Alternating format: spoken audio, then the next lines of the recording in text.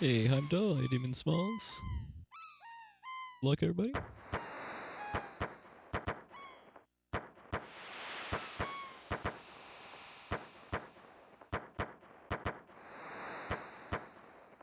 Hey, Mr. Versetti. Hey, Ubi Kawaji.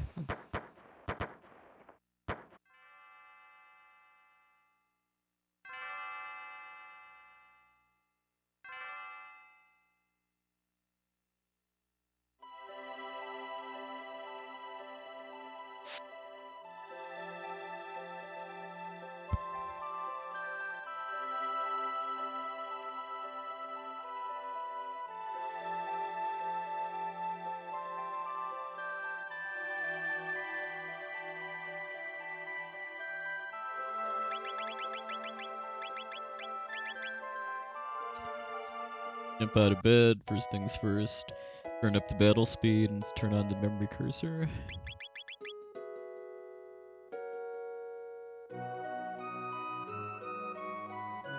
Back to Mom again to get a bit of extra money to afford an extra shelter at the shop we visit in the fair.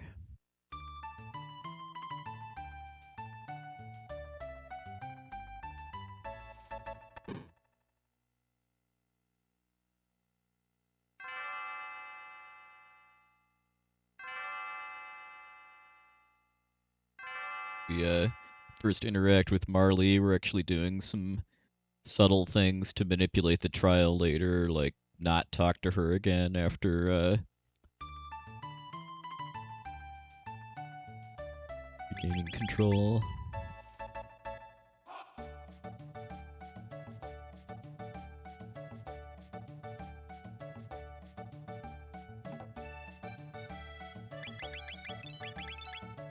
First round of healing items there, shelters, which will heal HP and MP at save points around the overworld, and tonics, which are the lowest tier healing item.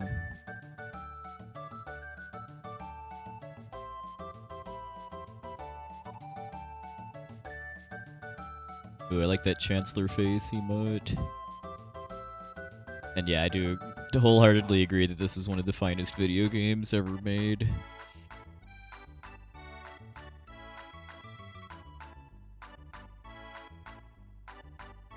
So I'm pretty vocal at saying that I really don't think it ever needs to be remade. I'd like to see a new Chrono series game of some kind, but I don't.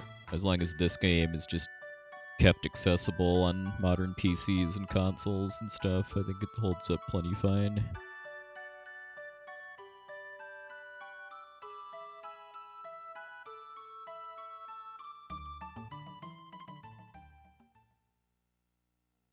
Hey TSK, thanks for the luck. I appreciate it.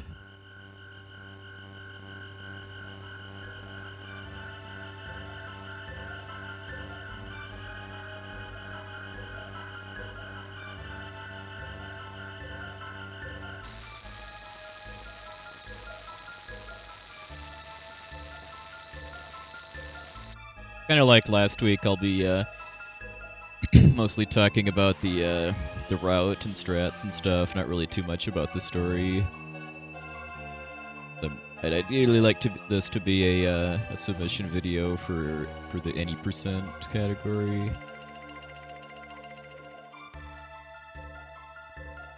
I mean, I'm using kind of a specialized route that's designed to be kind of optimized for marathons as far as being both safe and a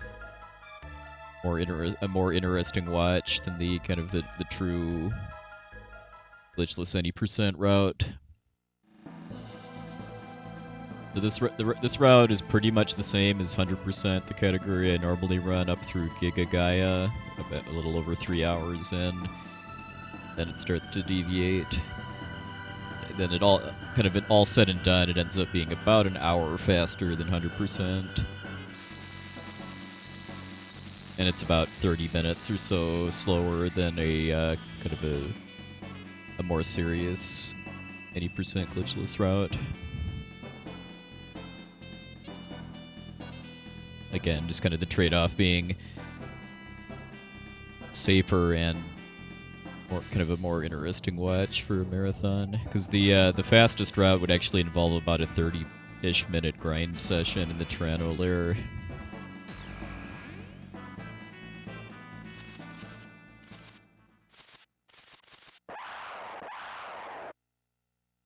So for our very first fight here, goal is to kill all 3 of the imps before they attack, which on Battle Speed 1 is a bit harder than you'd think, just because of having to attack imps other than the default target really quickly, but it all worked out there. Hey, Magic Sheep, look at me.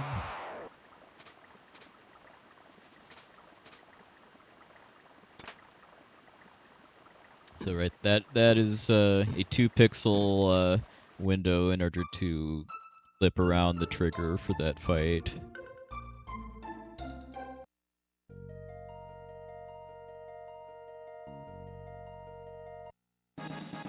We have a power tab here, which will eventually permanently raise Crono's attack power by 1.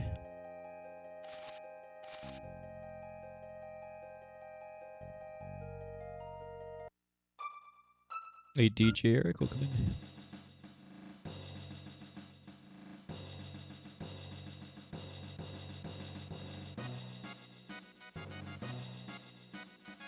Yeah, and when I say a new Chrono game too, I kind of envision it being like the Mana series, where you have kind of recurring things throughout the game, throughout the series, but each game is standalone. Like what I kind of envision for a new Chrono game is that you'd still have news, you'd still have Specchio, you'd have a combo tech system, you'd have some kind of really heavy theme around traveling in kind of unconventional ways, I should say, and part of the story and gameplay. Because just at its heart, just traveling would be like Octopath Traveler, but that's kind of more traditional, just fantasy world exploration.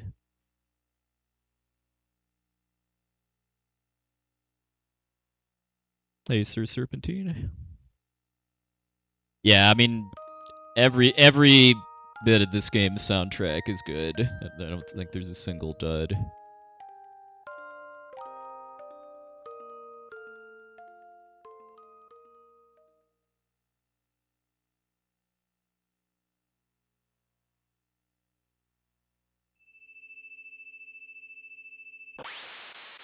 Once Marley's disappeared into the cleft of dimension, going Kurt Ether.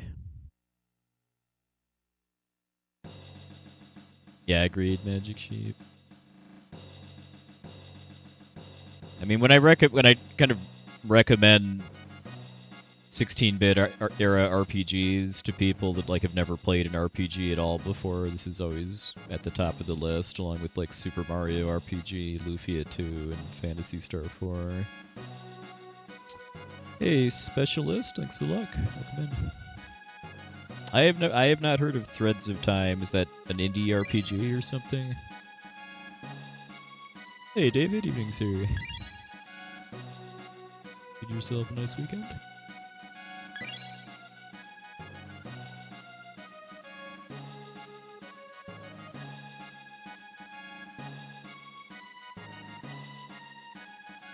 Hey, Reality O, thanks for luck. Well, at least sleep was acquired at some point during the weekend then.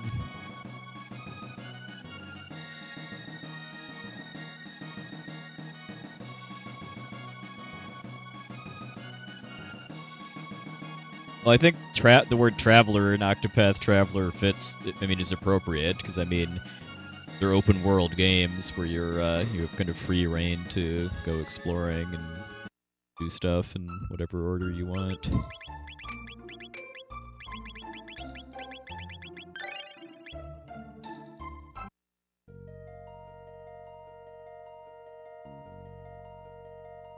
Hey, Dynafire. Hey, Big Kingsley. Hey, GF0.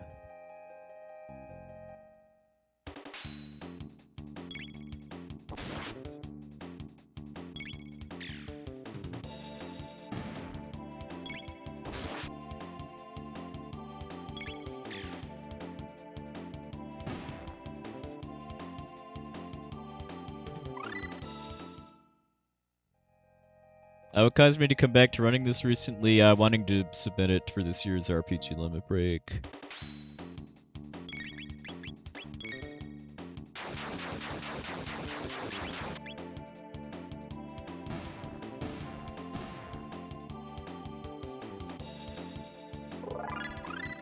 Currently undecided if I'm like how much I'm going to stick with it if it doesn't get into to Limit Break this year. But time will tell.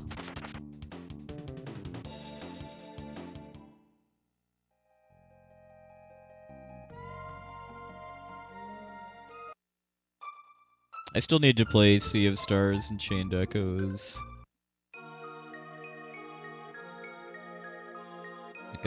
I just wrapped up Romancing Saga 2 Revenge of the Seven for my casual play a bit ago, and I'm doing some non-RPG casual stuff now too, like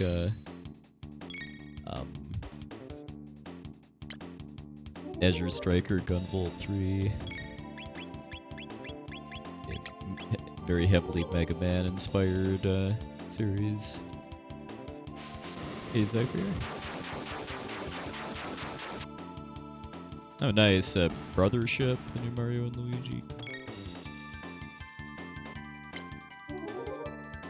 Oh, that's nice to hear, Sir Serpentine. Yeah, I think I know there were some patches done recently to Sea of Stars to try to just make the combat more engaging. I think the co-op was one of them.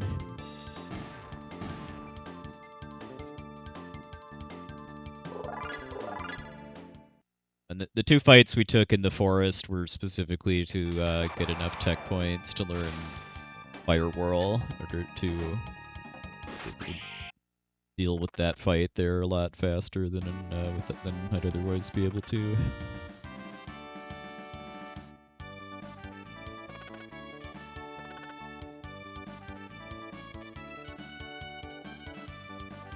Yeah, I've kind of heard that.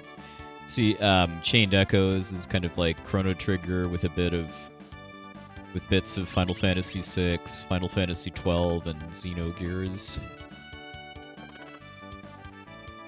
Time to meet the G. If anyone's new to speedruns of retro RPGs like this, the reason I have my characters all named one letter is to speed up the game drawing out their names and dialogue.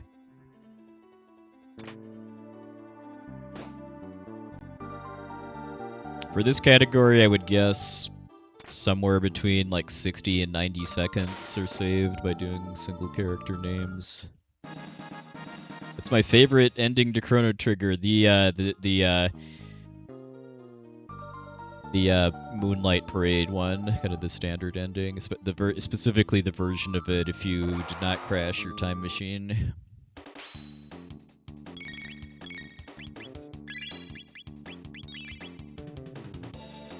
I adore how the music syncs up with seeing shots of your friends throughout time, if you still have your time machine. I think I kind of vaguely remember that Gerard the Completionist was like a sponsor or something for Sea of Stars and was patched out because of the controversies he's been involved with lately.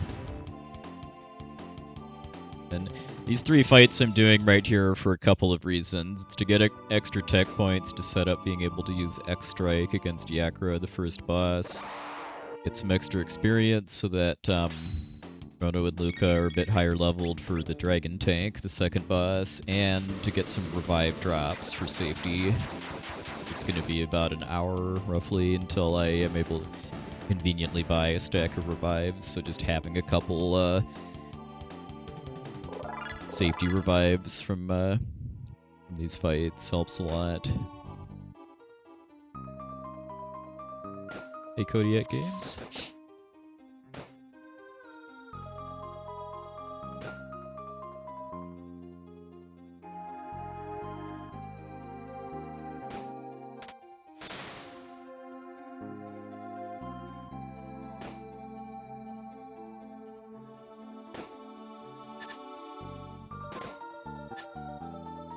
Kelly, welcome in.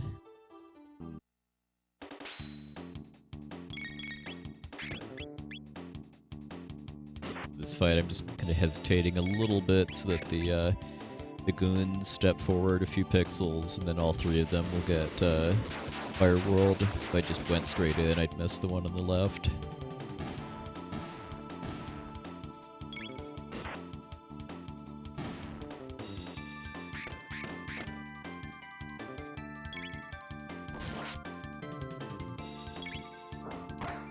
I've not seen a single critical hit yet in this run across any of the fights. There's X-Strike. Pretty iconic combo tech using to kill the first boss. Hope the new job's going well.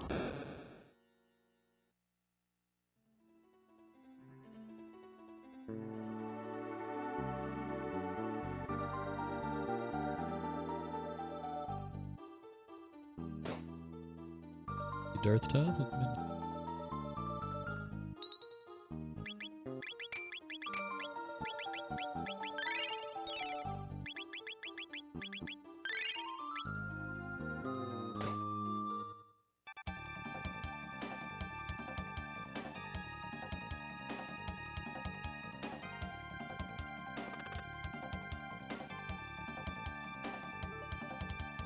Alright, so one subtle mechanic that Yakra has is that he can randomly counterattack with this kind of just move where he charges all three of your characters and makes kind of pinball machine sound effects. There's kind of two ways to avoid that counterattack. One is to let one of your characters die, because he only does it if all three are alive, and the other is to actually wait for him to walk closer to you, which is what I'm going to be doing here. I just wait for him to take his second move. Not able to counterattack for a bit.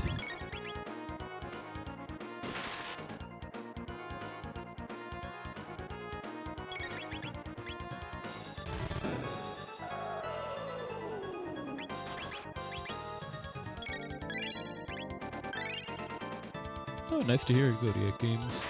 Good news is, well, good news.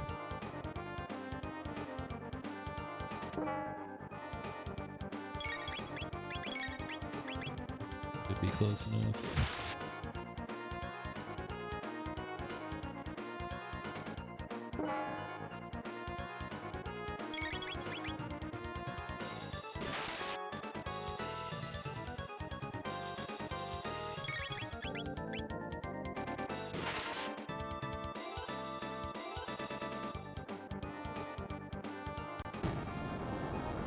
Got like 10 HP left at this point, by the way.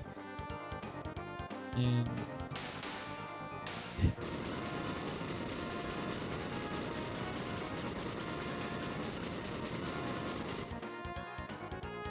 fight itself was fine. The lead up to it was a little on the slow side because I failed one encounter skip in the forest and then got slowed twice by the Nega-Ets. And also I didn't get any critical hits anywhere too, and any of the fights I had where it would have helped.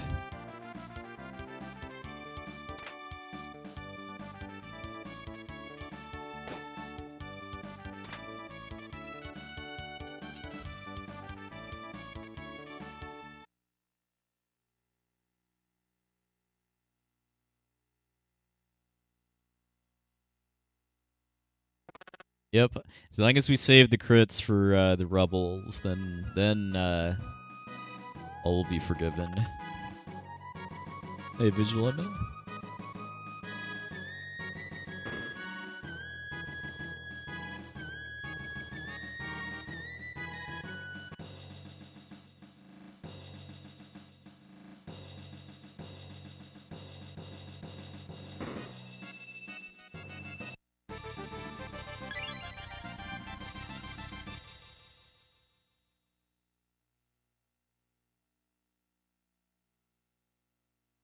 Hey, Blue Hippie, welcome, welcome.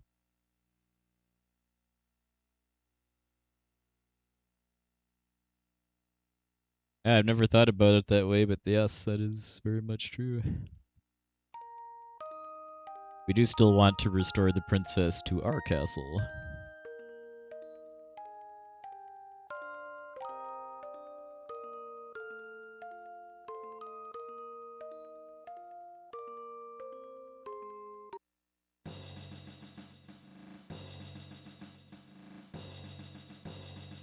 And I'm gonna be a jerk to Frog and just avoid him. If you bump into Frog, you get some extra dialogue that wastes time.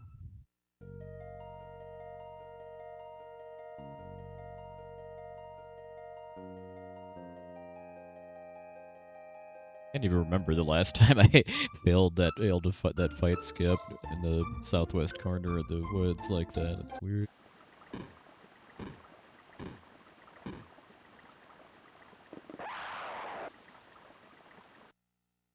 Alright, so this is actually our first unavoidable fight that we're just gonna run away from.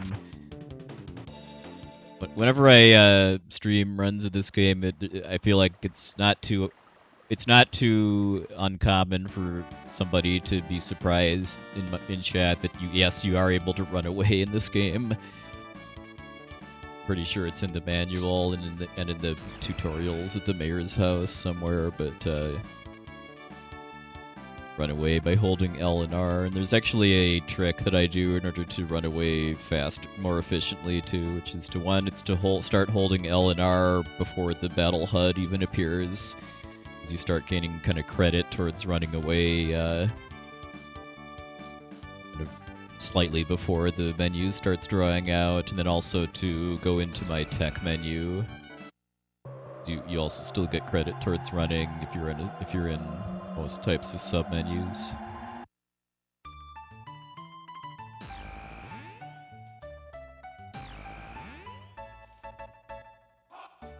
So I'm going to be kind of avoiding unwanted fights at all opportunities, but there are quite a few fights that are not avoidable, and for the most part I'll just be running away, assuming I can. There's also unrunnable fights too.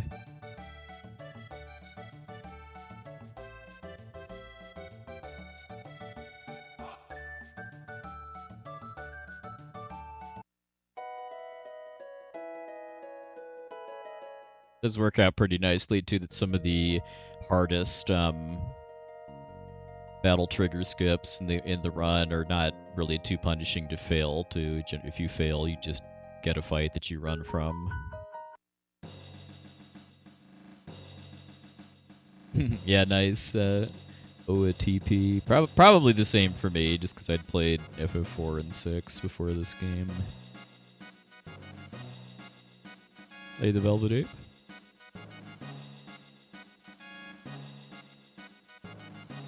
Alright, so we've got the trial coming up here, and then the ideal outcome for this is for Crono to be found guilty, because that purely because that saves a couple seconds in dialogue in the cutscene after this when you enter the prison. And then based on the actions I that I did at the fairgrounds and in the answers I give to the questions here, I have about a roughly 50% chance of guilty versus not guilty. The reason for that is kind of funny, actually. It's because one of the jurors is bugged, and his guilty or not guilty vote is set to uninitialized memory instead of being tied to the Lost Cat side quest, which is what it was intended to be. Hey, Twin Mo, come in.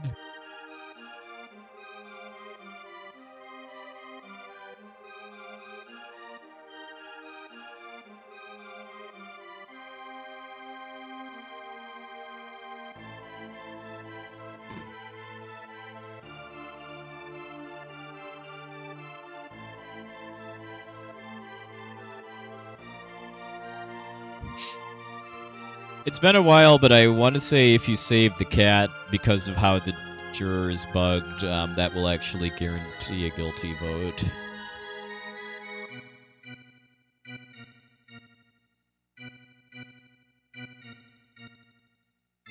I mean, we don't do that in speedruns because it would take more time to do that to guarantee a guilty verdict than you'd save from the guilty verdict, so you kind of just have to leave it to chance. Hey, some dude, thanks a look. Hey, Booze Job. Yo, Zeal, thank you very much for the raid, sir.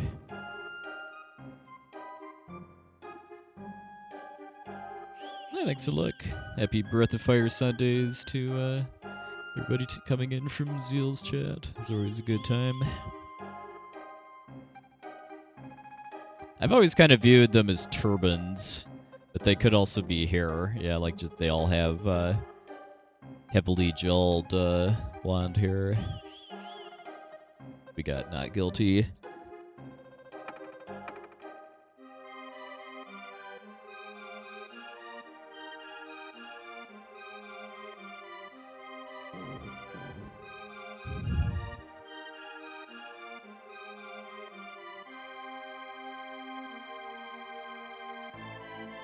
Oh yeah, I do very much remember playing this game when it first came out. I also remember being unsuccessful for several weeks at renting this game because my local video rental stores that had it only had one copy. So I eventually just gave up and asked my parents to get it for me for Christmas. And that is the cartridge I'm doing this run on. Hard to say.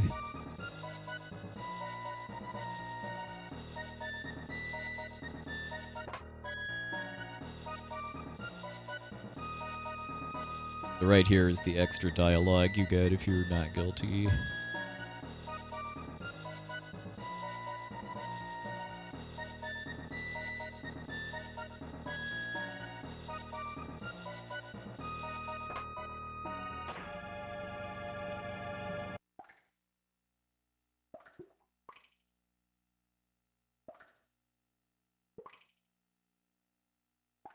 Yeah, I'm very glad. I mean, I didn't own a lot of NES or SNES games as a kid. The like 95% of the games I played were rented, but I'm proud that the all of the games I did actually own I still have.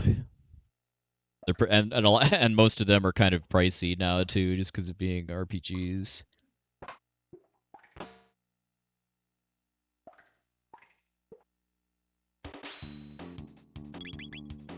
So even though this is only one enemy, I use a Cyclone just because it does a bit more damage than a regular attack, and these guards have 60 hit points, and for a regular attack I would need a crit in order to one-shot it. Hey Cryo, thanks for luck.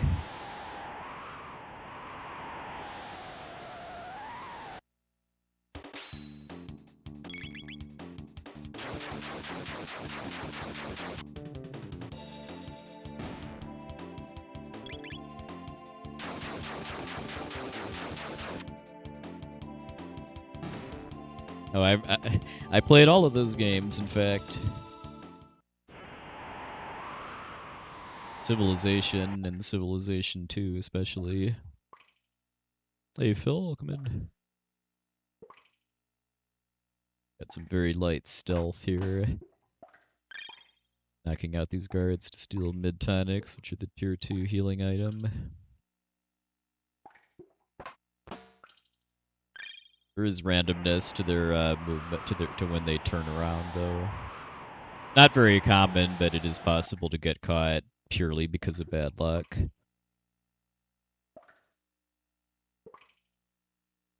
Those clips through the shields there, too, are actually skips that I discovered myself as a kid, too, just because those shield enemies are really annoying to fight casually because of how high their defense is, even like in a New Game Plus playthrough. Kind of messed around and figured out that you can just walk right through them. Well, the last Civ game I played was Civ 2, maybe 3. 2 was the one I played the most by far. It's kind of RTS strategy games. I've just kind of kind of fallen off of. Something I was just a lot more into when I was like in high school.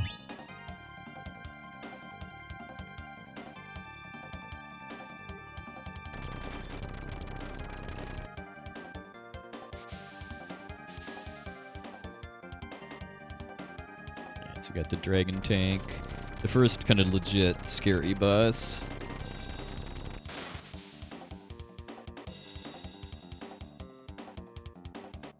The goal is to take out the head first, because it can heal the other pieces. Wait for it to do its first heal, just so that we don't waste damage.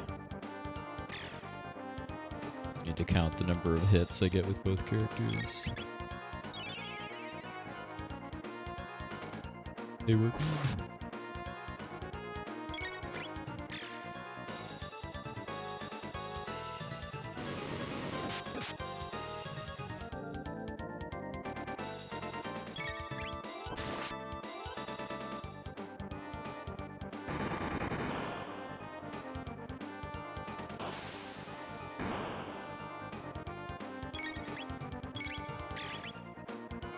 Unnecessary crit. HME. I'm playing Azure Striker Gunvolt 3 casually right now, and I just wrapped up the Romancing Saga 2 remake, Revenge of the Seven, and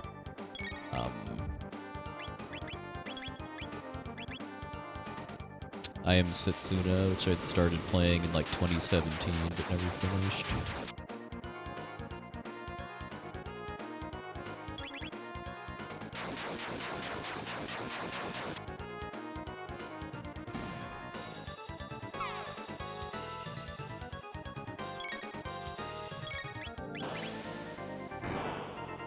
Alright, more or less, well, more or less a perfect fight, although just like the last fights, no crits. Getting, well, I should say no crits that mattered. Crono or Luca had gotten an earlier crit on the near the start of the fight that would have saved a little time.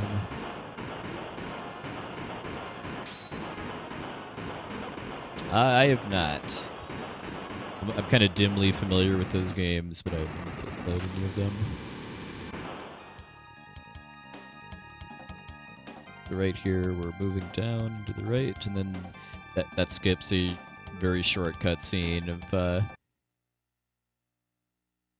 guards spotting you, and then Luca pulling her gun and saying we're busting out.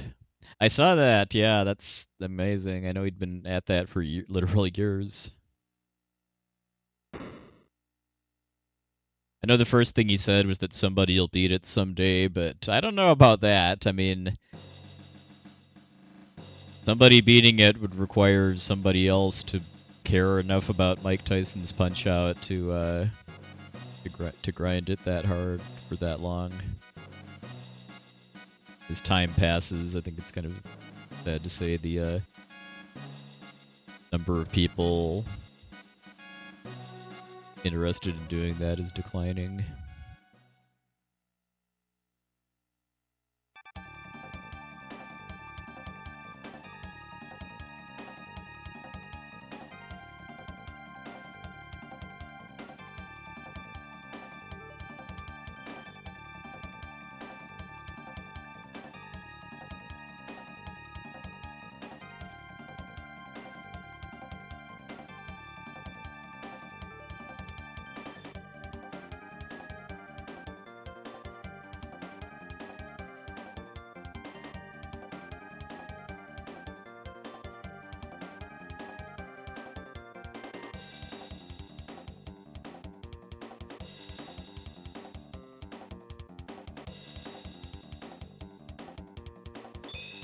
Well, I mean, this is a 90s era RPG translation, meaning it was kind of done in a hurry. But it wouldn't surprise me if it wasn't too uncommon for royalty to, at least in public, refer to each other by titles instead of names or nicknames. Yeah, Chancellor Face. Love the sprite work.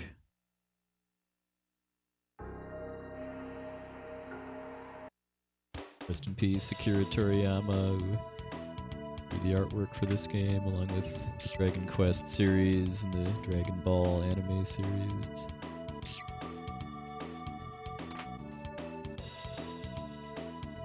Alright, so here we're doing a trick too, where if these rats steal tonics from you, you can actually walk through certain fight triggers without actually triggering the fight. I'm fine with that in glitchless runs because it's just so minor. I mean, both of those fights I could have skipped just through walking in a different pattern, but it would have been slower. The rat tonic trick.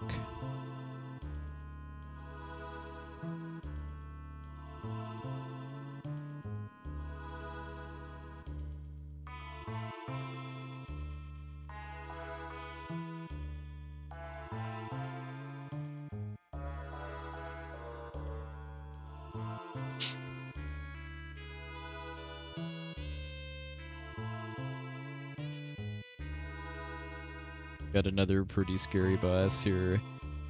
The Guardian, which the Guardian itself doesn't attack you directly under most circumstances. It has 2 bits that shoot lasers at you, but if you attack the Guardian's body when one or both of the bits are alive, it counterattacks. And if both of the bits are alive, it's a really nasty counterattack.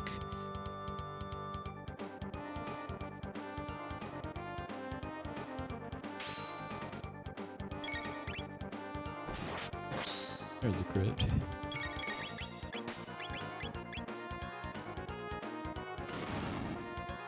Let's do some flame toss because it does basically the same damage that a crit with Luca's gun would do.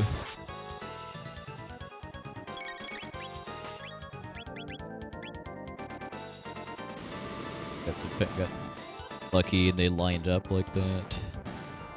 Alright, nice. Saved a full turn on the bits. Right, so, and then I also wanted to kill the 2 bits at roughly the same time, because if there's only 1 bit alive, then the surviving one does nastier lasers.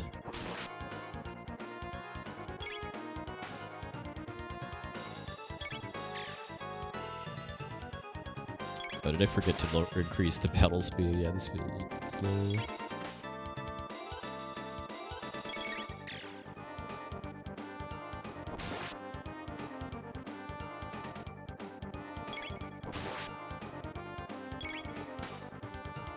Yeah, and I mean, I think at this point too, you can access, you could go to the tower that has the locked chest with the real Chancellor in it, although you can't open it and aren't really gonna think anything's out of the ordinary other than just there's a locked chest. But yeah, I think that definitely implies that the Chancellor has already been replaced by Yakra the 13th.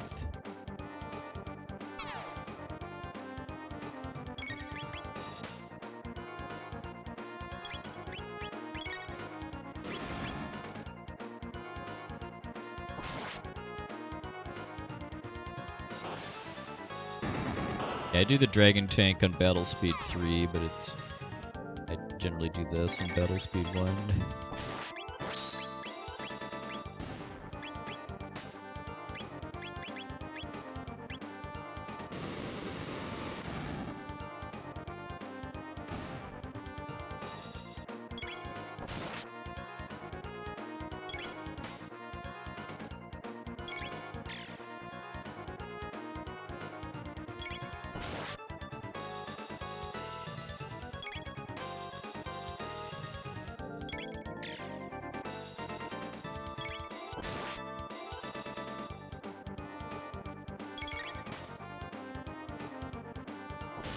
Definitely should be pretty secure in getting a 2-cycle. There we go.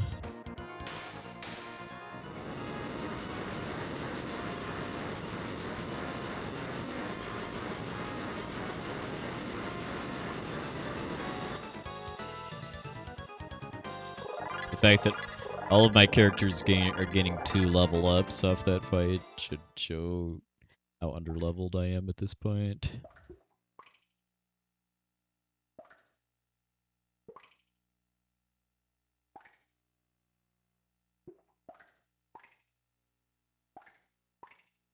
Hey, Holy Fire.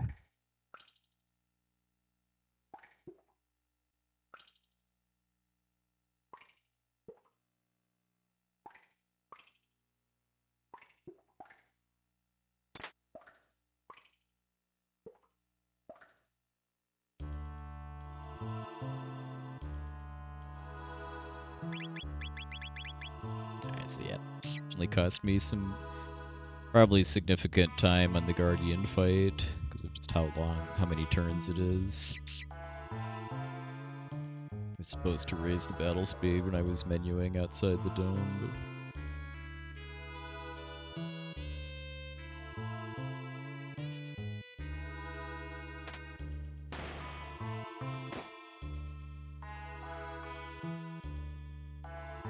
even if you already know what the password is, which is LR and A, you need to learn the password in game in order to use it, which is not the case in the next major dungeon area. But my theory on why that is that if you could abuse prior knowledge of the password, you'd be able to skip Guardian.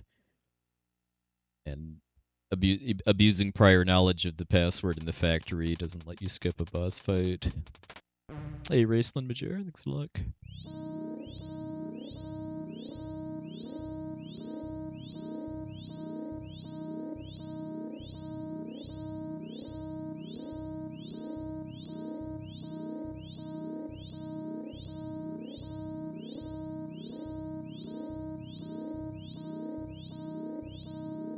What does this button do?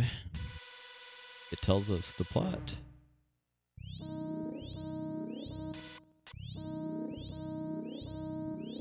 Not really. I mean, there's a couple enemy attacks in this game that do percentage damage, usually like 50% of your current health, or actually all but 1 of your health, like that reduces you to 1 HP. But I wouldn't really say there's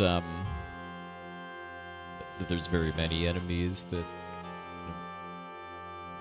the amount of damage their attacks does scales with you. Like if you do a New Game Plus playthrough, there's pretty little that can really hurt you. Hey, Rotostar, you can see.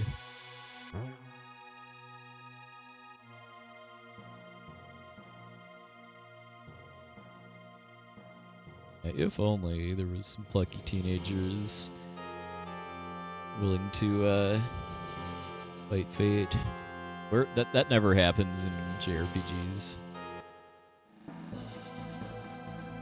Hey, Nacho?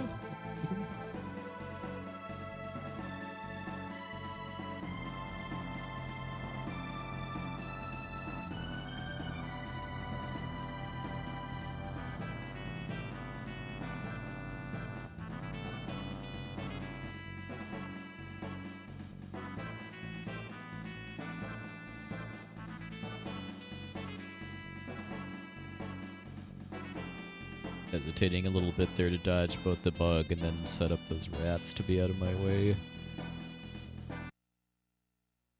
Okay, so I guess that I was thinking I was going to lose more time because of doing Guardian on a slower battle speed, but it wasn't really that bad.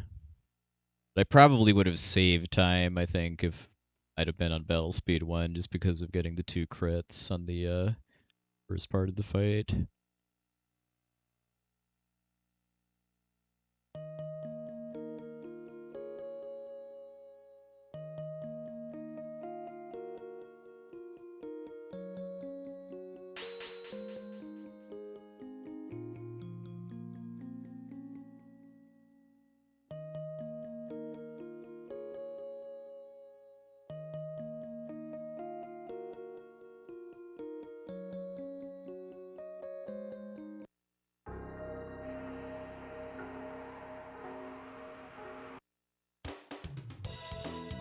Then a little micro optimization here is not actually attempting to start the bike, because if you do that, the outcome is the same, but then you have a few extra seconds of hearing the bike start to rev up before then the robots appear. Hey, Jarkander, thanks a lot. Hey, Office Lackey. Like that Ayla emote.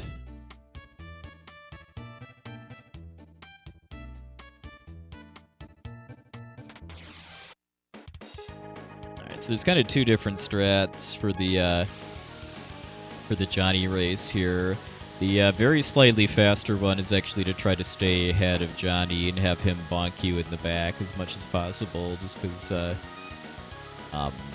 think every time Johnny bonks you in the back, you save 4 frames, and the other way around, you lose 4 frames. Although I did it twice there, and then that just kind of manipulates the oscillation in order to make actually winning the race pretty trivial.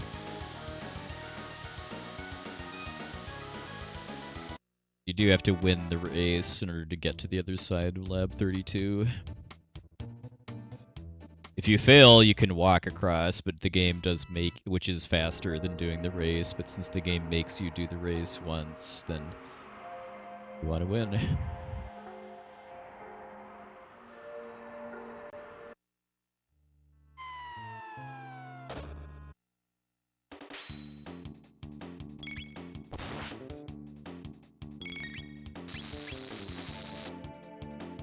Retargeting with Luca there in order to just save 1 hit on this fight.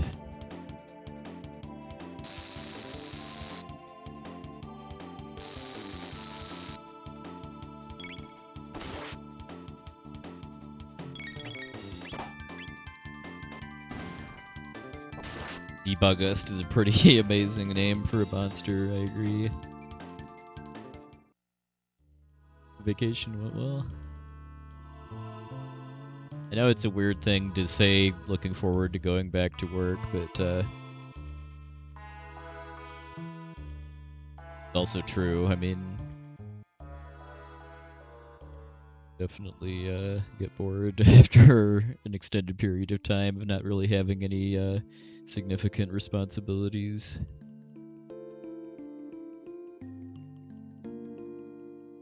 Yeah, I mean, you do need to earn money to have future vacations. And other little things like food and shelter.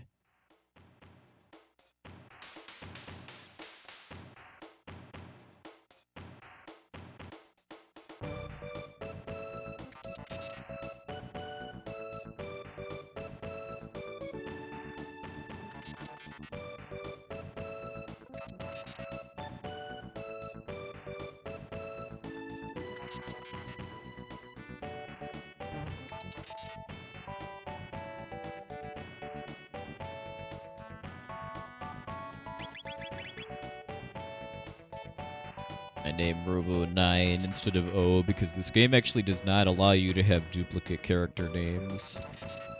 Crono is already named O.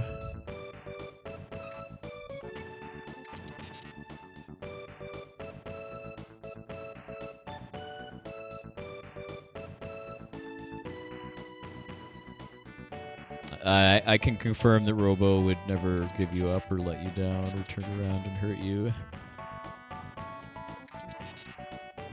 Though sometimes sometimes his performance with the Crisis Arm in 100% runs strains that relationship. Oh, and then when I'm on this platform here, I do walk instead of run because running will trigger the fight with those robots. I could name them all Poexilage.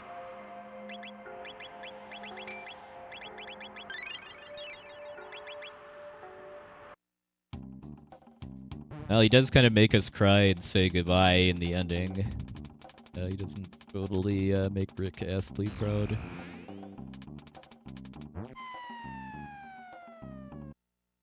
I have heard some amazing mashups, though, of Robo's theme with Never Gonna Give You Up before, too. Okay, that was phenomenal luck, by the way, too. Killing that thing in 2 hits is pretty much as fast as it can possibly go. I don't think I've ever seen a true one-shot, even in manipulated runs.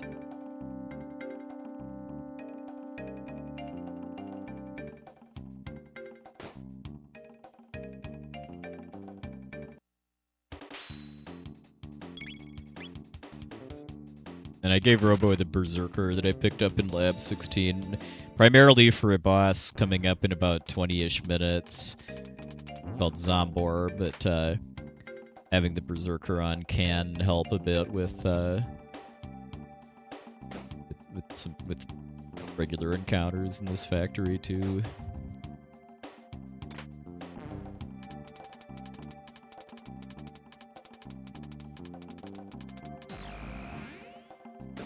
Yeah, damage is very random for the acid and alkaline enemies.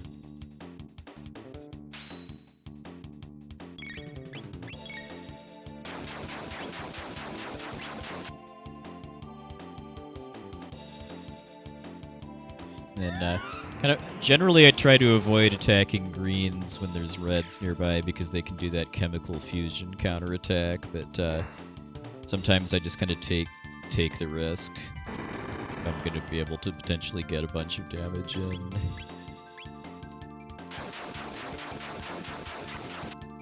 Oh yeah, you can get all 5 of the same color. It's amazing if it's greens, and it's very sad if it's reds.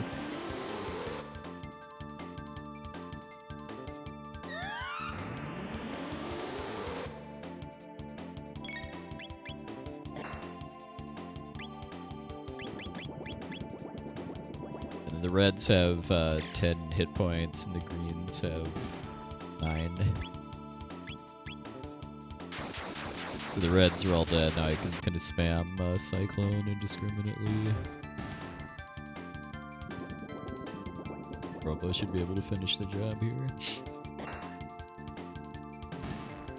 Alright, that wasn't that bad. I mean, getting like 3 chemical fusion counters isn't great, but had some pretty good damage rolls there. I believe so, but I don't have slash yet. Actually, I haven't done enough fights to learn slash yet. Oops.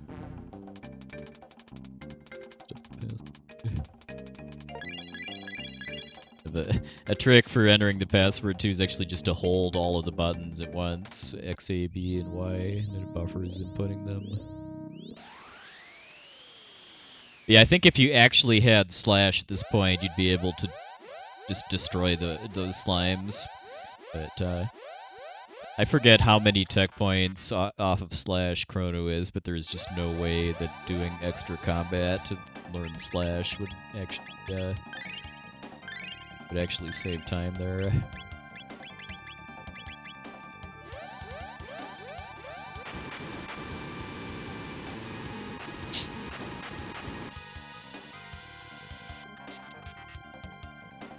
Hey Saber, thanks a look.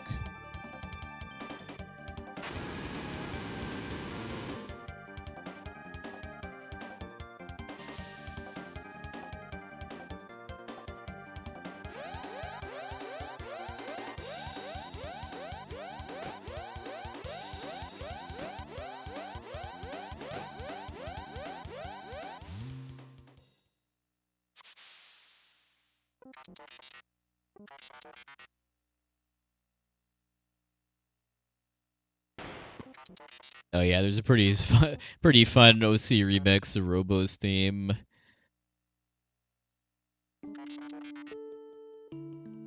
Mainly just remember the last line, which is, "Won't you take me instead of that frog, 'cause I can do healing too."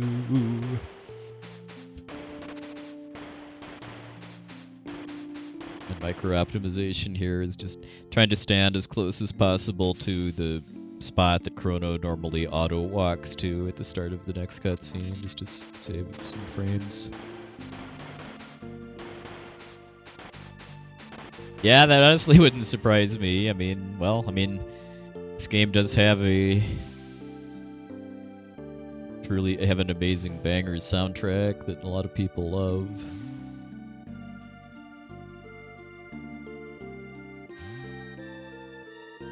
Alright, so now we've got the R series fight. The way this fight gets really dangerous is that once you've killed one of the 6 robots, any of the remaining ones will start counterattacking. So I'm spreading out my damage to kind of arrange that once it's possible for robos to start countering, I'm not going to attack them unless the hit is going to kill them.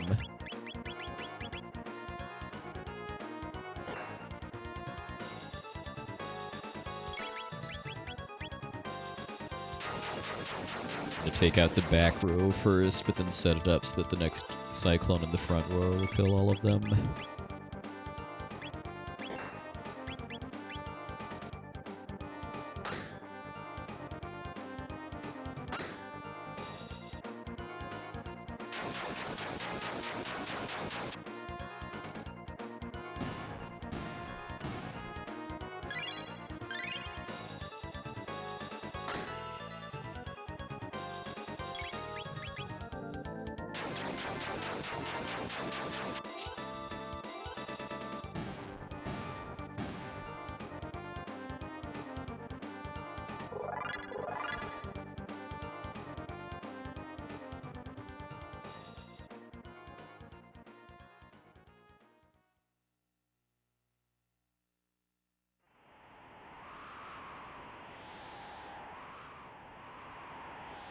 I had some issues with that fight last week too. Maybe I just need to really be more aggressive with my mashing into Chrono's tech menu, whereas because not the first time I've had some minor issues with the one or more of the back robos actually getting a second attack off before they die.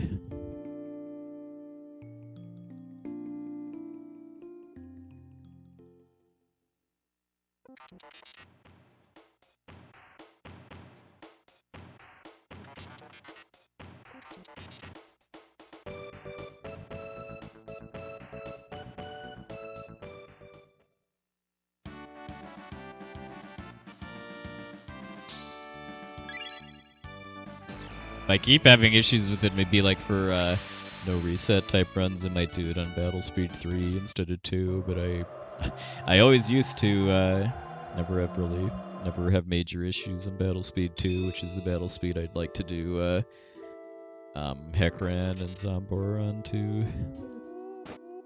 Actually, I think it's just Heckran. Oh, you do it on 6? Okay.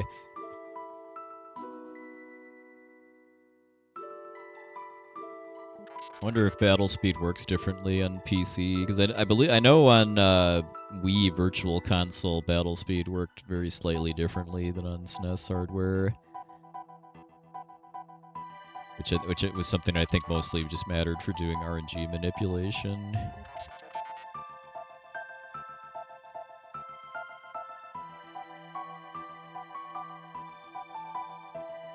I know there's other Super Nintendo Squaresoft RPGs where that's a much bigger thing too, like Final Fantasy IV. I know on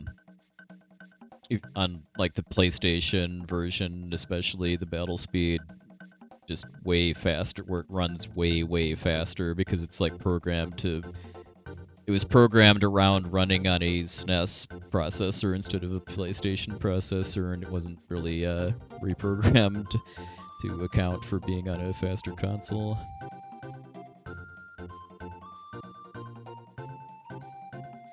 Oh, interesting, because yeah, on the SNES version, at least for Glitchless 100%, the slowest battle speed I ever do is 3. In this category, I'm going to do Lavos on battle speed 5. But otherwise, if I just need to do a slower battle speed to give myself more time to like move targeting cursors around or something like that, battle speed 3 is generally safe enough on the SNES version.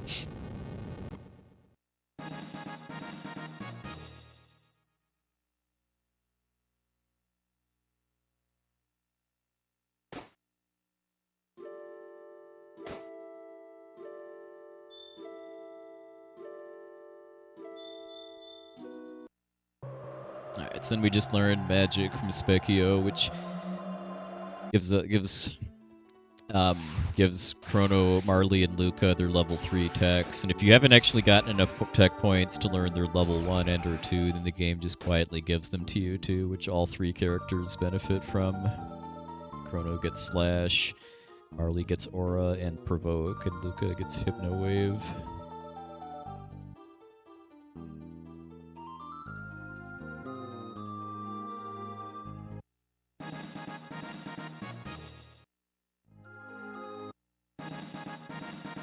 Grab some tabs. This is our first opportunity to get a speed tab, which is the most important type of tab for the run, just because speed only scales up to 16, unlike power and magic, which scale up to 100.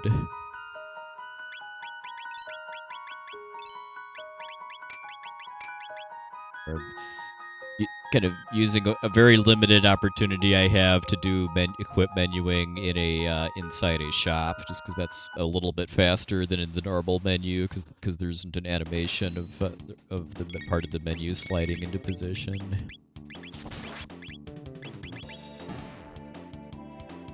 Alright, so in this fight I could run from, but I'm taking it to learn, because in order to learn antipode dual tech. Because in order to learn dual or triple techs, outside of triple techs that you need special rocks for, you need to win a fight with all of the characters that are part of the combo in your party and alive.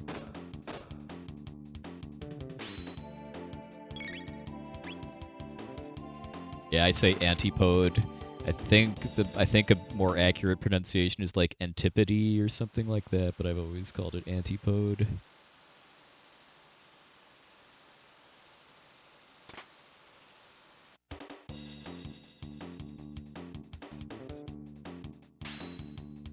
In this fight here, actually, the enemies are both slow and start far enough away from me enough that I can actually just run without doing the menu buffer trick, too.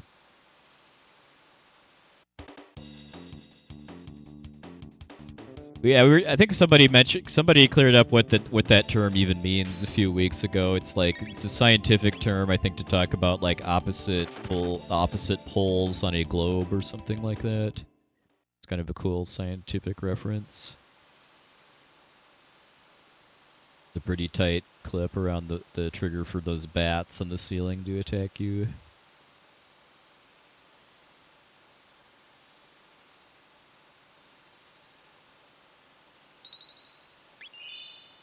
Alright, so now we've got the Heckran fight. Heckran follows an extremely predictable pattern where in his first phase he does 2 water bubbles attacks and then a water cyclone and then goes into a defensive pose. And once he's below half health, he then switches to a pattern where he does 2 water cyclones and then yes indeed, which is a physical rush attack. And when he gets into that second phase, he gets very dangerous, just because if he attacks the same character twice without them being healed, then they die. But the goal of the first phase is to kind of exercise a lot of control over kind of how the fight is situated when I push him into a second phase.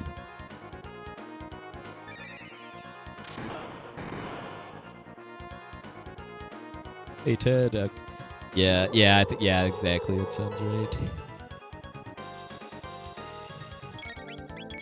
Alright, so then when Heckran is in his counter pose, if I actually attack him, he does water 2 as a counter, which hurts a lot.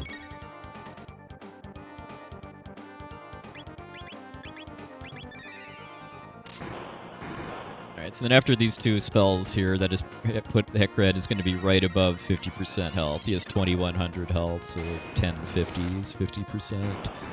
But at this point, I'm going to wait for him to attack. So then, when I push him into his second phase, his ATB bar is completely empty. And I've got time to heal before he does 2 more attacks after this.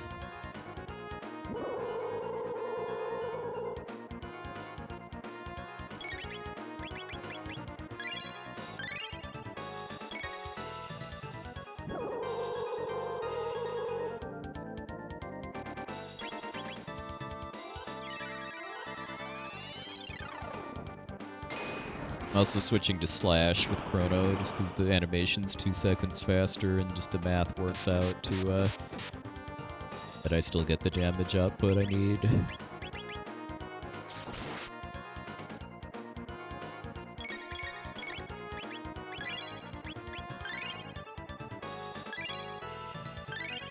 So healing up, then going into the last cycle of the fight.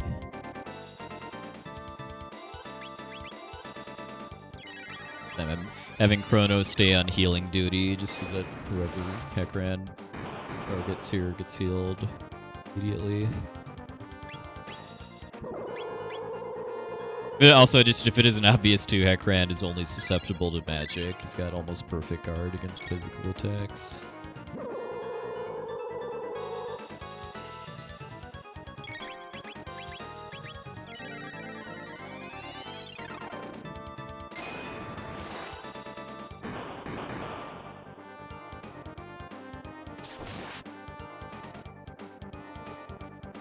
Nice, pretty good fight.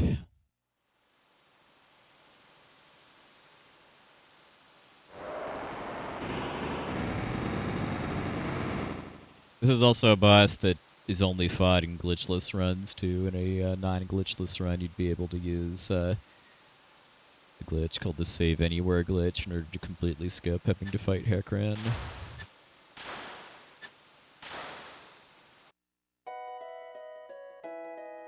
I think it's a really fun boss fight, though. It's very satisfying to just execute that fight very well, because it's a fight that's just pretty much all execution. There's not really a lot of RNG to it that matters that much, other than just like who you heal when. Then at this point, this is also our first opportunity to start getting one of the exclusive pieces of armor that Tabin, Luca's dad, makes for her. The Tabin vest it's an upgraded armor, and it also gives fire resistance and +2 speed. Luca is pretty slow starting out, so anything to boost her speed is nice. We chow down that chicken lunch to get healed after Heckran, and now we get to go fight Gato 3 times. We're eventually going to need 40 silver points to get a Chrono clone doll later, but it just works out that right here is when I'd have to do the least amount of going out of my way to go to Gato.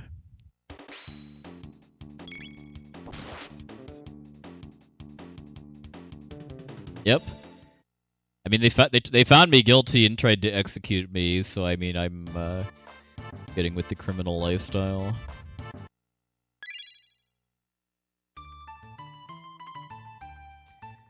They call me Gato, I have metal joints, beat me up and earn 15 silver points. The Japanese version of this song fits with the music considerably better.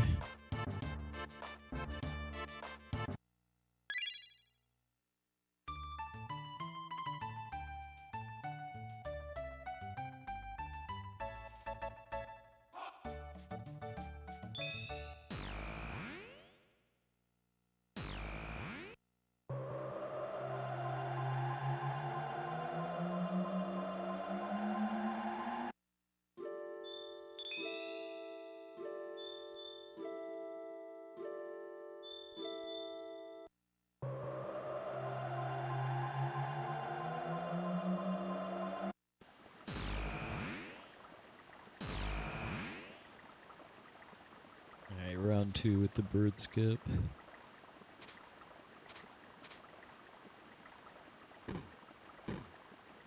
That's it. I mean, again, that's a 2-pixel window I'm trying to line up, and then kind of in order to try to in situations like that where I'm trying to do extremely high precision movement, I do a pause buffering technique where I just pause in the middle of moving in order to try to make moving like single pixels at a time easier.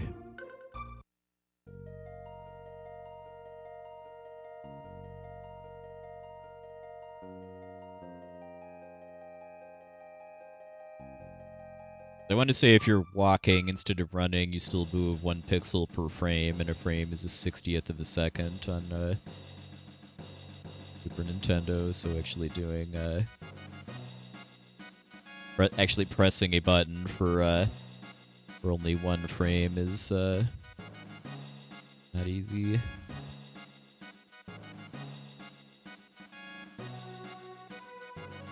There, I was trying to also do a kind of a micro optimization with running out of the range of conversation with the chef while talking to him in order to try to close some of his text boxes before they finish drawing out. That's a thing that I wish was useful in more parts of the game, because it's kind of a cool mechanic that if you're talking to an NPC that doesn't lock out your movement controls, you can just walk away, and once you're a certain distance away, then the conversation gets just stopped immediately.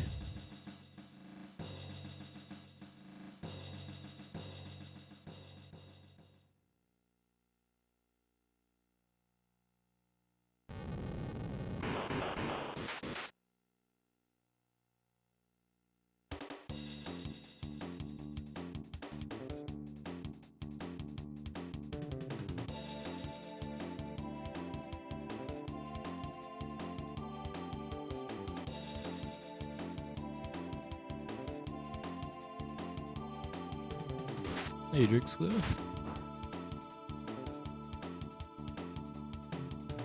Yeah, well, gotta go fast.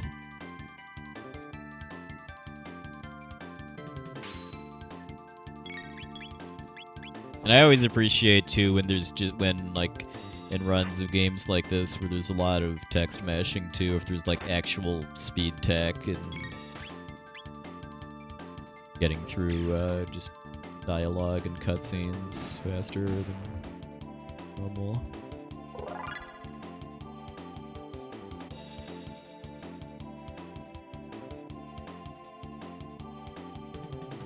Hey, Eagle 4031, welcome in.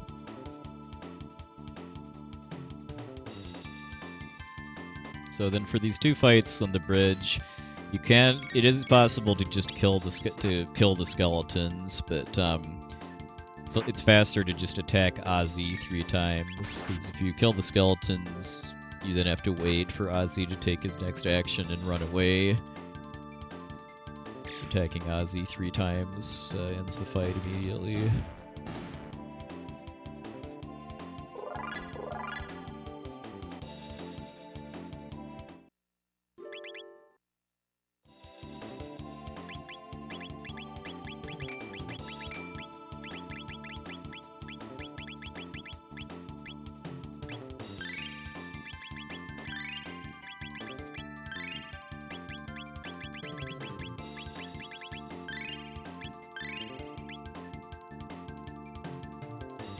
Yeah, I don't think I knew that as a kid either. I think I knew that if you're able to hit Ozzy really hard, you can end the fight fast, because he has I want to say about 670 HP roughly, and I can't do that in under 3 attacks. But if you're doing New Game Plus, you can.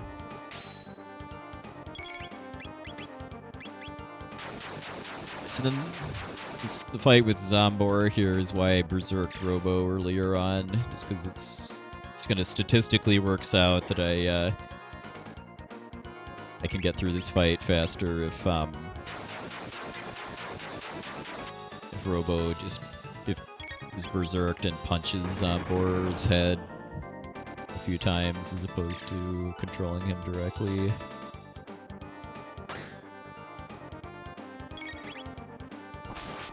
Very, very, very important, though, to kill Zombor's head first, because if you kill the legs first, then they do a very nasty final attack. Just gonna play it a bit safe here, since Robo crit the legs, and just gonna stop attacking the legs.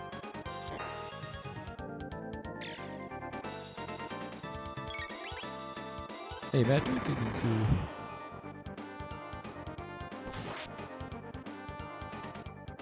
Okay, nice. I like too that I'm ending the fight with Zombor on the left side of the bridge too, because then that speeds up the animations of casting spells and attacking them. I don't have to wait as long for Crono and Robo to move into position. nice fight. I did play it a bit safe though, as far as using fewer cyclones at the start of the fight.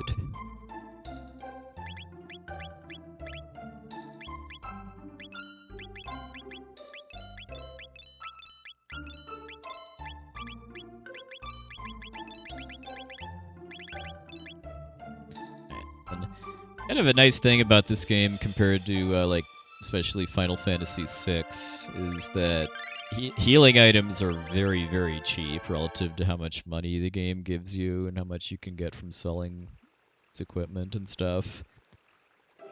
I just bought a massive stack of mid tonics, along with some stacks of shelters, revives, and status cure heal items.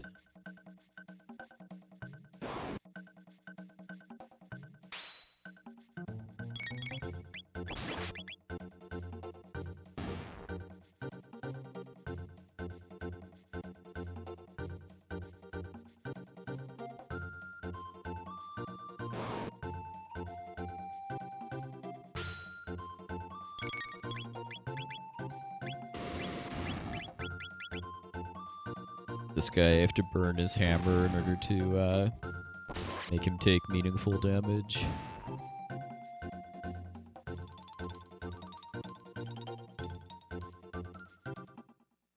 Oh yeah, for sure. I mean, it's nice too that there are other competent healers in the game besides Marley too.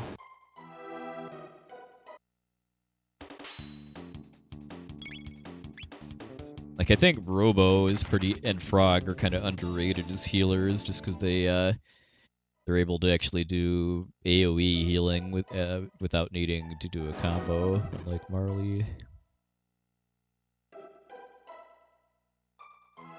Alright, so then once we're past the start, all of the remaining normal encounters in Mount Denadoro can be skipped. I just love that. This is a really fun dungeon to speed through too, just because of how kind of cartoonishly silly it is to just have all of these monsters jumping out of the bushes and stuff and just barely missing you. And on the summit here, it's very important to not hit the fight trigger near the entrance, because then you get forced into like 5 or 6 encounters back to back.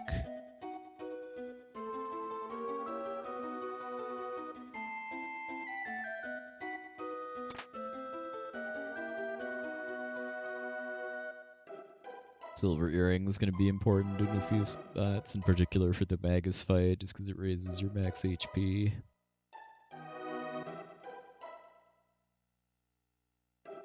Yeah, that's something I kind of miss about RPGs of this era too, is just having secret rooms and secret treasuries and stuff in dungeons that feel pretty satisfying to find, because like you don't just know that they're there because of having a mini map or something like in more modern games. Yeah, also public service announcement, mountains are nice.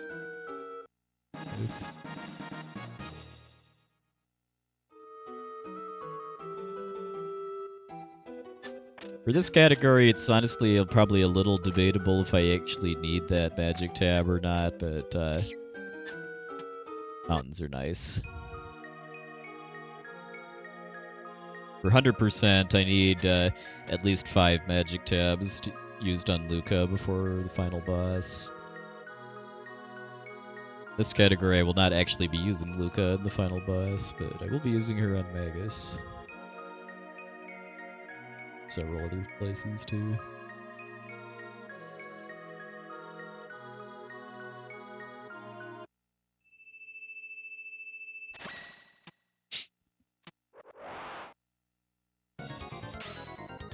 Alright, so then the 2-part boss fight against Meza and Bune.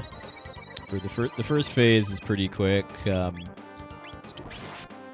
Taking advantage of the fact that they're not immune to sleep. I put, like, most of their nastier attacks they can only do as combos, so putting one of them to sleep and wailing on the other one generally kind of just turns them off effectively. Hey, I'm the Wolfman. Let's look.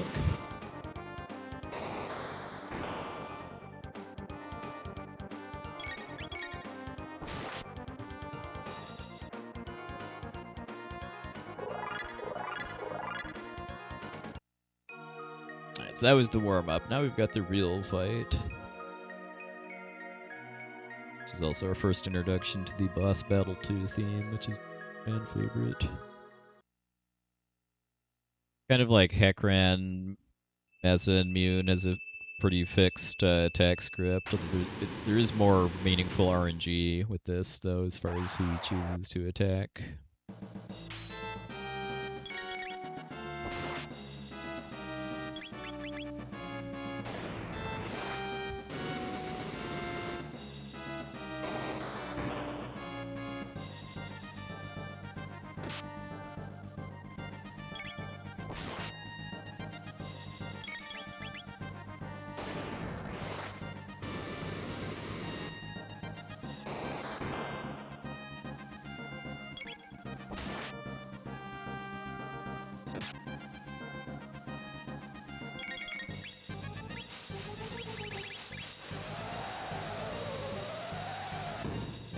Phase 1, he does 2 punches, then that wind attack, and then starts his tornado charge.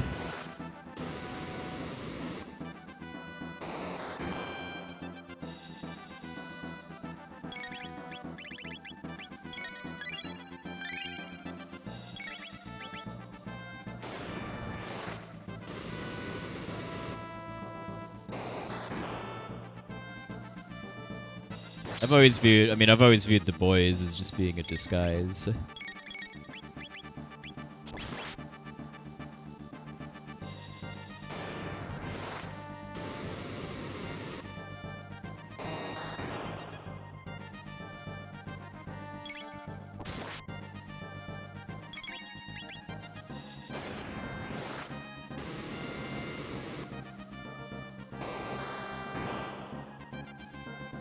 I'd really like to see some critical hits from Crono, but I think it's in the cards right now.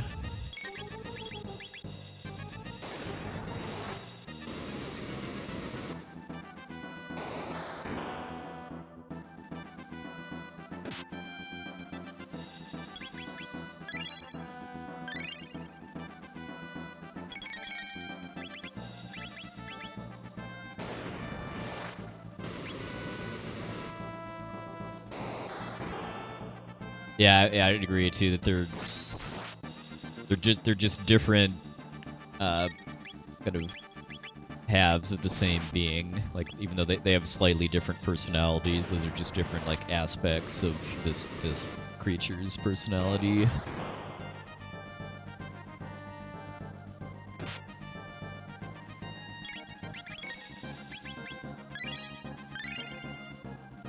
PB attempt, I'd play this a little more aggressively as far as not healing quite as much, especially if I see Mazamune start walking away. He has to walk up to somebody to punch them. Could be almost done though.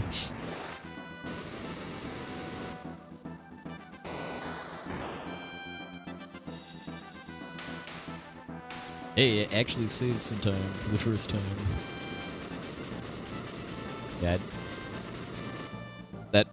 That like goal that's almost a full minute faster almost certainly got some crits, particular on the second fight. If you get like 2, at least I think, crits with Crono early in the fight, you can potentially skip the first tornado phase completely. It's kind of like Heckran, when Azimune has his phase change, that his AI script gets reset. So if he wasn't in tornado mode, then he wouldn't do it. He'd just go to the start of his second phase script.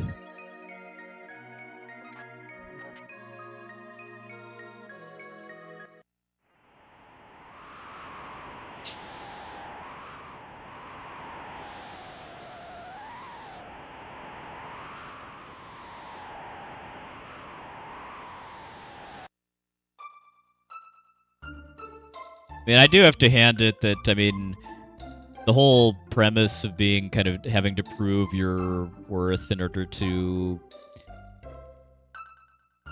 draw a legendary sword is not very original at all, but just the way that this game handles it, I think, is pretty memorable. As far as kind of having to fight the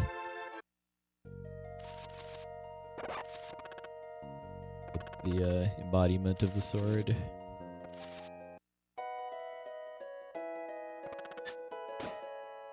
The only other kind of game at all I can even think of off the top of my head that had something remotely similar was Castlevania Portrait of Ruin, where you have to fight the memory of the vampire killer whip in order to prove yourself worthy of using it. Hey, Veritas Knight, it's going alright. Certainly could be faster, but focusing more on commentary and doing a couple safe strats and stuff. I think, well, Dragon Ball Z, I think, started in the very late 80s, so I think by this time, I think Dragon Ball Z might have been over, actually, by 1995, which is when this game came out.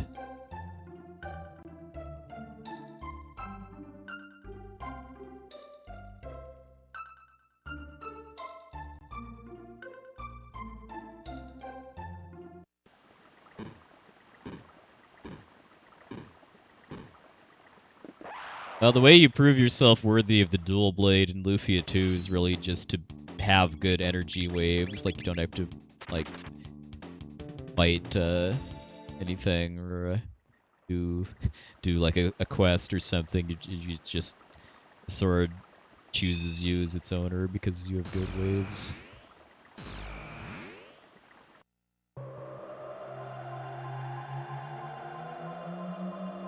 Okay, so I guess this game and DBZ did exist in parallel. Oh yeah, I've got the Gades Blade. Both in the main story and in the Ancient Cave.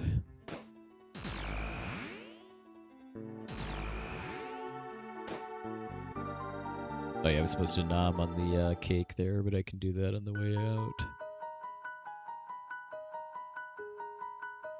I'm pretty sure I've only actually gotten the Gades Blade in the main story in Lufia 2 in retry mode, which is New Game Plus, where you level up 4 times as fast.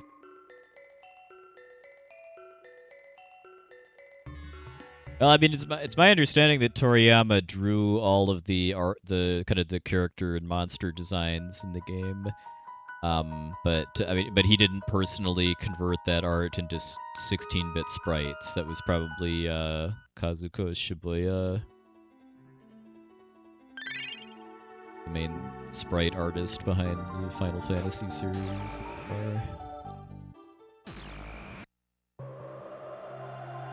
Okay, yeah, that I honestly don't know.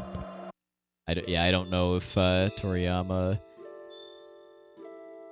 actually designed all of the character models and stuff himself, or if somebody else did and just told him what the stuff was supposed to look like, and then he drew it.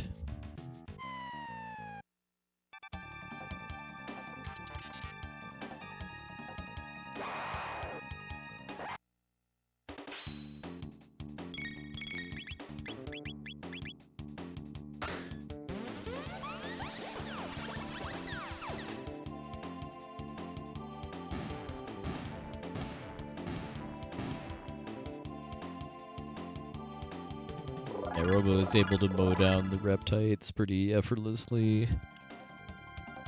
I find it amuses me that we're actually afraid of more of them, given that we can just kill all of them with lasers. Ayla still needs to save us anyway.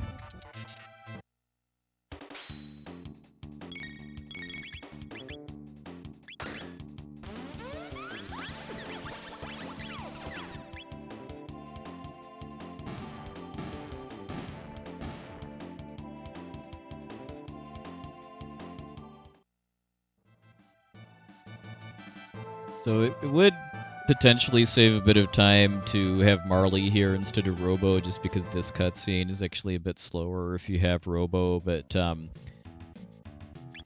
if you don't have Robo, then you're a little more dependent on the movement luck of the Reptites as far as if they actually line up cleanly to get killed by Crono and Luca's techs. A run with manipulation would be able to just guarantee all of that, but for a non-manipulated run, it's a lot more consistent to just use Robo, even though you have this extra text here and Ayla ogling Robo because of not knowing what robots are.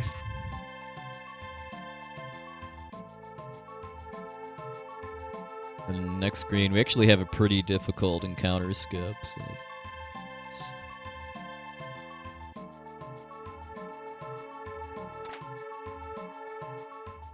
oh, nah, just barely missed it. Fortunately, the penalty for failing that skip is very, very minor. I just get an extra fight that I have to run from. I'd have a good night, no average Mitch. Nothing there.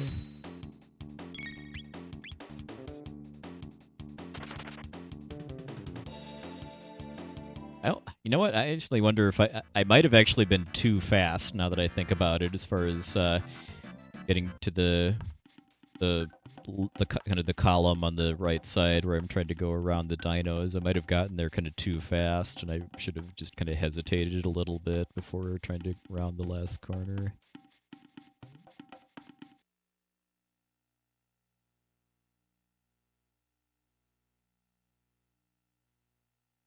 Yeah, the Toriyama art style is, I think, just a big part of what gives this game its unique charms.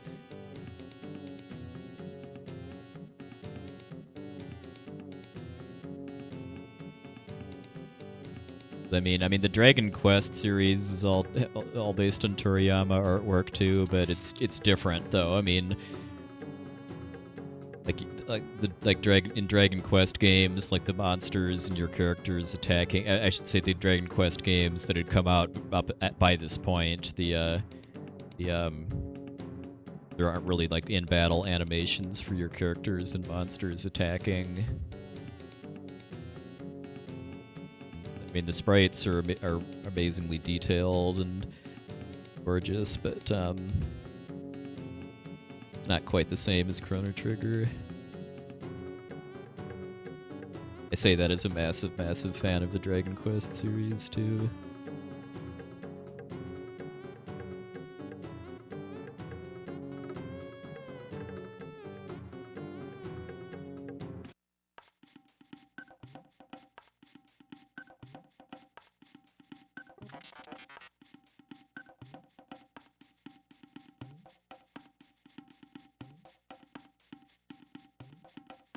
Yeah, exactly.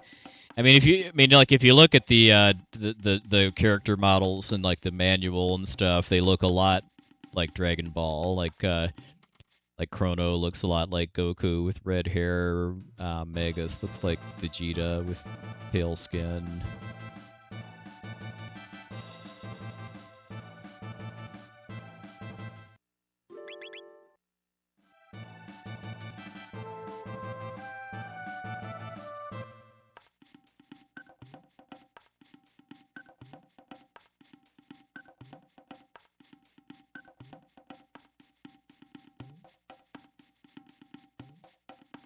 I've always thought Marley looked kind of more like Bulma.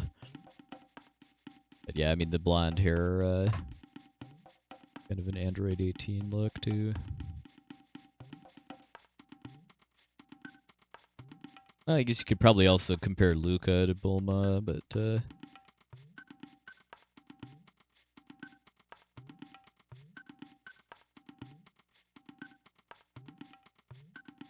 Oh, the face and the spiky hairdo. I mean, he did kind of try to make him look a bit different as far as his, like, the colors of his clothing and the fact that he wears a bandana.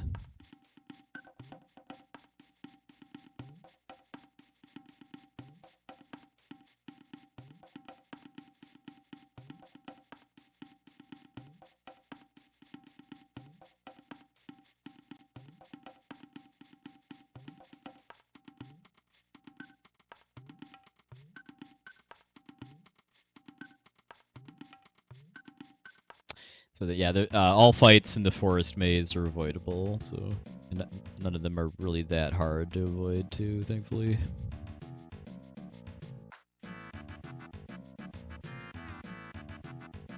I don't think Toriyama had anything to do with Secret of Mana. But I mean, in the end of the day, when we're dealing with 16-bit sprites, I mean, I feel like there's enough limitations in the medium that you're often going to see some like unintended similarities for that reason.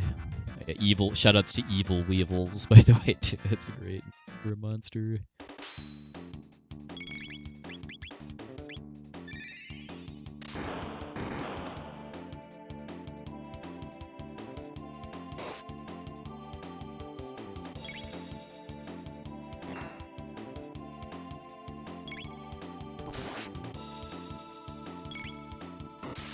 Finally a crit. Let's see some more crits on Nizbel, please. Yeah, I do like how the game prepares you for Nizbel as far as you have these regular dinos that you really want to use lightning on to lower their defense. And I mean, I know at least one villager in Ayla's village gives you hints on that too. Thunderstun dinosaurs, you know, or something like that.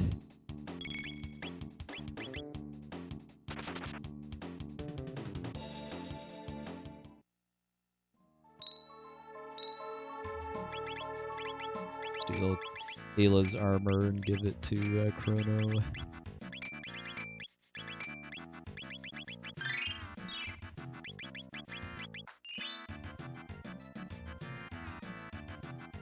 Yeah, oh yeah, I wholeheartedly agree, Diana Fire.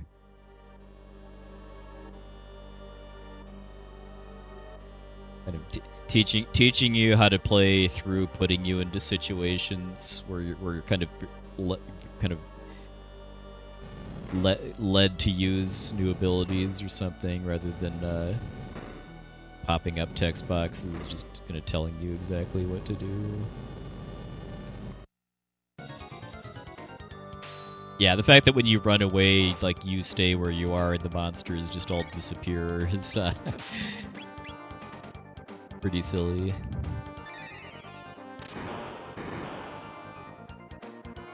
Alright, so Nizbel is basically invincible unless you use lightning on him, and then he gets stunned for a couple turns.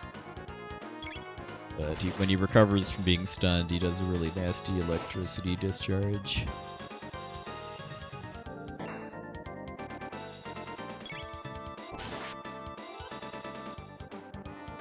I really want to see Ayla get some crits here. I need at least 2 crits from Ayla in order to get an optimal Nizbel kill.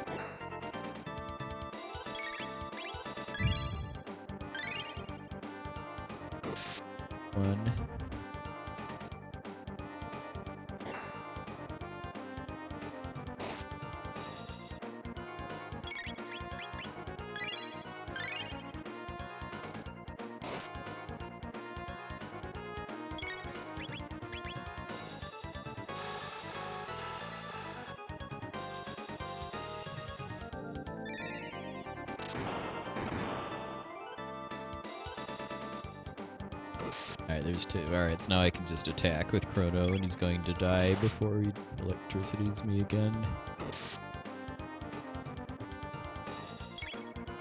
Yeah, monsters that have high defense, even if you're doing New Game Plus and have endgame weapons, you're generally still not going to be able to get around what the game wants you to do. Yeah, I don't have enough turns with Crono to heal Robo, so I just let him take one for the team there. I'm surprised I gained time there despite failing the Dino Skip in the canyon. I've done exactly, I think, 2 full runs of this category with this route, so my EB and gold splits are not particularly well optimized. I'm not intending to either, too. I mean, this is a kind of a route that's just specifically designed for marathons. I do eventually want to try to get a good time at the category, but if and when I do that, it's going to be with a much different route that'll have the potential to get sub 4 hours.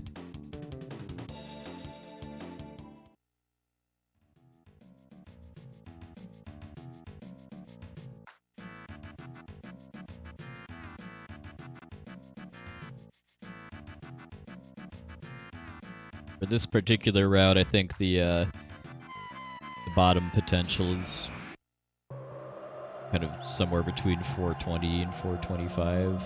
I know corporate image is a 425 with this route. Yep.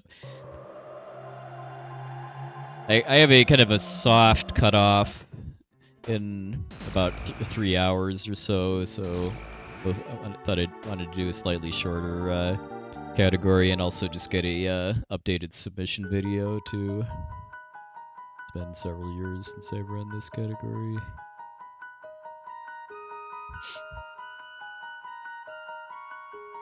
Because yeah, the optimal route for this category would basically just follow the story up until Black Tyranno and then kind of break away and go to the end of the game shortly after that. This route is going to play normally all the way up through the Blackbird and getting Magus, the time machine, before breaking away and going to the end of the game. It's about half an hour-ish slower, maybe a little more, for the trade-off of being a lot safer, especially doing without manipulation, having the potential to upgrade to 100% mid-run, because I don't need to commit to a category until after the Blackbird, and also just being a bit kind of overall a more interesting watch too, because we don't have to do a half-hour long grind in the Tyranno there.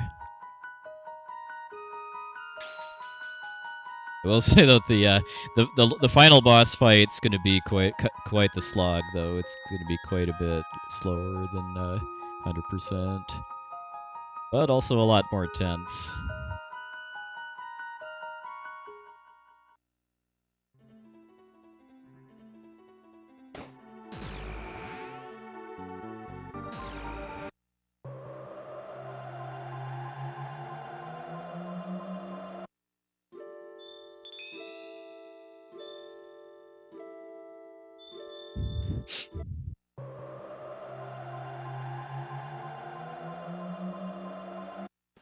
During the cutscene of the sword being reforged, by the way, too, I was trying to use some speed tech where I was walking into Melchior while he was in place in order to speed up some of the delays between parts of the cutscene. It's just a really weird thing that works the way it does.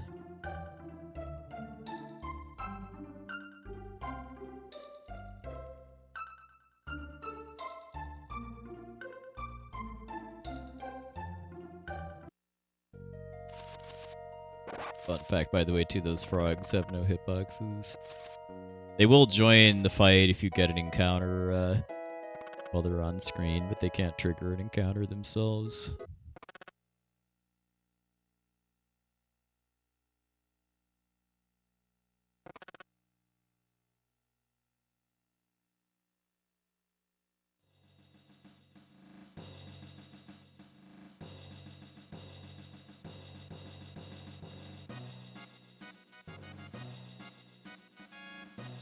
The longer stretches of cutscenes here. I do like what's going on in the story here, though, as far as seeing the full lore dump on Frog.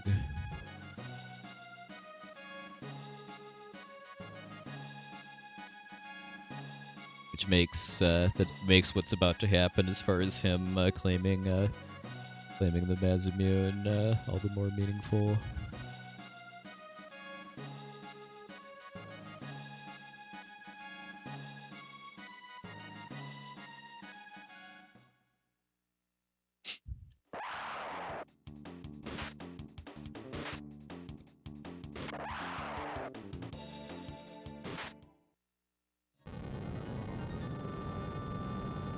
Anybody else kind of disappointed by the way that the Frog King never shows up again outside of the developer room? It would have been incredible if the Frog King was like an optional boss or something later on.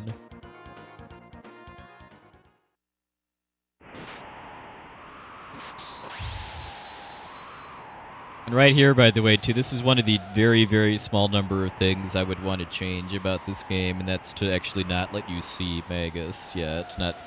I think it would make if like they blacked out Magus, that all you see is the silhouette of his sprite here.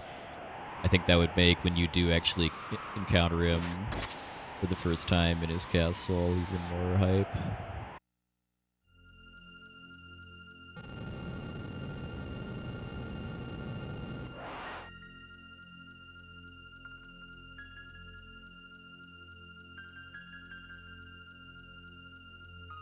Well, I mean, getting to uncurse Frog is a reward for saying no to the overpowered secret character. I guess that is true. I mean, you can see statues of Magus at the cathedral and at Medina Village. But I mean, that's not the same as actually seeing his full right work.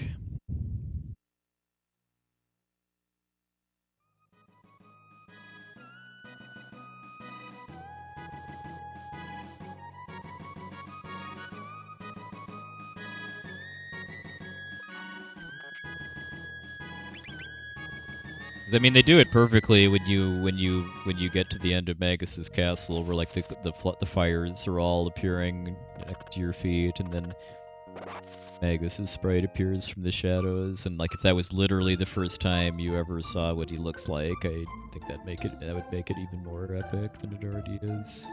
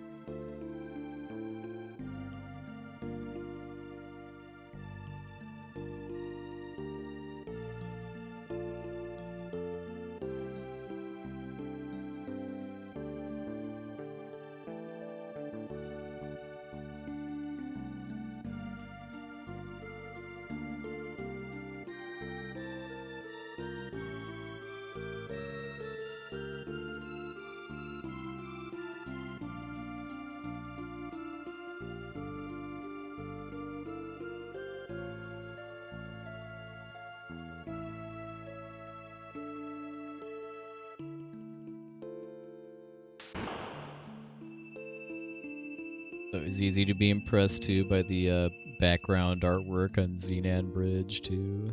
So ahead of its time. Yeah, this is pretty much the longest bit of downtime in the game. Probably slightly longer than the Fall of Zeal Kingdom. Although, at least for that, you can actually put down the controller and go use the restroom or get a snack or something if you need to.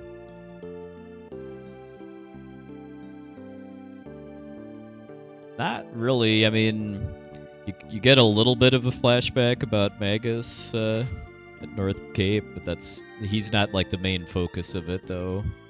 This is pretty much the biggest flashback. I guess you could also count Luca going back in time to save her mom is kind of a pseudo flashback. At least that's interactive, as opposed to just pure lore.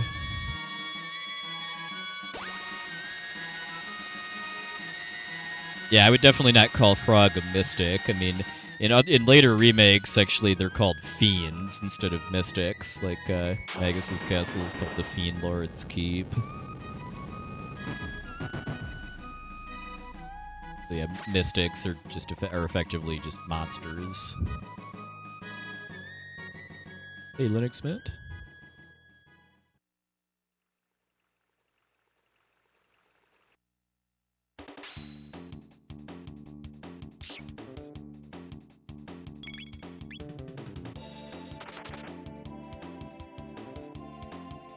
So for this cutscene, yeah, oh yeah, and shoutouts to Splitting the Mountain too.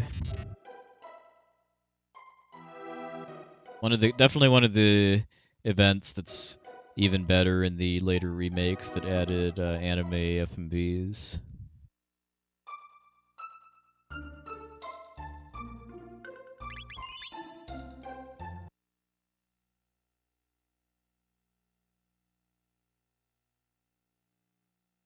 Oh, nice. Hope the guide is going well.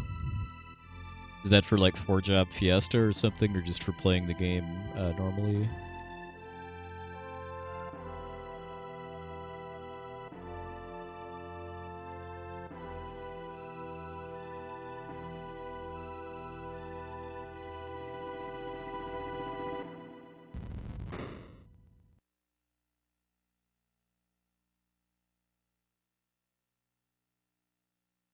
Well, I mean, there is the New Game Plus ending where Frog marries Queen Lean, and then the royalty of Guardia becomes part Frog. So Frog is capable of reproduction.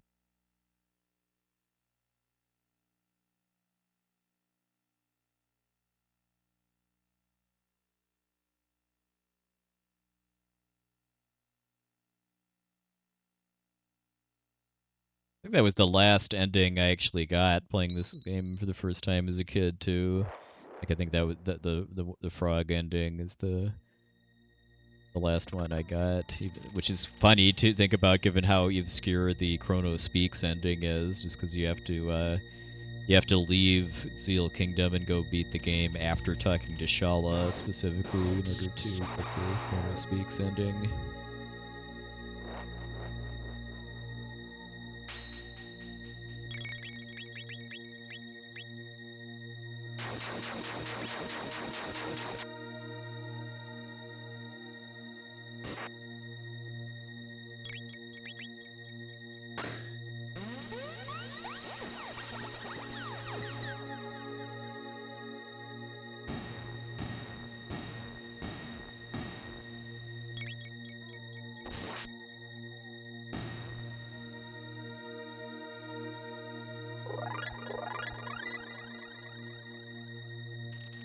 So in this fight right here, is very, very optional, but we're going to do it both to get the barrier orb that they're guarding, which helps a bit against Magus, and also to get 4 tech points too, because I want to say Crono needs 13 extra tech points above the required fights in the castle in order to learn Spin Cut before the end, which is very, very important for the strategy I'm going to be using against Magus.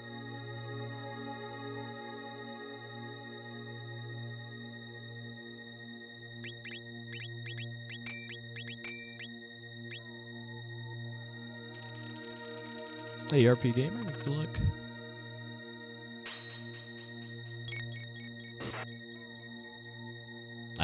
So finally coming forward to assuage your guilty conscience, see that? Well, I forgive you. Alright, so before we really get going in Magus's castle, we have to fight Flea and Slash, Ozzy's main lieutenants.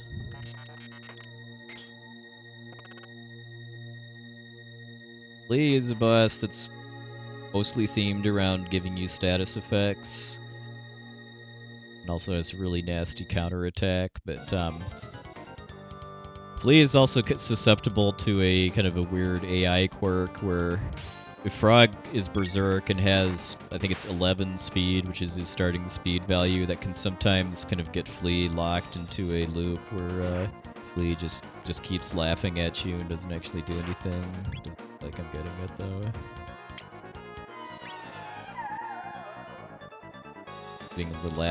Getting laughing fleas, I call it, can save a fair bit of time.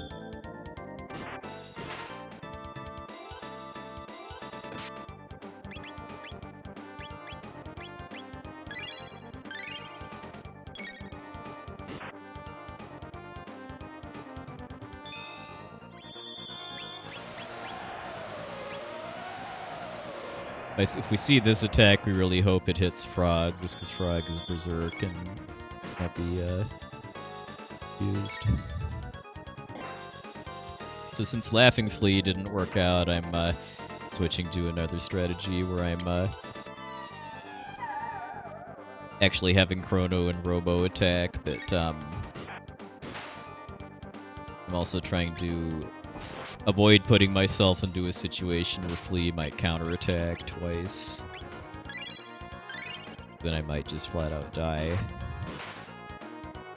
And I'm also not healing Robo, because kind of like Yakra back at the beginning, if Flea can only counterattack if your whole party is alive.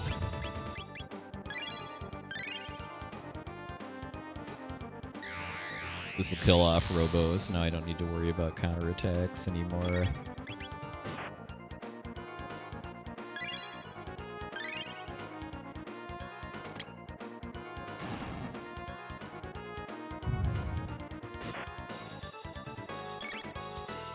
Hey, I think just being willing to put in time to make guides is a lot more than most. I mean, I have mad appreciation for people that make guides for games, especially for like achievement hunting and stuff too. This flea fight is not going particularly well, sadly, but we're getting close.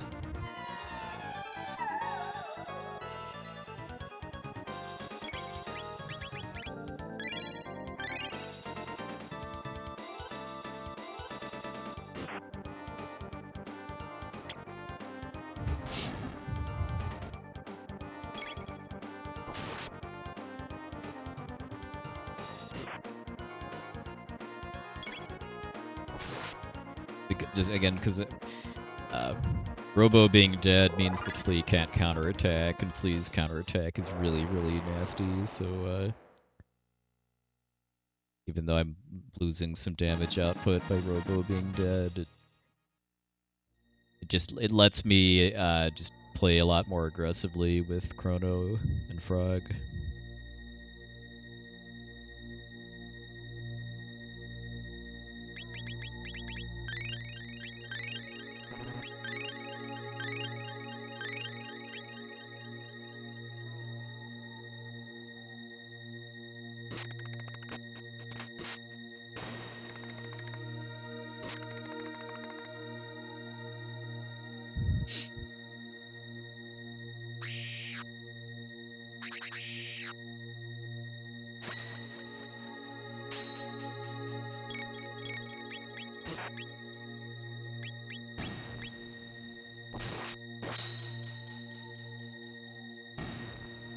I'd call that a category. I mean, pretty much every Metroidvania, Castlevania game has an all bosses category, and they're all also extremely glitchy and broken games, so Glitchless should be a category too.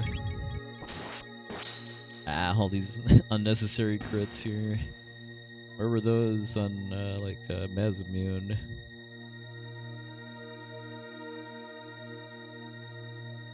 Hey, the actuarist, welcome in.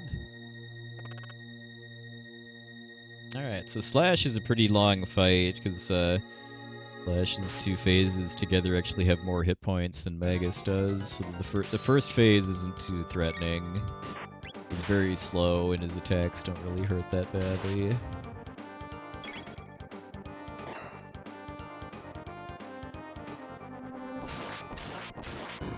When he gets a little pissed off and draws his sword, that it gets more interesting.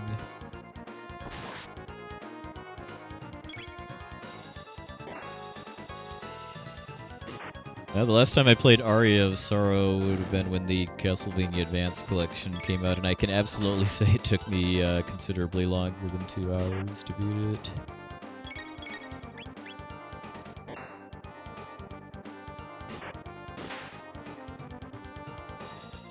Yeah, we really want to see Frog get the crits, too, just because Frog has the Maz immune, which does good damage against magical beasts, which Slash and Flee count as, and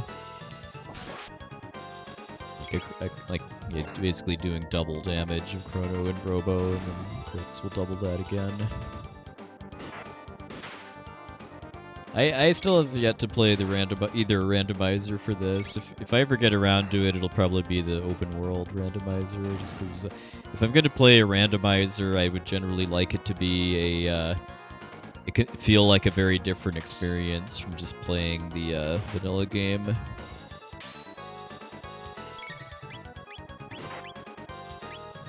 Either the open world here versus the story mode randomizer. That I don't remember. I don't remember most of Frog's other weapons anymore.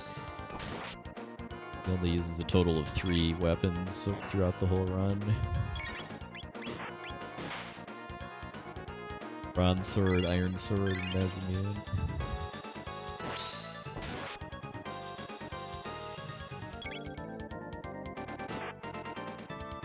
I do kind of vaguely remember as a kid being kind of reluctant to equip a different sword on Frog after all much work it took to get the Mazimune, and I'm sure feeling pretty happy that it turns out that, yeah, the Mazimune is Frog's strongest sword.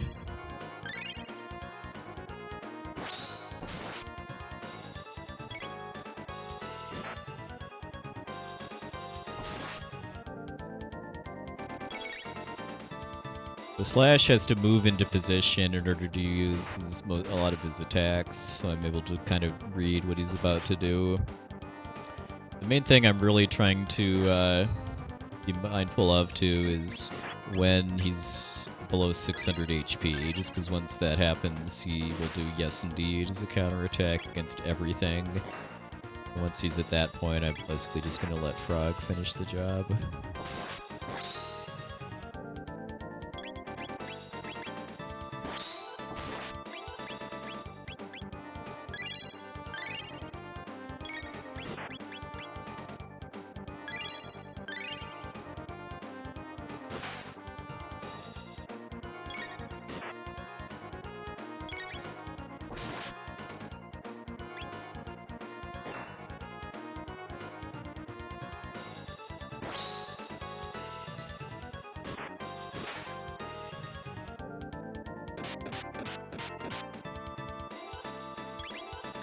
And when he's doing these counters too, he doesn't stop doing his normal attacks too. Gonna let Frog finish the fight here.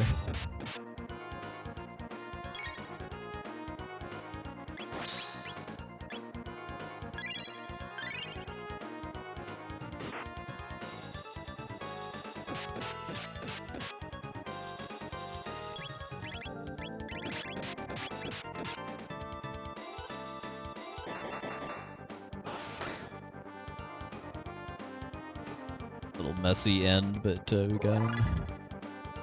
Yeah, fully expecting to lose some time there, given that was a very, very bad flea fight.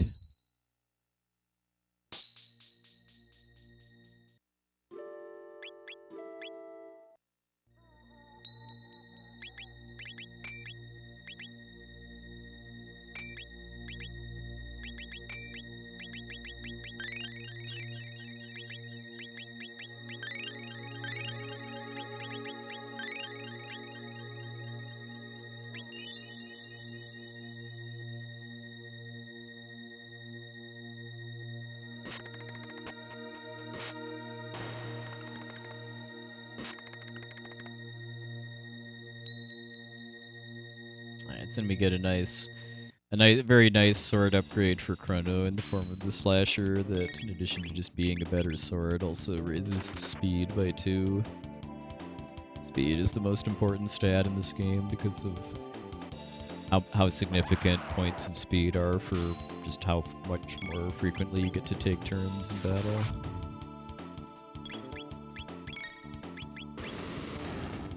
And this fight I could run from, but it's worth 10 tech points, which will kind of fill in the difference as far as having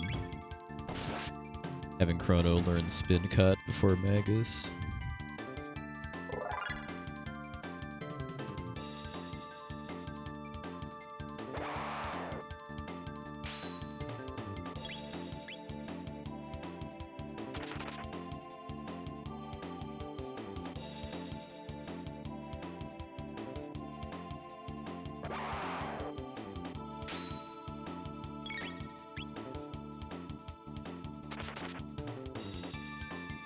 Hey, T Murdoch.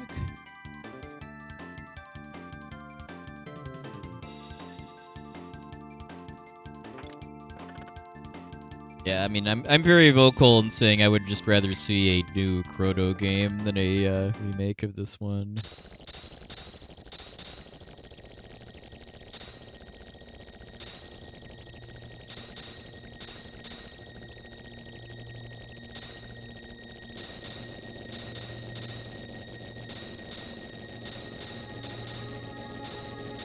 I would still rather see a new Chrono game than Chrono Trigger HD 2D. I mean, I'm sure they could add some things to this game to make it look really nice and stuff, but I think it holds up fine. And I mean, I would just rather have a new game than a Chrono Trigger remake. This room is pretty touchy. Got hidden pits I'm trying to avoid. Falling into the pits is a pretty big deal, too, just because you have to fight some skeletons.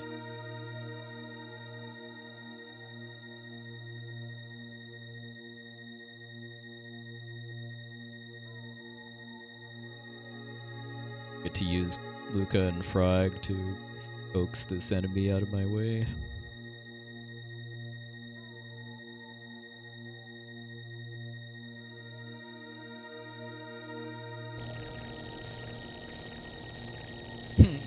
Chrono Trigger could use HD 2D though.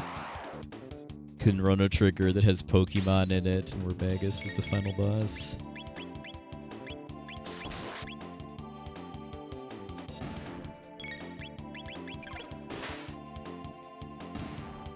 Yep, that's just a really weird quirk of how your back characters are able to interact with things.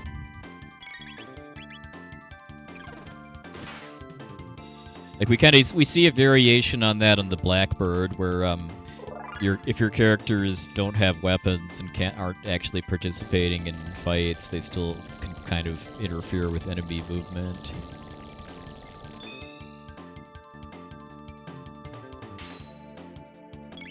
And for just whatever reason, you can run from this fight, but not the other two.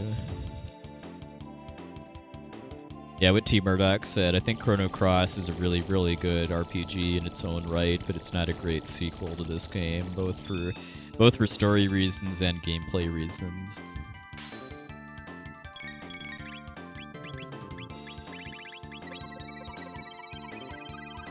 But it's got one of the most amazing chill soundtracks ever made, though, by the same composer as Chrono Trigger.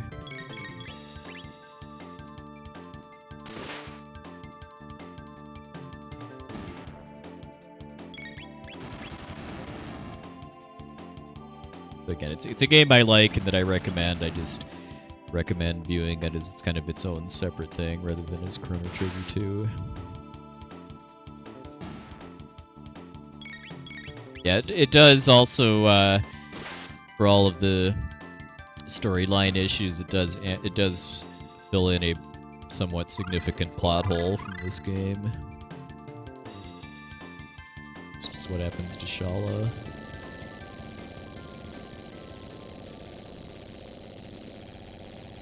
Have a good night, Eagle.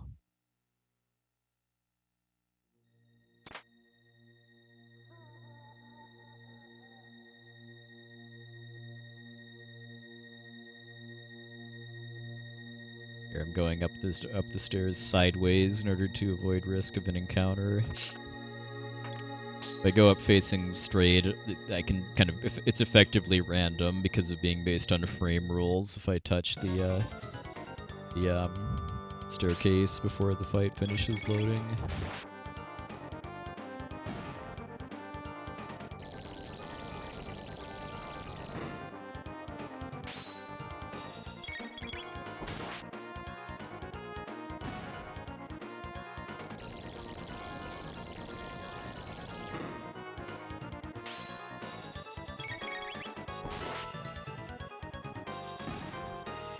I guess that is true. I mean, yeah, I guess it's probably not fair to call it a plot hole because they do. I mean, if Meg. Oh, by the way, having a little fun here because it's a reset run. Kong. But it still counts. Because yeah, they do. I mean, if you have Magus with you at the ending, he says that he's leaving to go look for Shala. So they are saying that they're intentionally saying that they're not resolving what happened to her.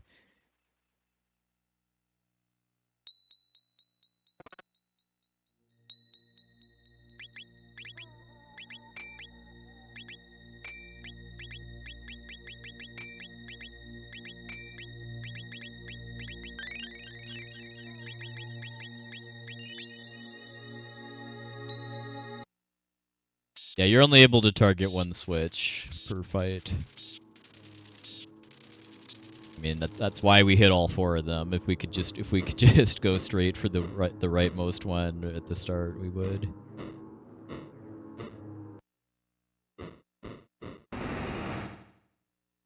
Now we get the epic reveal. Like I said earlier, if this was the first time you actually get to see what Magus really looks like, it'd make this already just supremely epic moment a little more so.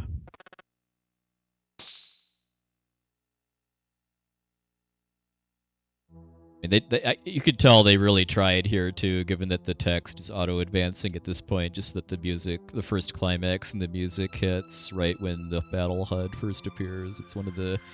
I think it's one of the best kind of transitions into a boss fight in a turn-based RPG of all time.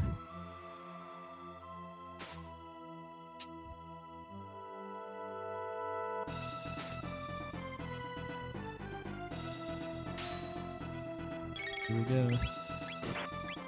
So this fight does have a lot of randomness to it, primarily for the first phase, where Magus rotates randomly through his elemental barriers. He only takes damage from the element that he's using on you.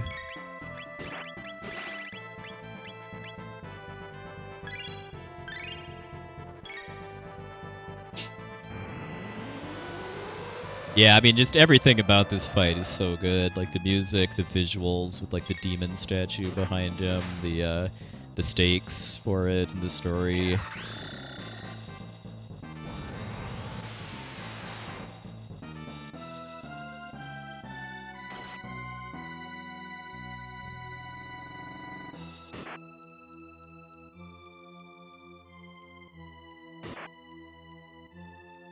Unfortunately, this fight is not off to a good start, though. Well, now that Frog's dead, I'm just going to start attacking with Crono and Luca to try to cycle through his barriers faster until I get to either fire or lightning, which are the elements I can actually use with this party.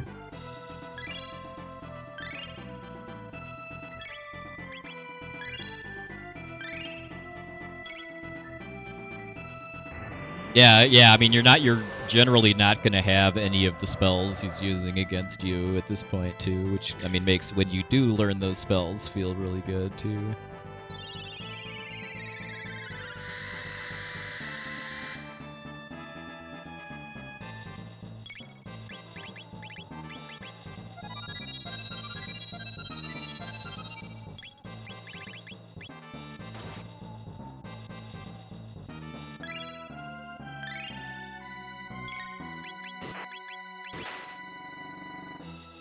What we really, really want to see is fire, though, just because I've got Fire Sword with Crono and Luca, which does about twice as much damage as Lightning one. AMP King, let's look.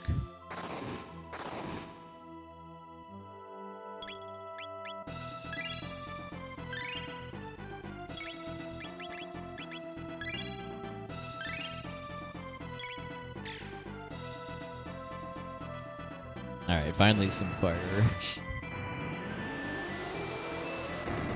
Not only is fire the most effective element for me to use, it's the least effective one for him, just because Crono has good kind of good armor for magic defense, along with the barrier, which reduces magic damage by I think a third. And then Luca has the Tabin vest, which gives I believe it's 50% fire reduction.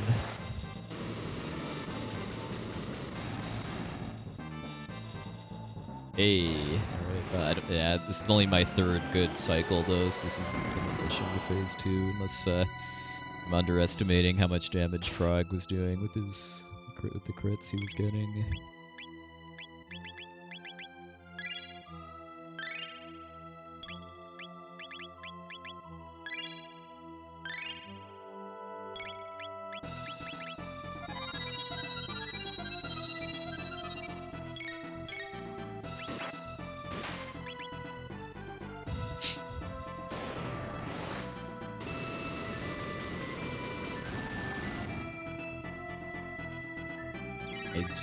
He's probably getting pretty close to phase 2. He has 6,666 health and goes into phase 2 below 4,500.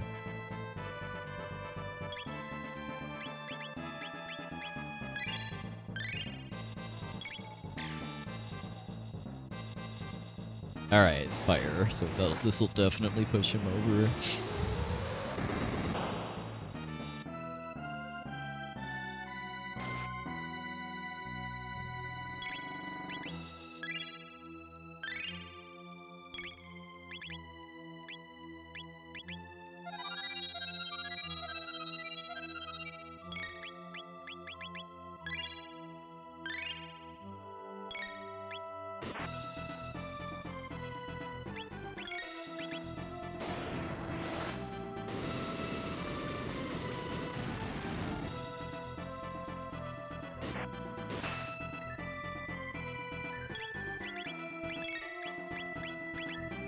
Nice. Good. So if he ends the first phase weak against fire, I'm able to capitalize on that to do a really big hit there.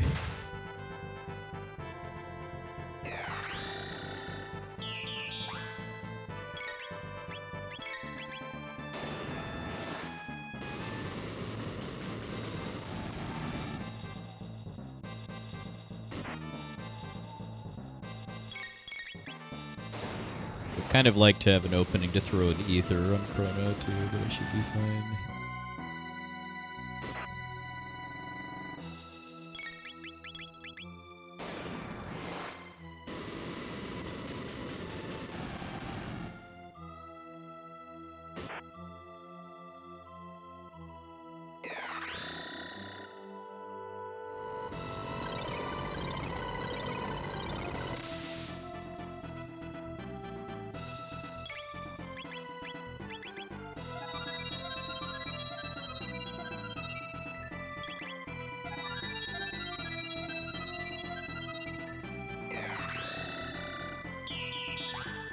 To be on the safe side, though, I'm gonna heal Crono again, even though because of getting the big fire hit, I'm almost certainly pretty safe. I really don't want to take a chance.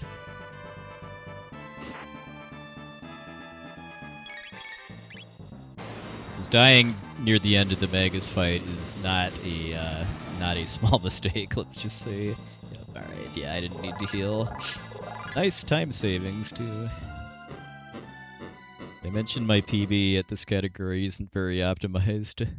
That was not a fast fight. I mean, it was nice that I got the 800 damage hit between phases, but it took too long to get there.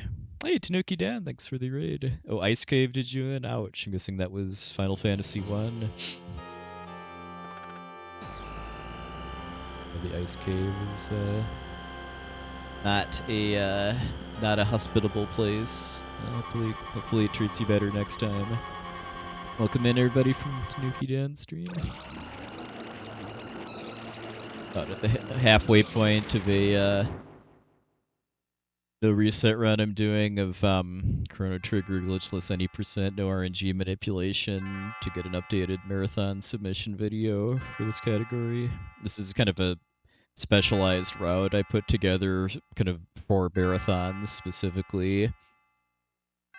About 30 minutes or roughly slower than the optimal route, but it's a lot safer and a kind of a better watch too because it has less grinding. Yeah, oh yeah, I mean, I wonder if I died there or somewhere, because I mean, because that was not a good fight, and somehow I still saved 3.5 minutes on it. And I mean, maybe I fell into Ozzy's pits or something in my PB. I mean, because my PB is only the second run I finished of this category. I just called it good there because it's, I mean, it's not a route that I would want to grind for trying to optimize, and I just wanted to get a run that had no big blow-ups. And I might get a PB here, but I want to say at least the stuff after Giga Gaia was probably pretty solid in my PB, so most of the time I can save is going to be in the first 3 hours of the run. Well, more like 3:15 or so. Run does I still have to kill a rebel on the Mountain of Woe.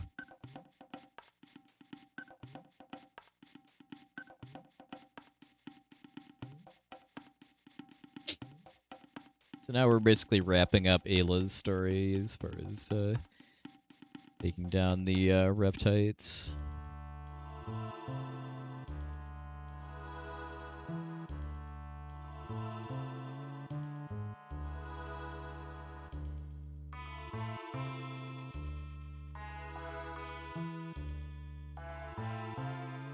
Yeah, I mean, in an unmanipulated run, the Magus fight is a very, very big swing. Because if he spams ice and shadow, especially ice, you're spending a lot of turns healing and not really doing damage to him. And if he gives you multiple fires back to back, then you're just really blazing literally through the first half of the fight.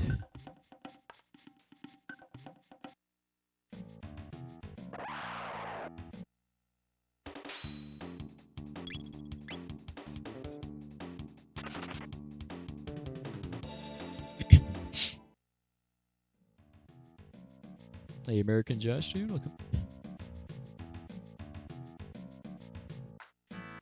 Hey, Earth Trigger.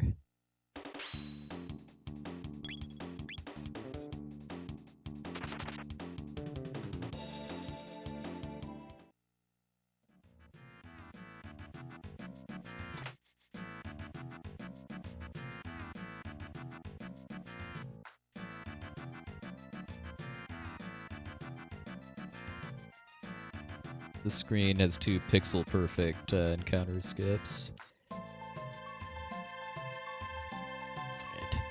I had it the first time, but I doubted myself too much, so yeah, I was using pause buffering there to try to and kind of watching the amount of Chrono's moving animation to try to recognize when I've moved 2 pixels to the left. The second one's a lot easier just because I have an actual visual cue for what pixel to line up with. Oh, nice, American Josh, dude. At least goes well.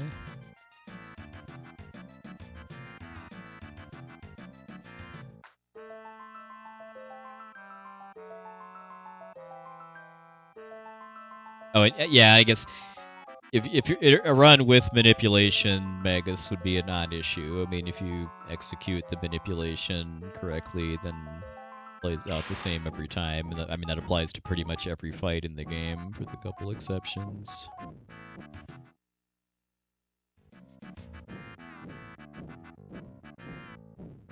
That's why I'm not really a big fan of it overall. Like, I kind of like my runs to have enough randomness in them to make each run feel unique.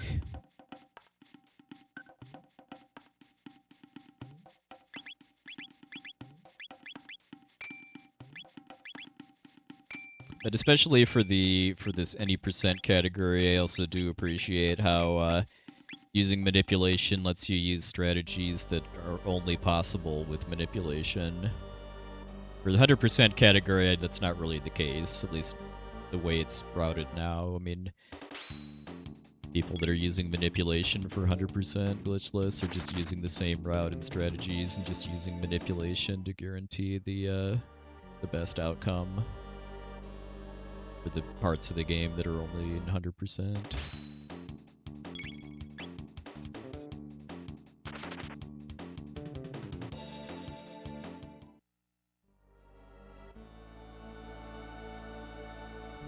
These aliens, these are reptites, which are dinosaur people. Like, kind of the lore here is that, I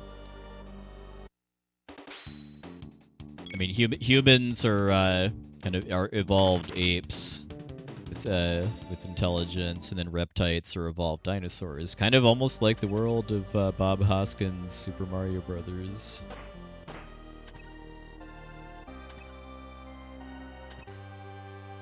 Yeah, their leader is sadly not played by Dennis Hopper.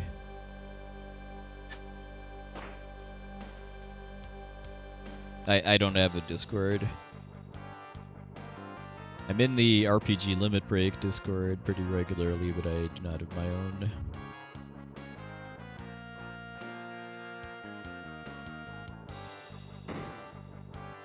Yeah, it's not a good movie, but it's entertaining. I mean, it's hard to... I mean, anybody that says that Dennis Hopper is King Koopa and the way Bob Hoskins and John Leguizamo played Mario and Luigi wasn't entertaining at least in various ways isn't correct.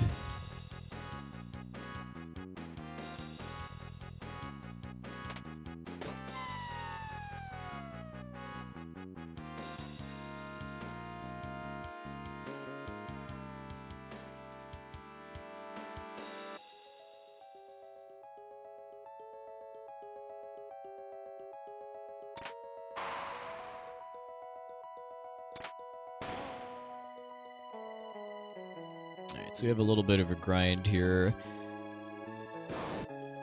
I'm basically going to do this fight 7 times in order to... kind of my primary objective is to get enough tech points so that Ayla learns cat attack or group tech. And just the extra experience and tech points for Crono and Luca helps too, although a bit more in 100% though. Like in 100%, kind of a goal of the routing for almost the entire game is to have Luca learn all 8 of her techs without having to do a lot of extra grinding. This plays into it. Well, we'll be sitting here for 30 minutes eventually, Nacho. I do eventually want to do a couple runs of this category with the Dino grind just to try to get a time. 4 hours. But yeah, the kind of a more optimized run of this category would basically just do pretty much all of the most of the grinding that you need in order to be able to beat Lavos right here. It takes about half an hour. And what that allows you to do then is to kind of stop progressing the story pretty shortly after beating Black Tyranno.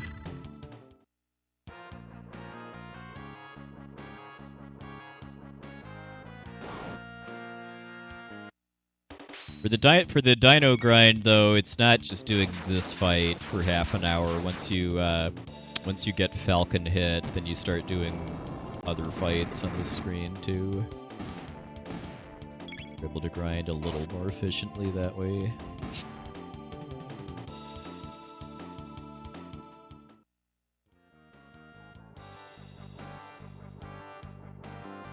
Well, yeah, I'd be lying if I said I was like highly looking forward to it, but again, the kind of the trade-off to doing all of that, is that you're then able to just pretty much just skip to the end of the game after you finish this dungeon. The route I'm using is going to progress the story up until after the Blackbird. I mean, like I said, that's one of the reasons for doing this route in the first place is just to, in addition to being safer, is also to just be a more entertaining watch, because we're not going to have like a there's a grind I'm going to be doing exclusive to this route later on, but it's not going to be half an hour long. It's going to be like, I don't know, like 8 to 10 minutes long or so. Even that. We're actually not using the bucket. We are using the time machine to go to Lavos in this route. In the Dino grind route, we would use the bucket. But this route, I'm progressing the story up until getting the time machine and getting Magus, and then that actually lets me use the time machine to skip the Lavos Shell refights too.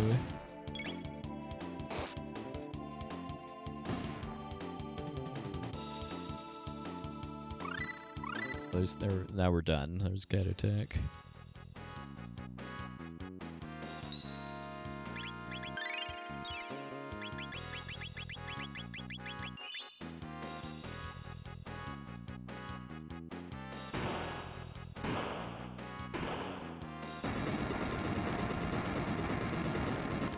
Alright, so Nizbel 2 or Nizbel the Second's a fair bit nastier than Nizbel 1.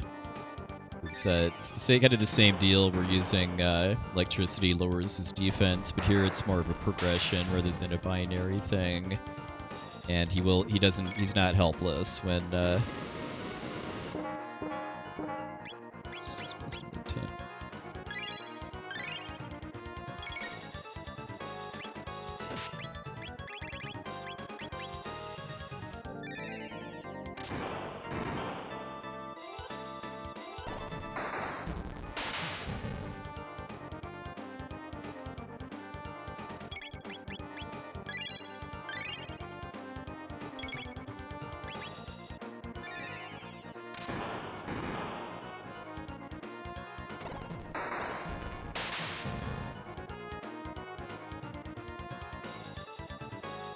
This is the primary reason for that, like the near-term reason for that grind, was to be able to use Volt Bite on this bus.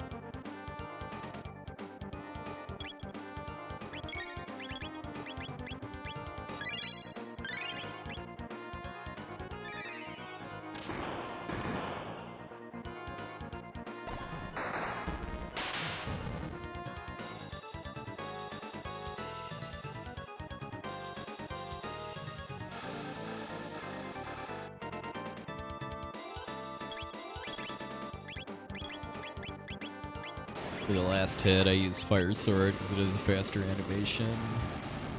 I get Ayla's memory cursor set up on Cat Attack for Black Tyranno.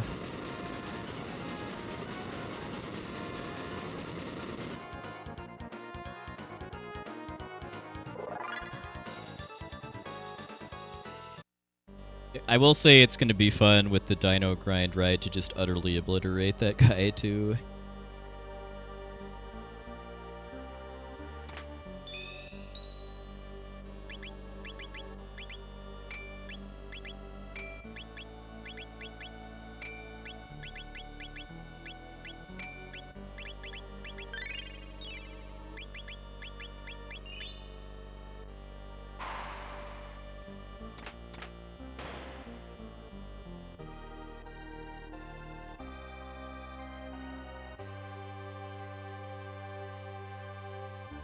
There's a 4-pixel window I'm trying to line up with a visual cue on the bridge there, based on the correct colors to avoid some fight triggers there. If I failed that one, I would actually just reload the safety save I just made, because failing the bridge skip means you have 2 fights back to back that you can't run from. I've never been a particular fan of this area either. Like it has the unfortunate property of falling in between Magus's castle and Zeal Kingdom, which are both just major highlights of the game. It also doesn't help that this boss is pretty boring, not gonna lie. You go from Magus to a 5.5-minute boss where you're just gonna doing the same thing.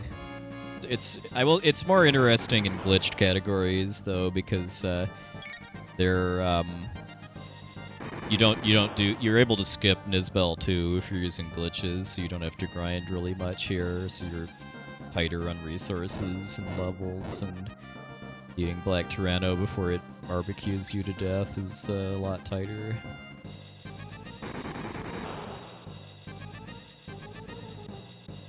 Yeah, the suspense of what it's actually gonna do when it finishes counting down, yeah, for sure.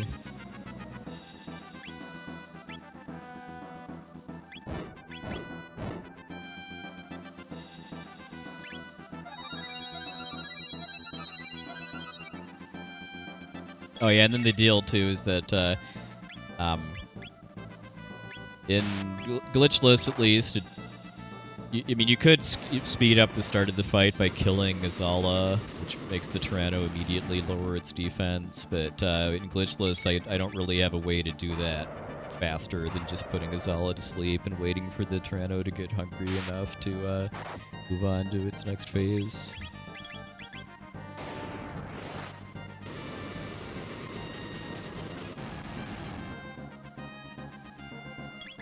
But if nothing else, we get to hear Boss Battle 2 for about 5.5 minutes.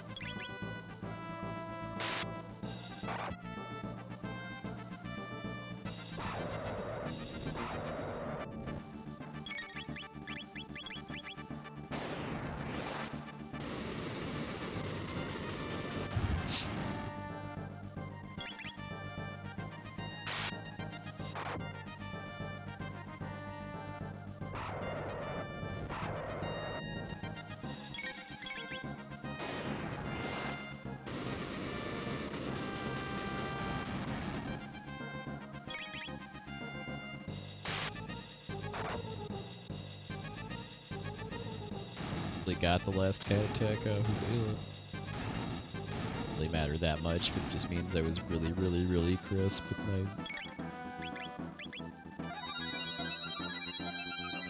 Yeah. Roaring countdown from 5 in human language.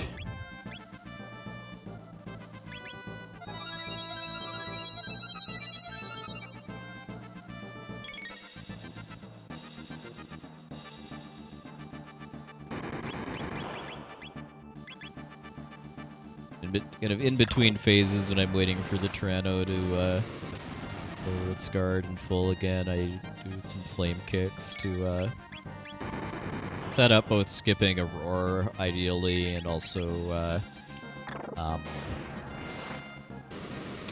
conserving some of Crono's MP.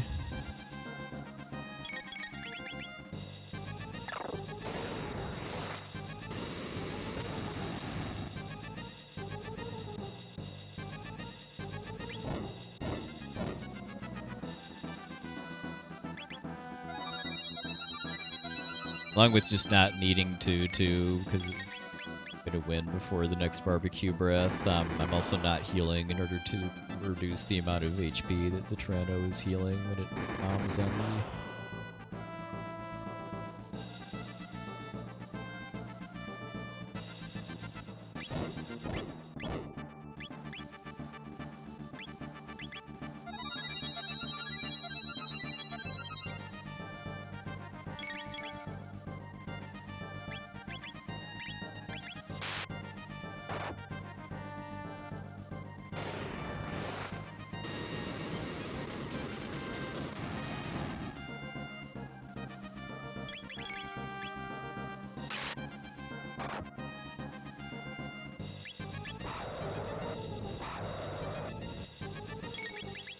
What's the best version of FF6? Well, I would say either the original Super Nintendo version or the Pixel remaster version, depending on preference. I would avoid the mobile version. Which I don't even know if you can get anymore too, or if it's just totally been subsumed by the Pixel remaster. Oh yeah, GBA, I forgot about that too, yeah. GBA has some charms too, as having kind of the most content of any version of the game. Oh, yeah, we're talking official releases, but yeah, the T Edition hack is amazing too. I played that when it got translated into English about what, like 3 years or so ago at this point, and loved it.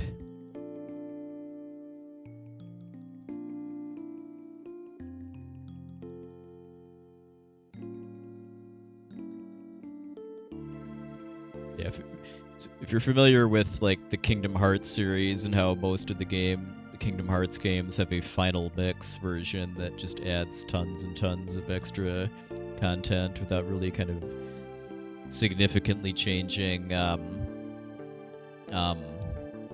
what the game is and the play experience. I like to say the T Edition hack is like Final Fantasy VI final mix.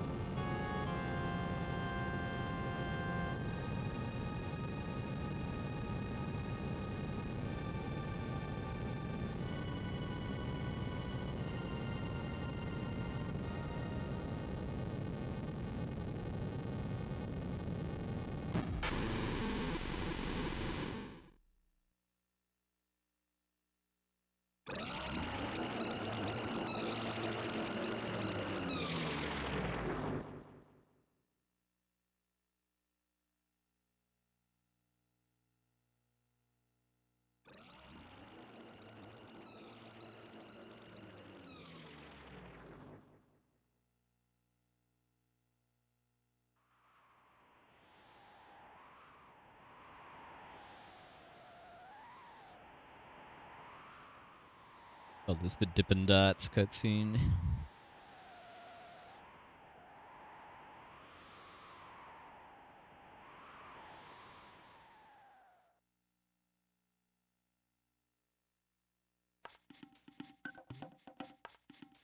Yep. Yeah. Doing very little stuff in Zeal Kingdom, sadly, because it's a shame we don't really get to hear a full loop of Corridors of Time part of the speedrun.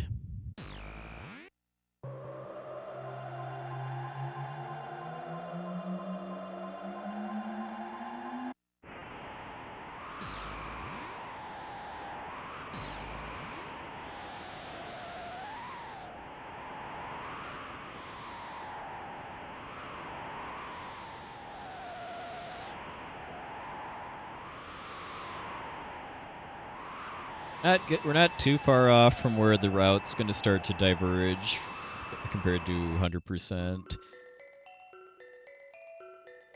Like it's been virtually identical so far and will continue to be so pretty much until Giga Guy, although I'm going to pick up an extra chest on the Mountain of Woe to any percent, but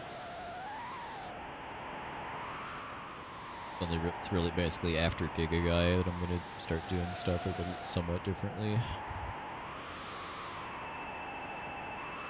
Hey, Counterfeit Saints, good luck.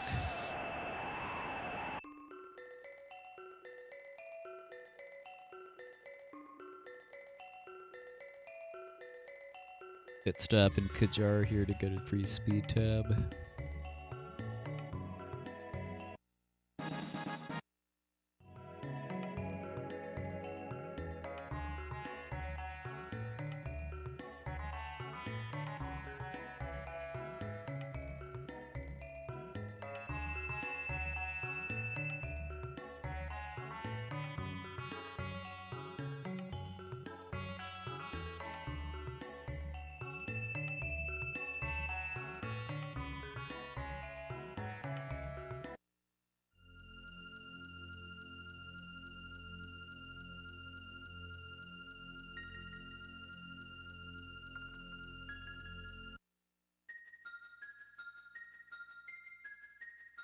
If the music wasn't good enough here, get to hear Shala's theme.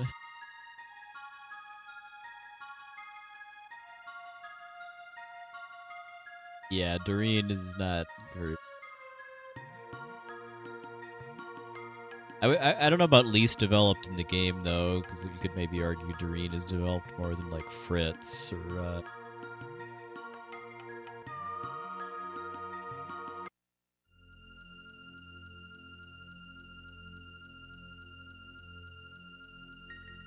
Crono's mom. I mean, Crono's mom has, you don't really know a lot about her.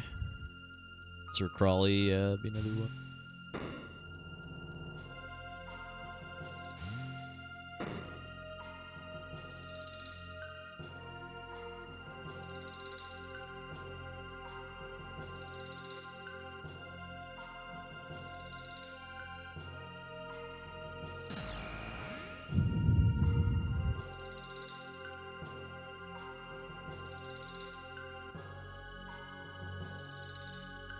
Well, some protagonists have dads, like Marley does. It's just RPG protagonists generally only have one parent.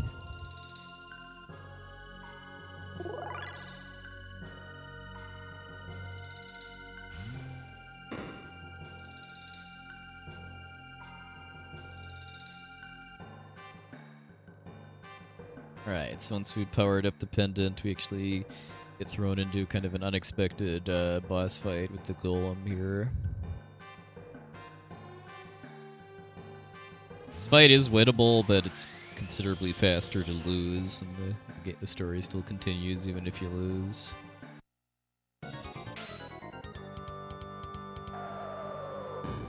Actually gonna use some of the MP I preserved on Crono after the Black Tyranno fight to switch the golem to lightning affinity so that it then just kills me in one hit instead of 6 like it would take if I left it in physical mode.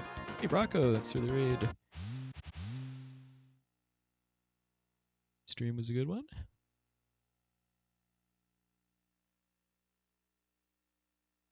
Doing a Glitchless Any % Chrono Trigger run tonight. But, both because I have kind of a soft deadline for being done with streaming tonight in 2 hours, and also just wanted to get a updated submission video too. It's going decently. I mean, I somehow saved 3.5 minutes on Magus. I mean, my PB at this category is very, very unoptimized. I only actually did 2 runs, and this is not. I'm not using a route that I would want to actually grind for a good time in. I'd want to use a route that's about half an hour faster, kind of at the expense of having to do about a half-hour long grind in the Tyranno lair.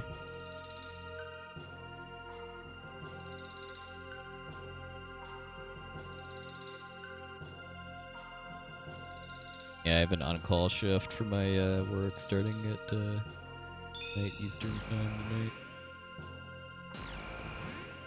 It's only happened once since I've had that responsibility that I've had a call literally right at the start, but it's not really a risk I want to take.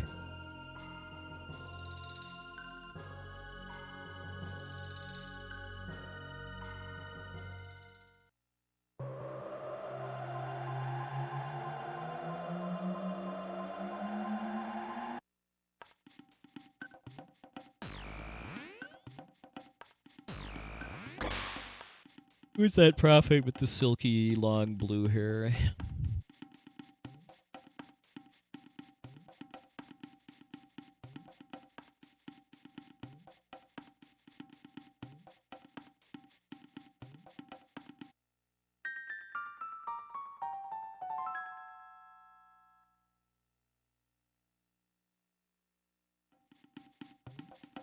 Yeah, Volsu. I forget if it was actually in the game or like in somewhere else, but I read somewhere that the explanation for that is that the royalty of Zeal Kingdom use magic to change their hair colors, kind of as just a sign of royalty and power. That Shala becoming blonde instead of blue or purple haired kind of means that she's not royalty anymore.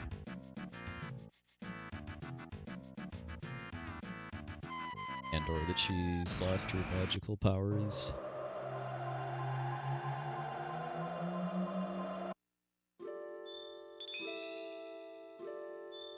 So, as part of what we were doing in Zeal Palace too, we powered up Marley's pendant so it can open sealed doors sealed by the powers of Zeal Kingdom and the Mammon Machine. So, immediately put that to work to get the Swallow, which is a overpowered sword for Crono.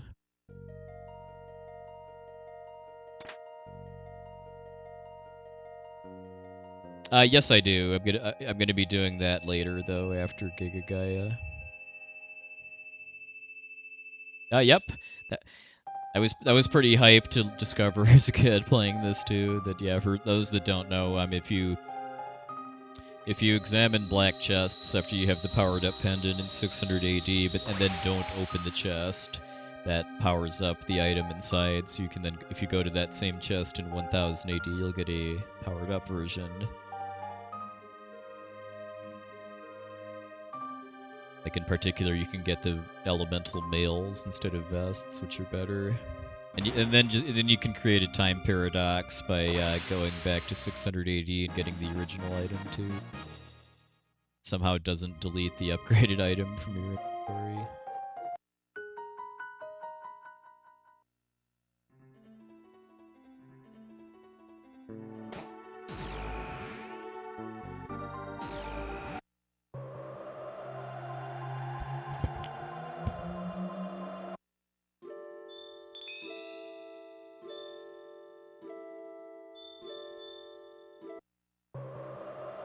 Oh yeah. I pity anybody that tries to fight Son of Sun without having some kind of fire-resistant equipment.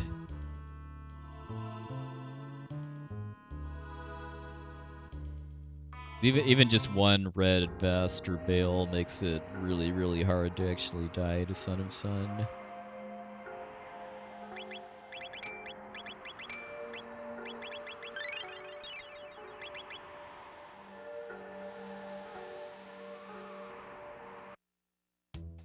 I could do the Johnny race again at this point, but it's slower than to just walk. If the game didn't force you to race the first time you come here, like 2 hours or so ago at this point, we would just walk instead.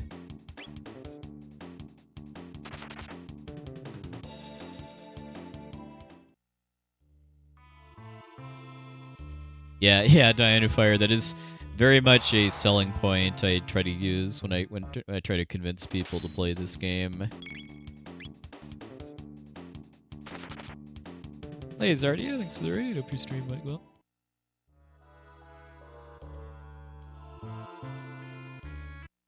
If I ever think there's going to be a Chrono Trigger remake, it wouldn't surprise me, honestly, but I'm not really too wild about the idea. I would much rather see a new Chrono game than either a 3D remake or an HD 2D remake of Chrono Trigger. I think this game is fine and holds up well enough as it is. I don't think it needs to be remade.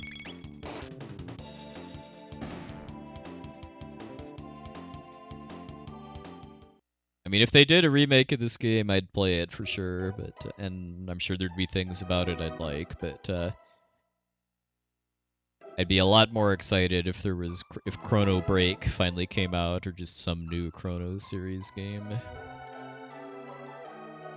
Oh, nice, Fire. Yeah, Dirt Dragon is arguably the easiest dragon to find, not necessarily the easiest dragon to kill.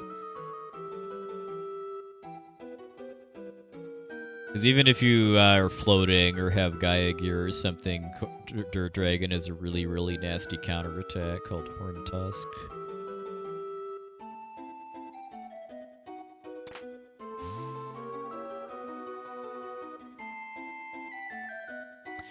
Well, I mean, I think Square Enix has or I should maybe Chunsoft, I think is more accurate, has proven that they can do Toriyama artwork in 3D faithfully through like Dragon Quest 8 and 11.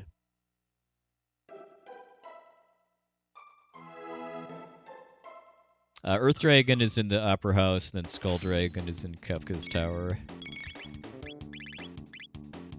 Skull Dragon is quite underwhelming, given that it's in the final dungeon. Yeah, I believe Chunsoft is the studio that makes Dragon Quest. Yeah. I mean, Bahamut, I would think, would make for a more fitting reward for beating all the dragons than Crusader.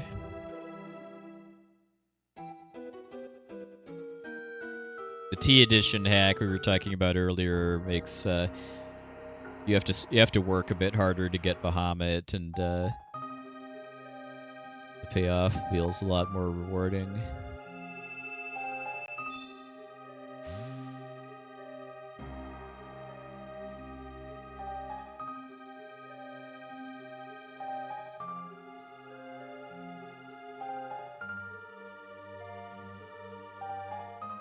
No, I didn't. I was kind of ready to move on after I did everything in the base game. I didn't really feel motivated to do the transferring your save data to a second ROM in order to fight super bosses. Well, I like the FF7 remake trilogy personally, but I can very much understand people not liking it.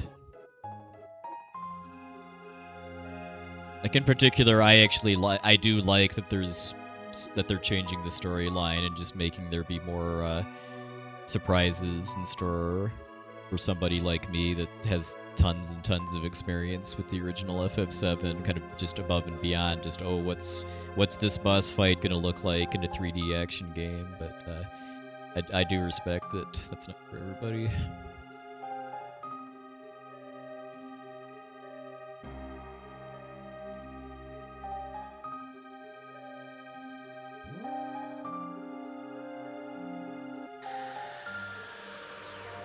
I will say though that I mean with all the kind of the constant rumors of there being an FF9 remake on the horizon, I do hope that that's if they actually do that it's just one game and not 2 or 3.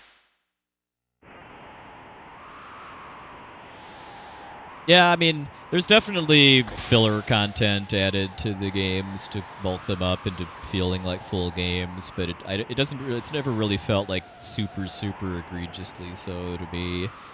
In the world of FF7 is so big, and there's so many characters and regions and stuff that I do appreciate that they're taking their time and not just trying to steamroll through it in one game.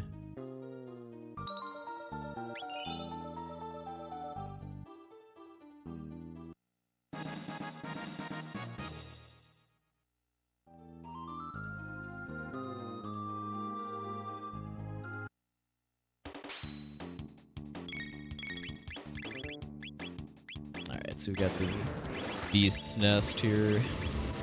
These fights are trivial with just two fires. They have, I think, 820 HP each, so it's just kind of barely too high to kill them in one turn with a fire sword and a regular Ayla attack. So Rollo Kick is kind of effectively just a guaranteed crit.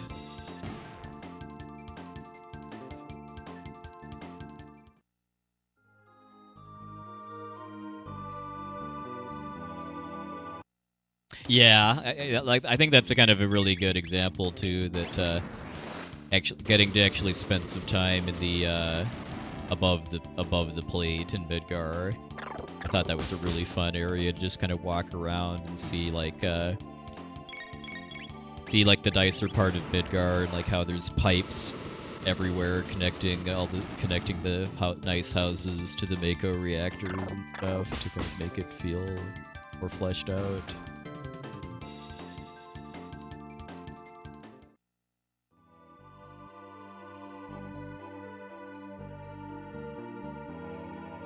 Now we have Mud Imp, who's a pretty obnoxious boss. It's not as bad as Magus as far as randomness, but it's up there. So the way you're kind of intended to do this fight is to kill the two beasts. Oops, I was supposed to put them to sleep first, actually.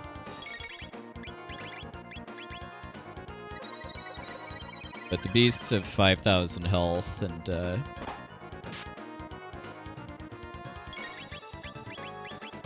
that is not an amount of damage I can do fast. And then, because if you do kill both of the beasts, then the Mud Imp lowers its guard, and you can, in some cases, one-shot it, like if you use a triple tech. But because when the beasts are up, the Mud Imp, even though it has good defense, it's not invincible. So I'm basically just using attacks that can chip away at Mud Imp's 1200 HP.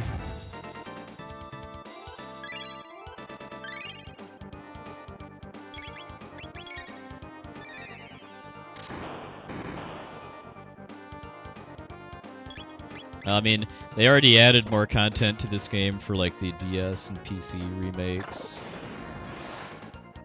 I'm not a fan of the Lost Sanctum series of fetch quests, but I think the rest of the added content is okay. I mean, none of it's kind of on the same level as the side quests in the game, but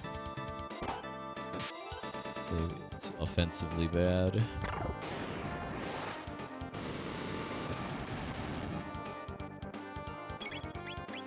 The red one isn't asleep, and that's fine. As long as the blue one is asleep, then that prevents counterattacks. The main thing I'm after.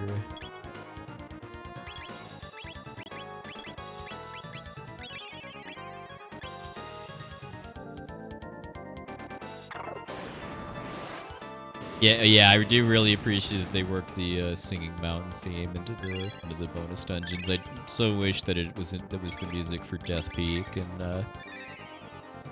game there. Yeah, like Robo's weapon that can do guaranteed 99 damage is pretty. I also appreciate that they lowered the level requirements to level up Ayla's Fist. Like in the original game, you need to get like into level 70, the 70s, I want to say, to get the Bronze Fist, and then the 90s to get the Gold Fist. But I mean, you can pretty comfortably beat the game in the 50s. So it's kind of a what's the point type of thing after that.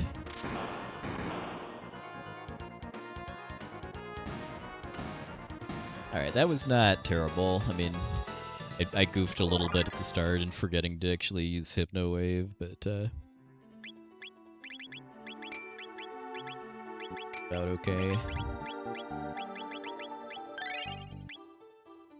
Alright, so that's out of the way. We head on up to the Mountain of Woe, and then we get to meet Rubbles, which are the Chrono Trigger equivalent of metal slimes from the Dragon Quest series. Rebels are worth 1,000 experience and 100 tech points. That is a really good start. I need to kill one of these as part of the route.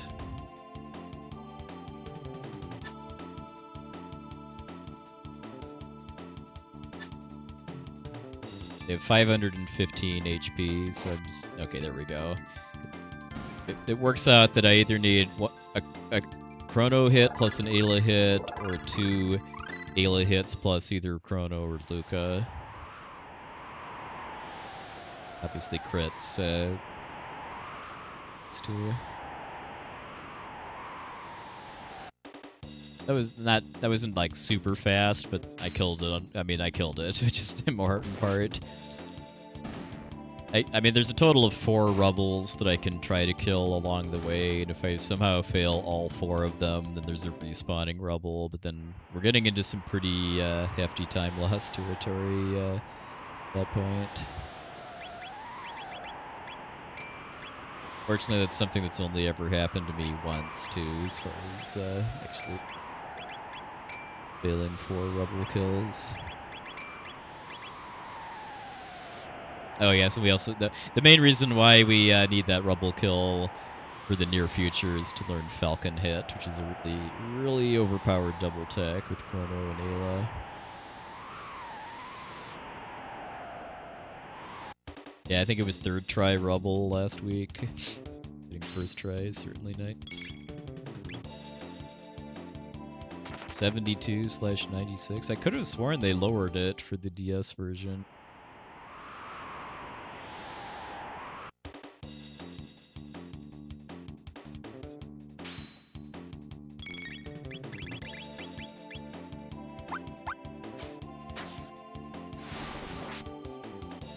I could try to kill more rebels, but for any type of no reset run or marathon run, I always I use a route that I only need one, and I get the remaining points that I need from just fighting other stuff on the go.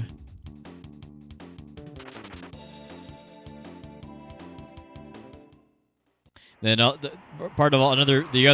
last reason why the rebel is needed is that there's something that you could in this game you could argue is a glitch, but it's something that's just unavoidable. So we allow it in glitchless runs because there's just no way to not have it affect you, and that's that whenever a character learns a new single tech at the end of a fight, the game will, for whatever reason, award that character the tech point value of the fight twice.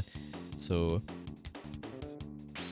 from that means that the rubble fight resulted in some of my characters getting 200 tech points instead of 100 at explode or whatever you call it.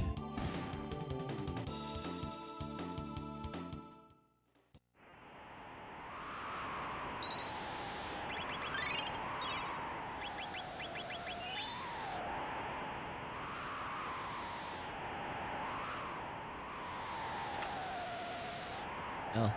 Ayla getting that crit was nice, but Crono critting didn't help.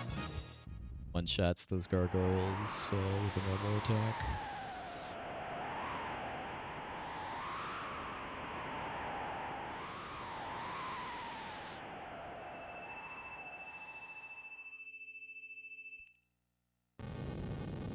And now we've got Giga Gaia. This is a pretty rough boss casually. That's a joke in the speedrun, thanks to Falcon Hit.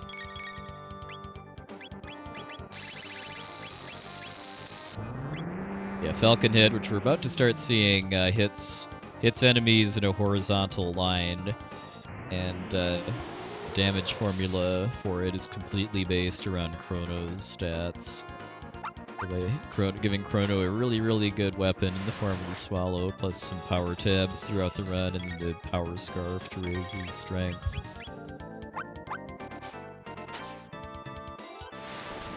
Able to do over 1,000 damage per hit, and the hands have 2,000 health, and then later 1,000 after revived.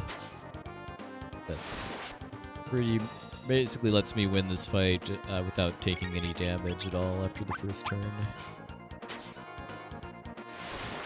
Yeah, the hit detection for the line is a little wonky sometimes, but it's generally wonky in your favor.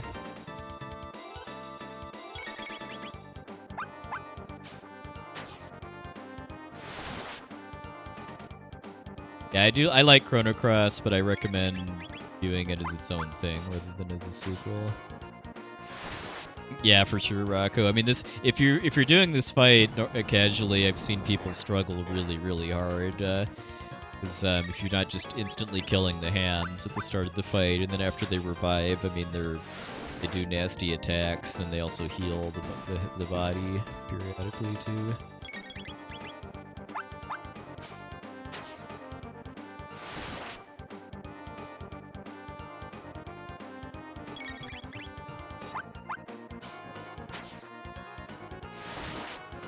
I think the designers kind of knew how challenging this boss was too, because he actually has less HP than Black Tyranno by about 1,000.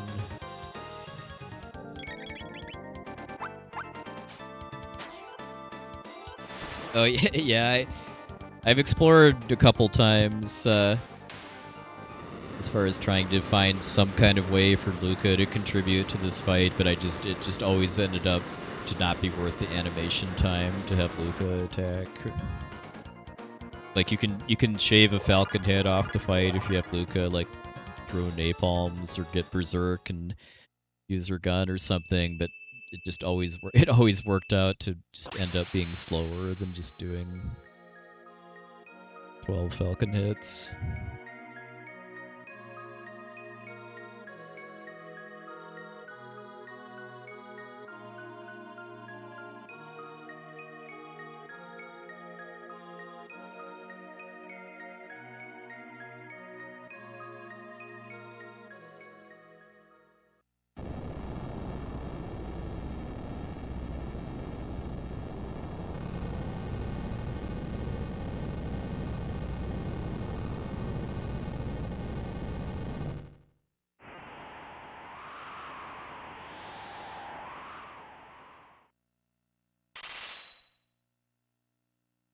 That's Red Goku. I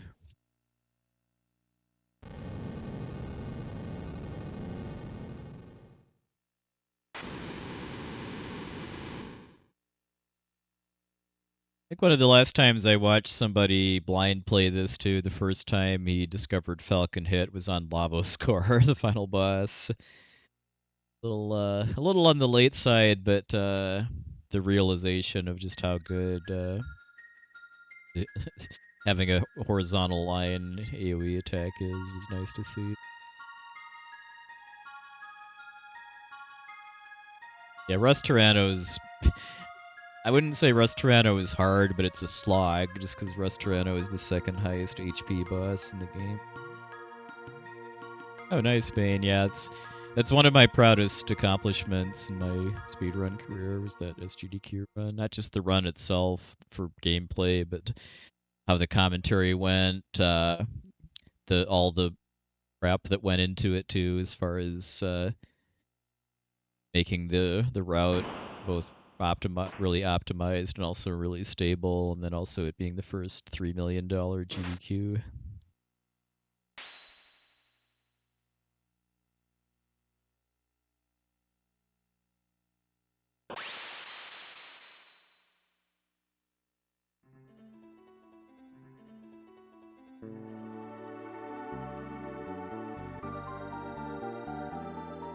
I'm glad. I mean, I'm glad I played this for the first time in 1995 or '6 or whenever I got it, because glad I had the experience of first playing this when like everything about it was absolutely cutting edge.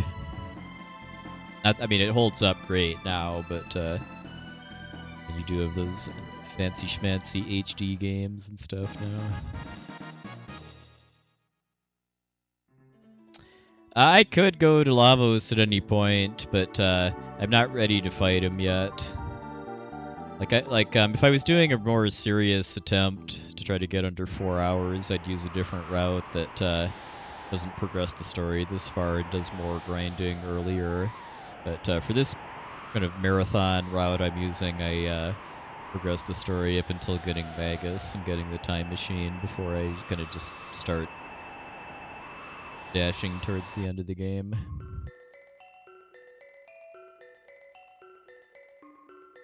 Right, so now we get to, oops. This book's in the wrong order. Actually, set of notes.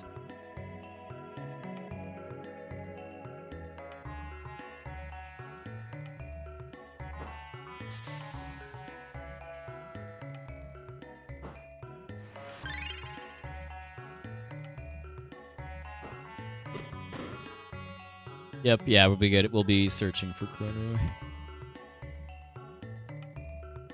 I'm gonna be ending the game with both Crono and Robo out of the party, I might add, to say hi to some news.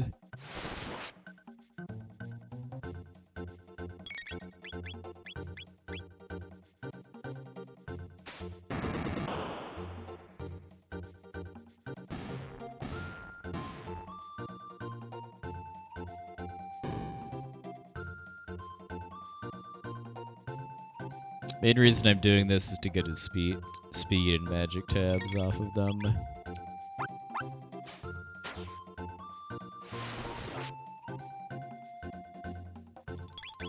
Yeah, in 100% runs for marathons, I'd offer this as an incentive too, but for any percent, I do it specifically for the speed tab they give.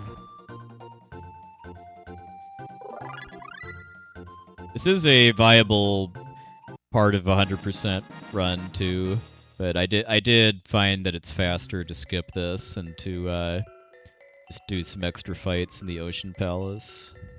Sadly,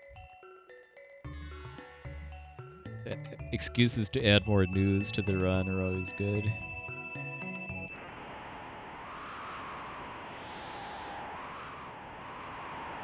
Yeah, oh yeah, I 100% agree with that, Bane. Like, something with age I've really come to appreciate is PlayStation 1 games that still use 2D sprites instead of 3D models. Those just hold up so well to, like, Valkyrie Profile and Star Ocean 2. The Mega Man X games on PlayStation. Oh yeah, I've yet to actually play any Suikoden games, but yeah, I know the PS1 Suikoden games are sprite-based. Yeah, it's Final Fantasy Tactics is great sprite work.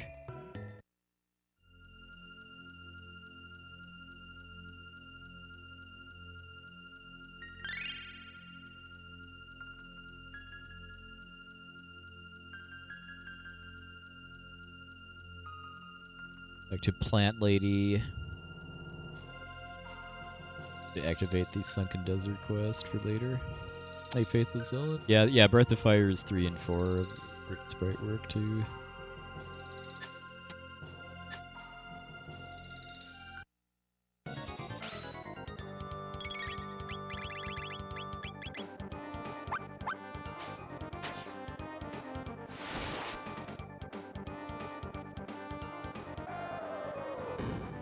So Dalton's kind of a joke boss, but not really, just because he can't actually kill you.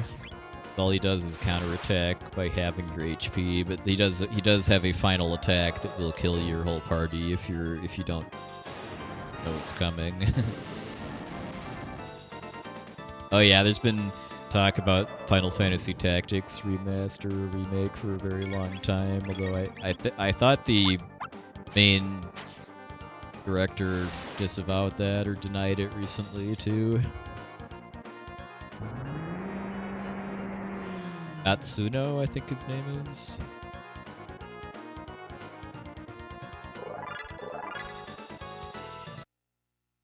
Yeah, the only issue I had with War of the Lions, at least on the PSP, which is what I played it on, was just that it had some of the battle animations had a ton of lag.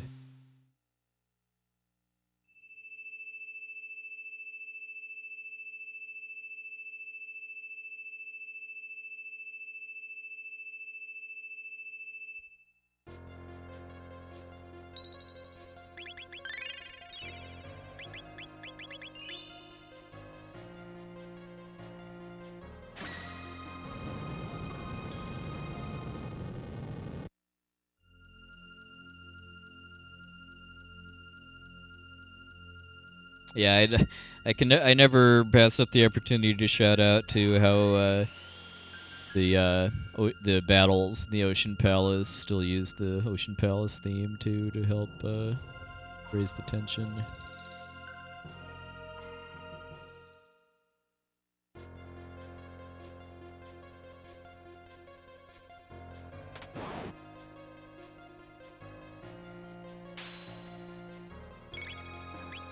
Well, being not bad on tech would certainly be appreciated.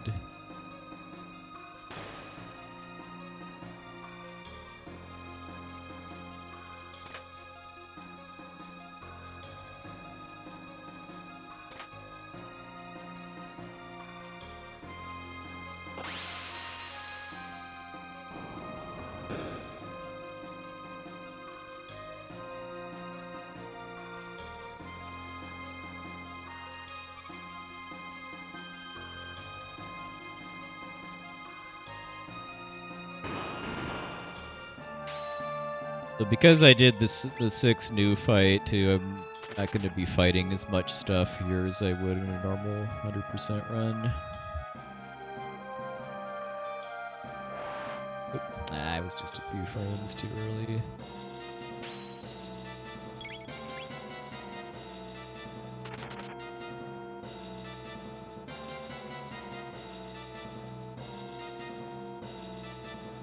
Also being a little rude too, as far as trying to get past the jumpers in 1 cycle, or 2 cycles, I guess technically.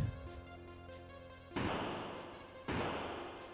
yeah, I'm definitely looking forward to DQ 1 and 2 HD 2D. I'm very curious what they're going to do with DQ 2 as well, is how they're going to try to balance it.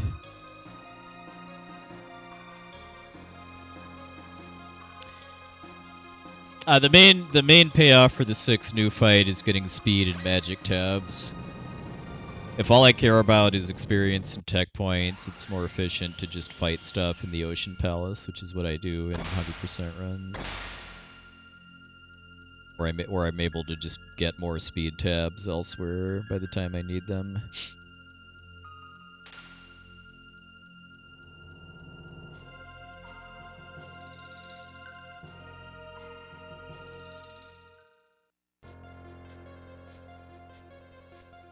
But I am still going to do this fight twice, like I would in 100%, in order to finish off Fire 2 for Luca. That would be awesome. Not sure how to be able to wrong warp from I think DQ1 to DQ2, like is possible on the fan translation patch for this Super Famicom DQ1 and 2. Yeah, well, yeah, I mean that was possible with the Mega SG too. Like I know that it has an adapter for Game Gear on console too.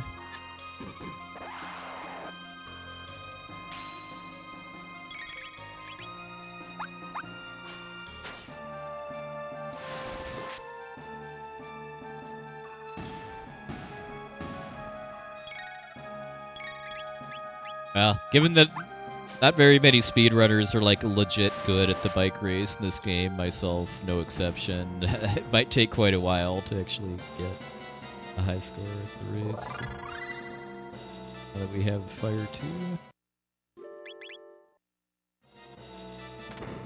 Swap in Robo so that he gets the tech points from these next 3 fights, and down we go. Oh yeah, I'm very excited for Lunar Remastered.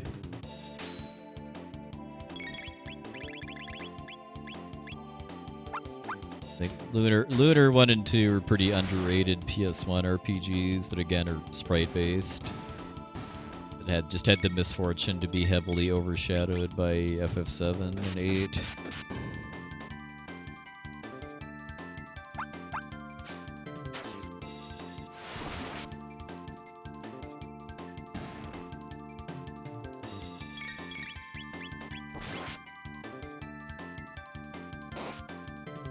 Final team in this run is going to be Magus, Ayla, and Marley.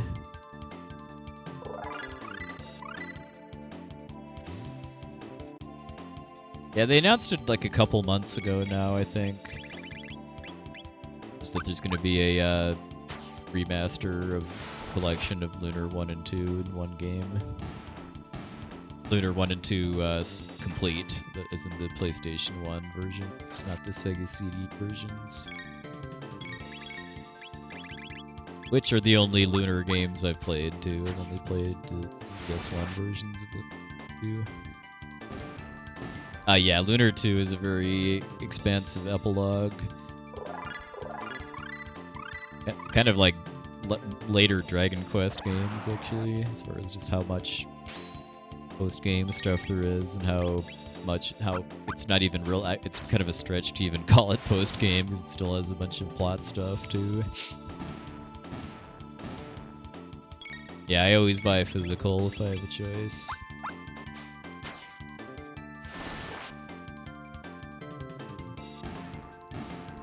I only buy digital games if I have no choice, or if there's a huge sale only on the digital version.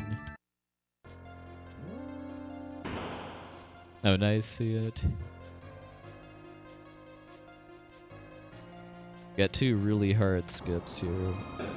I kind of messed up the approach there. Fortunately, these skips are not terribly punishing if you fail them.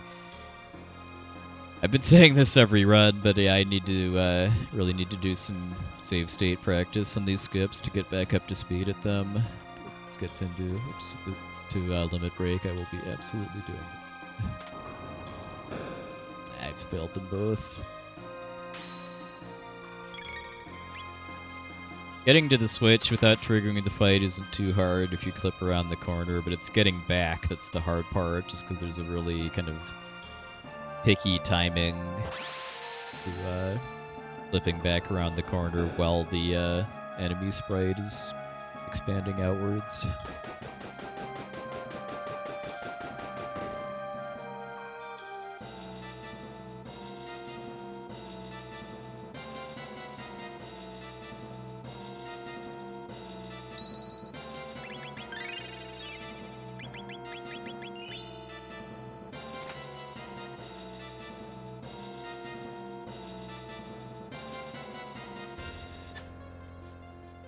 Yeah, the depth perception is pretty janky in that room.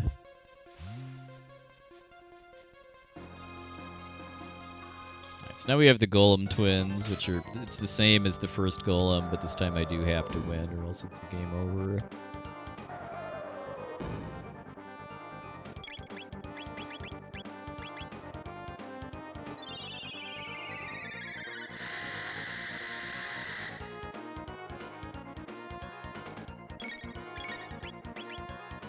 This is where we get to boogie.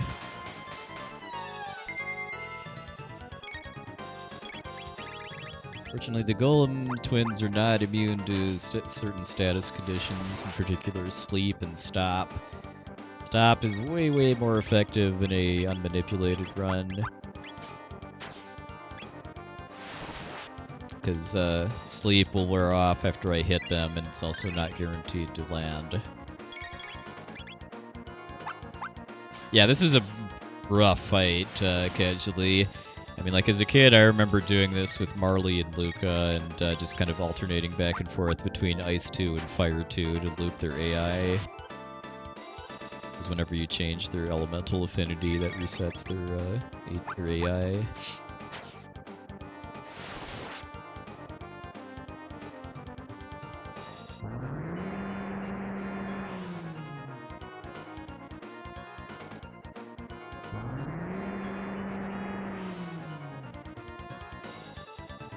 Oh no, Crono died. Whatever shall I do? That's good. Why did I lose a minute? I mean, I failed both scouter skips, but and then I also failed the jumper skip upstairs, but that doesn't feel like it should be a full minute.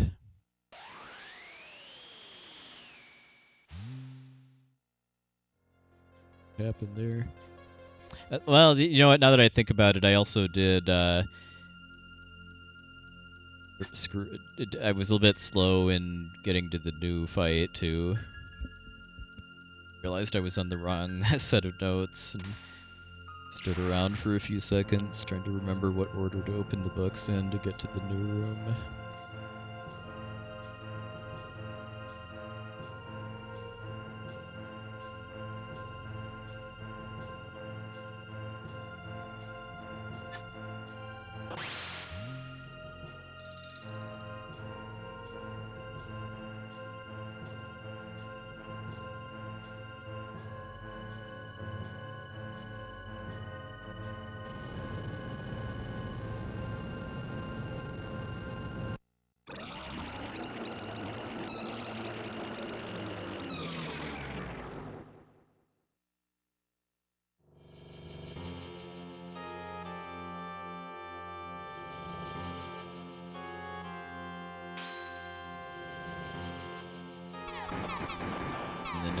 Fun fact too, even though I'm taking considerably more damage than the max health value in this game here, this fight is winnable. And it's not really that hard to do so in New Game Plus, but winning this fight in New Game is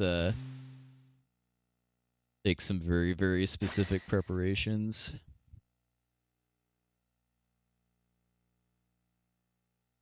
And if you do beat Lavos here, you do win the game, but good luck actually doing so, just because that version of Lavos has higher stats than any other. No, it has 20,000 health instead of 10,000, and I believe it's faster too, which is also a pretty big problem.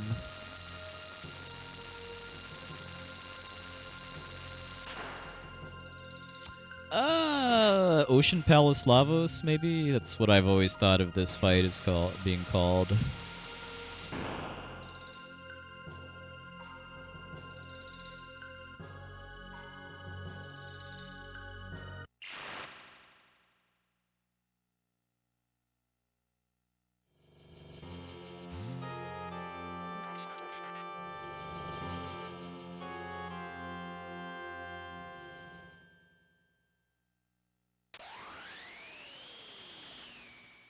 As an aside, too, I really, really love what they did with this cutscene in the later remakes, too. As far as the anime FMV adding in a flashback to meeting Yanis. I didn't actually do in this run, but they just assume you did. Because one among you will perish.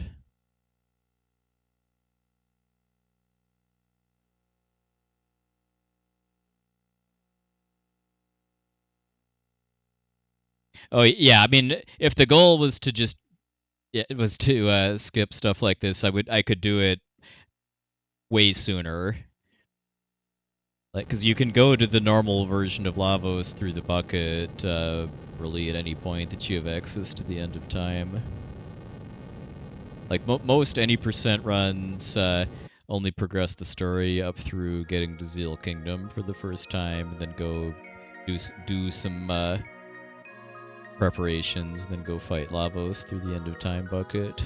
This route I'm using that's kind of more designed for marathon showings progresses the story up through the Blackbird. Hey, Chili Bop, welcome in. Thanks for luck. Oh, rats. FF2 is no kind game, that's for sure. Oh yes, I mean, a route that does more grinding early could get a sub 4, which I do want to do eventually. I don't know when it'll be, but that is a goal I've had for a while for this game, is to get a sub 4 Glitchless Any percent, and probably with manipulation. Just because the strats for that route just aren't really that safe or consistent.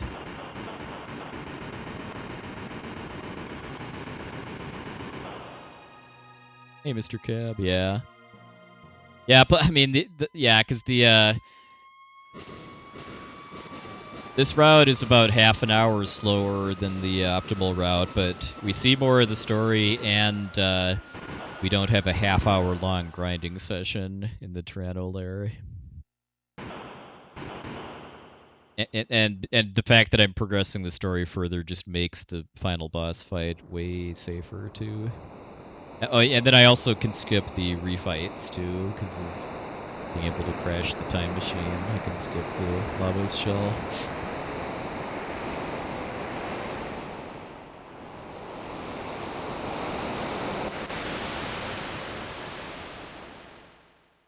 But yeah, the outlook I've come to have over the years too, especially for glitchless runs of RPGs, is that there's a lot of people that like to watch these to kind of relive their own experience playing the game, and only in a condensed time frame. So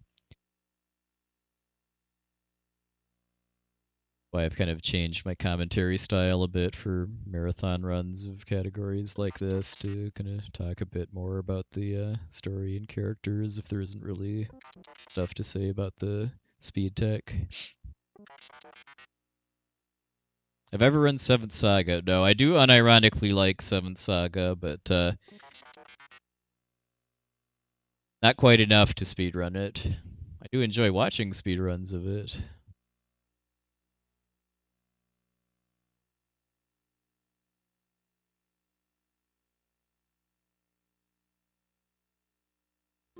Here I'm putting my party into a very specific order.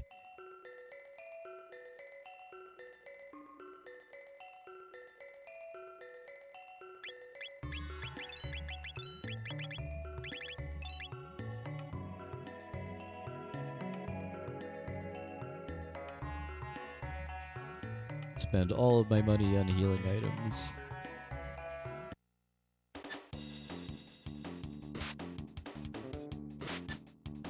Hey, Brack Medard, good luck.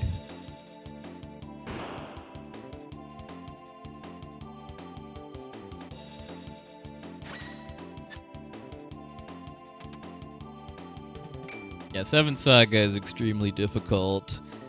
But I do agree with my friend PJ, who used to run it though, in that the kind of the difficulty of 7th Saga is what makes the game stand out, gives it its uniqueness.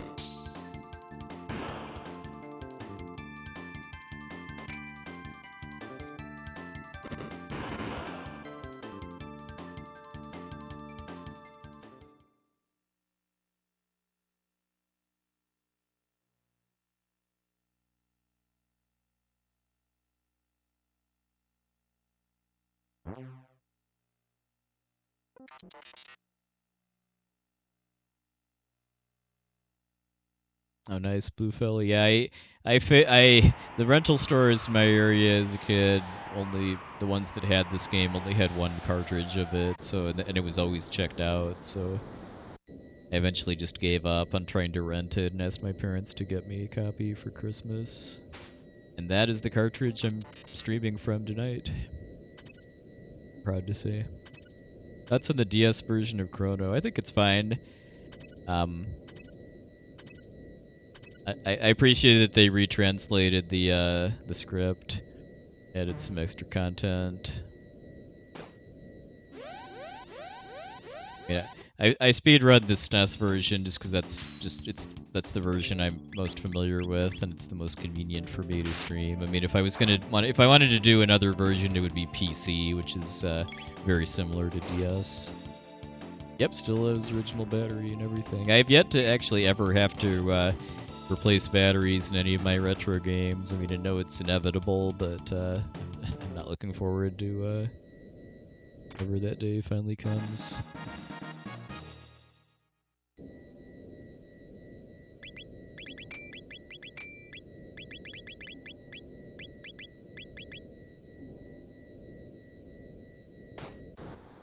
Well, it's a magic gun, I guess. Hey, Alta, nice.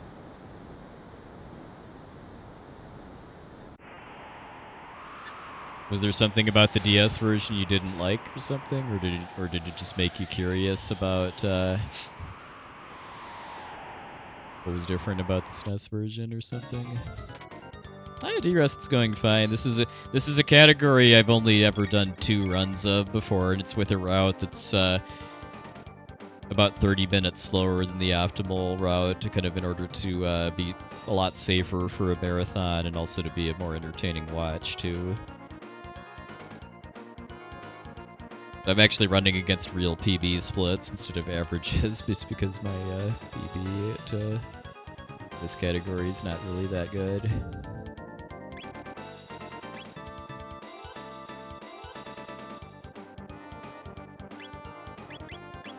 You can run away anytime. Okay, I'm not sure what was going on there. Going unusually long to run.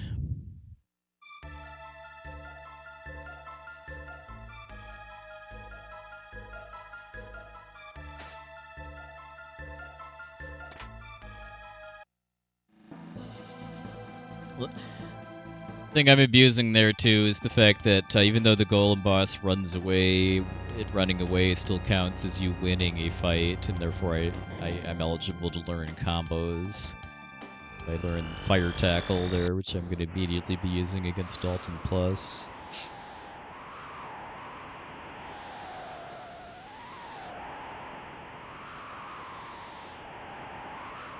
Yeah, it should be a 2032 battery for retro game.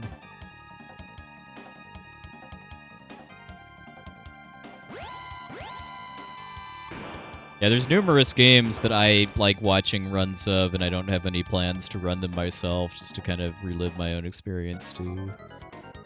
Like Dragon Warrior 4 is kind of my main one there, where it's my favorite 8-bit RPG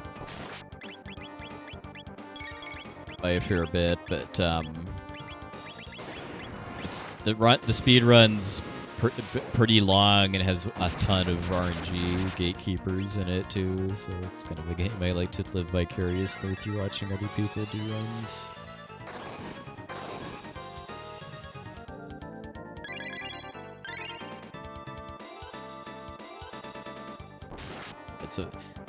So Dalton Plus is quite a bit harder than the first Dalton fight, just because his counterattacks are a lot nastier, but doesn't really have that much health, so I'm able to take him down pretty fast.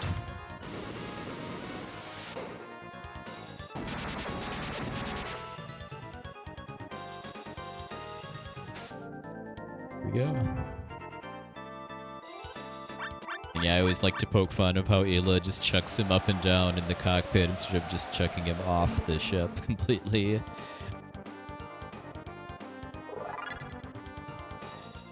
I'm sure Ayla could suplex a train if she ever ran into one.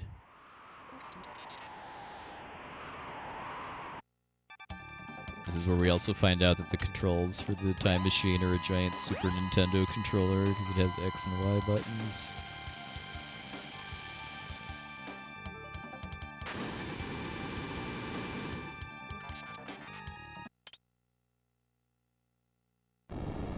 I think I have all the Theatrhythm Final Fantasy games at least, although the only one that I put like really meaningful time into was Curtain Call, the second 3DS one.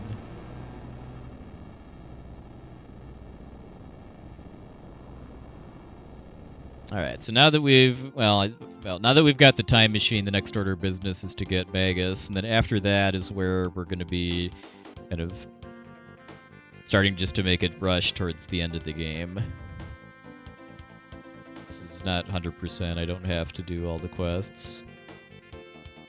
I'm just going to do a couple pieces of quests to get stuff that'll help me beat the final boss.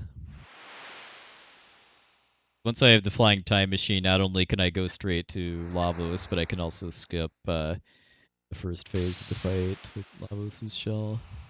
I'm going to use the Magus triple tech. I will... No, not for this run. In 100%, I'd be using Omega Flare for quite a few of the final bosses, but this category, kind of my main ace is going to be Dino Tail, one of Ayla's attacks. Well, Dark Eternal is actually better than Omega Flare, just the main problem with it is that you need to have Dark Matter for Magus, which is not fast at all to get.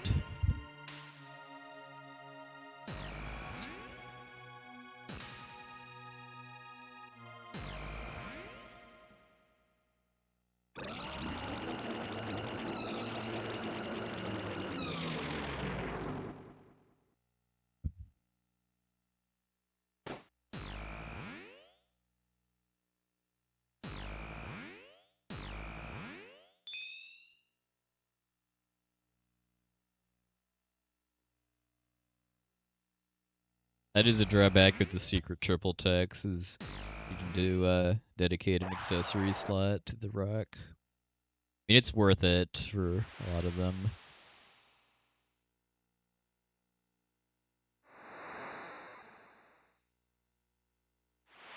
Got a very important skip coming up too that I like to call the pig skip.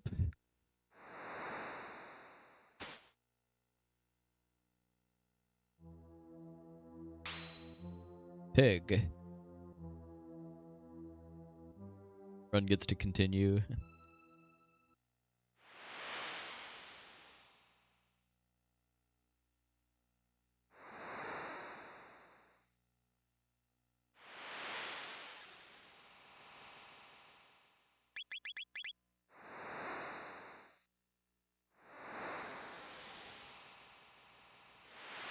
hard to fight muscle, 100% muscle memory there too. We actually do need to do a party swap.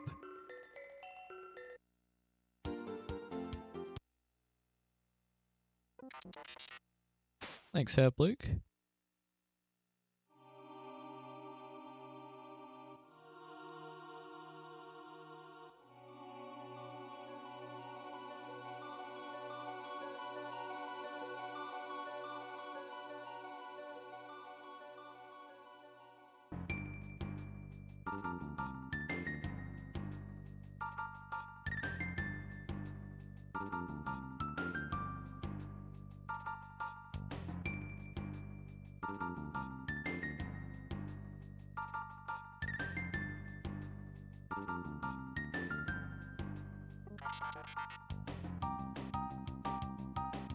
It's going decently.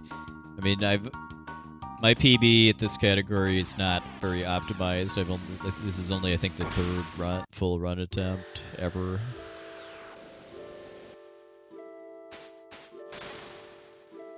All right, so kind of one of the biggest things that I need to do in order to be able to kill Lavos at this point is to do some grinding. There's just no way around that. I need some extra levels and techs, and there's two pretty well-known efficient grinding spots. One of them is the conveyor belt in the Genodome, and then the other one is a screen on Death Peak that has quickly respawning enemies that are worth good experience and tech points, and it's the latter that I'm going to be using. So in order to actually enter Death Peak to do the grinding, I need to get the Chrono Trigger and the Chrono Clone doll.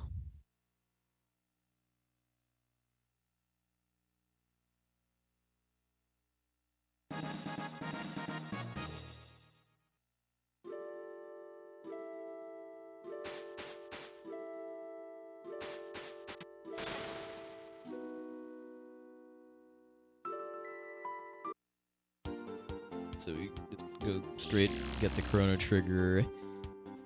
And now we're going to go get the Chrono Clone, but kind of on the way there, we're going to also make a pit stop at Toma's grave to get a speed tab.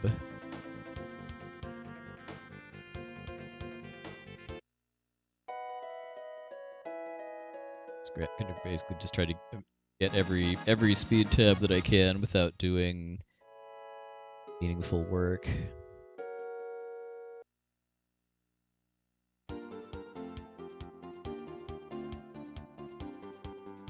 Hey, Bunkin, pretty well.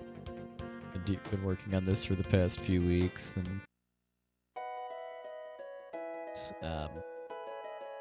I still wouldn't say I'm in the shape I was at with this game 5 years ago, and I mean, I mean, I don't know if I will push this that hard unless this gets into limit break, but we shall see what happens.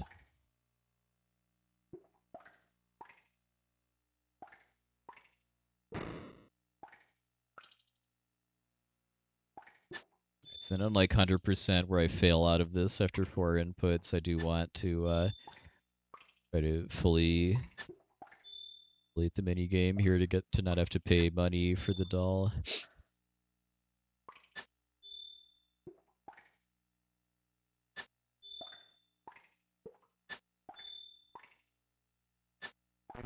Oop.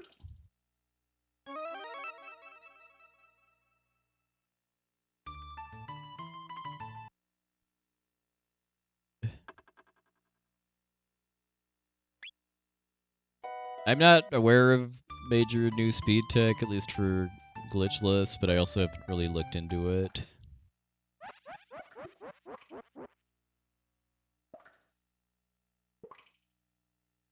Yeah, my SGDQ 2019 run is one of my proudest performances ever.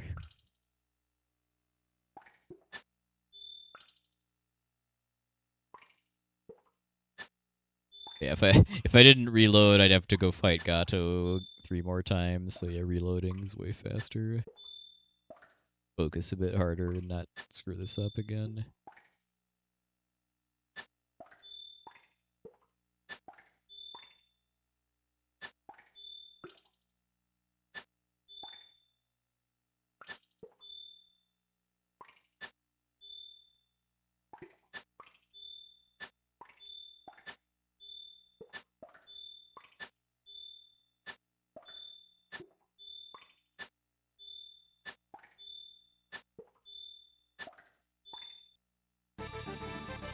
First try.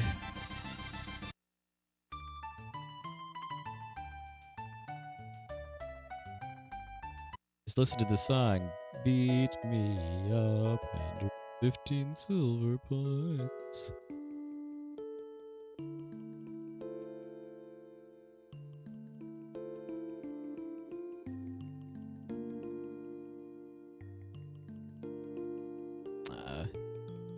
Good bug there too, where I sometimes can't pick up the doll until I try to leave.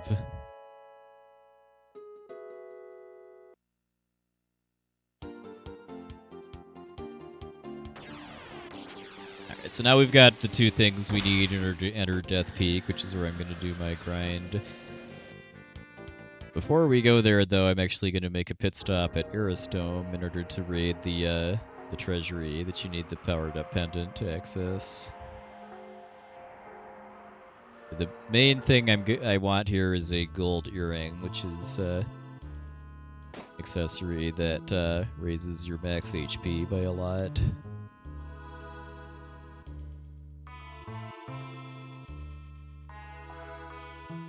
Gonna need that near term for fighting the first Lavos spawn on Death Peak, but I'm also gonna be using it for the Lavos fight.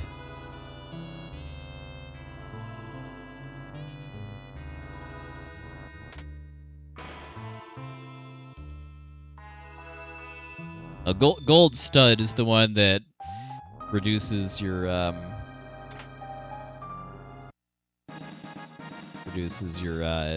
the MP cost for techs by a lot.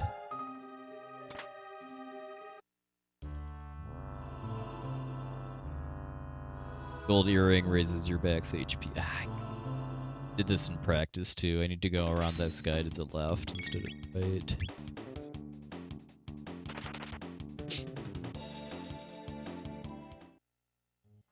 Yeah, there's so many good things to steal in the Black Omen, like Mega Elixirs, every kind of tab, the best accessories in the, well, most of the best accessories in the game. So I guess you can get, like, I think you can steal Prism specs from Queen Zeal. Bring it right. Actually, no, it's Prism Helm and Prism Dress that you can steal from.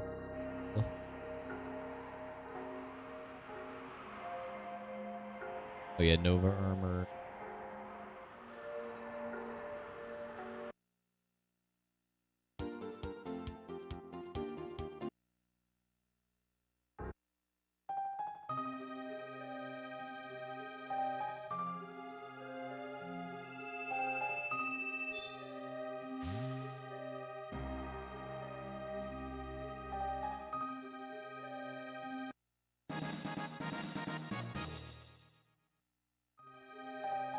Poyozo Dance is the one with the girls, Marley, Luca, and Ayla. I think it does status effects of some kind, along with damage.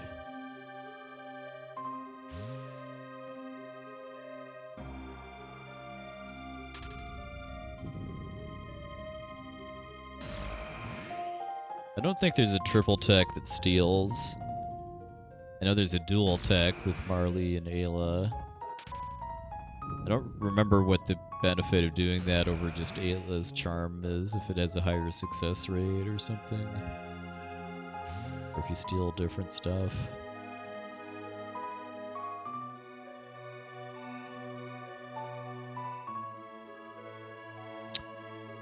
I didn't have any Sega consoles as a kid, so I don't really have a lot of nostalgia for Sega games, though I did enjoy playing Phantasy Star 4 and call it Shining Force 2.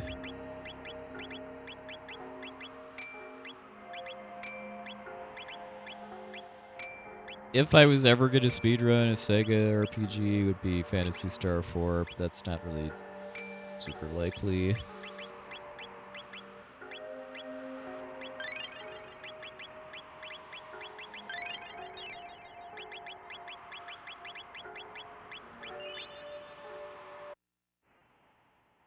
Oh yeah, I actually played Golden Sun for the first time like about a year and a half, 2 years or so ago.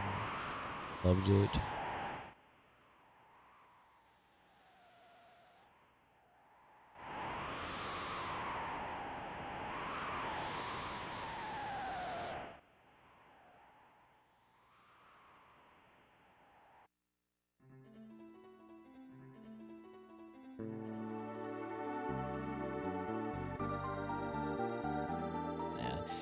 movement cycle on these two crackers here is random. Hesitated a little bit more. Not that I'm aware of. Even glitched 100% runs that have to do this play still get the doll.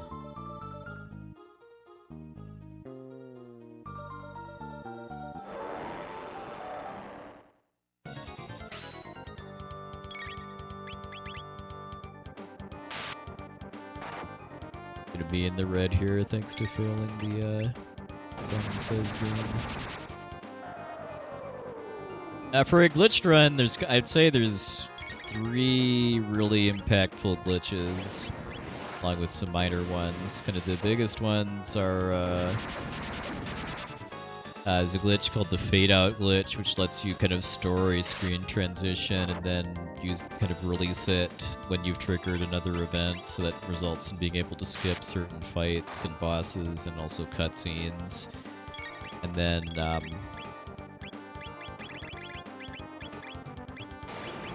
there's the de-equip glitch, which lets you take off armor and helmets from your characters, which glitch out their stats in various ways.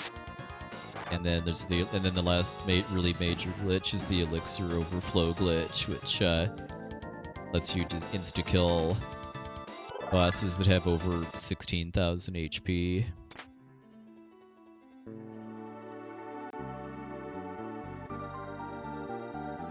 It's not that easy. I mean, there's a pretty complex setup for it that requires having access to the re-raise status, which generally comes from the Green Dream relic, but the net result is being able to overflow the health of really high HP bosses, including Lavos.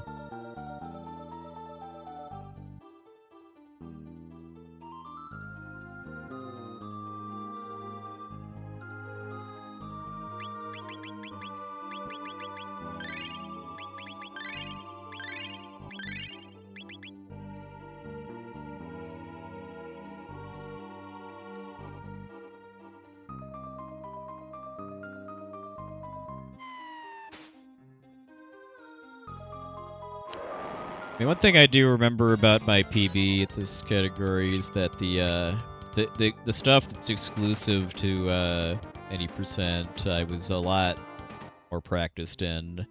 I got my 432. Like the first 2 hours of the run was not great. Oops, so I'm supposed to put this here.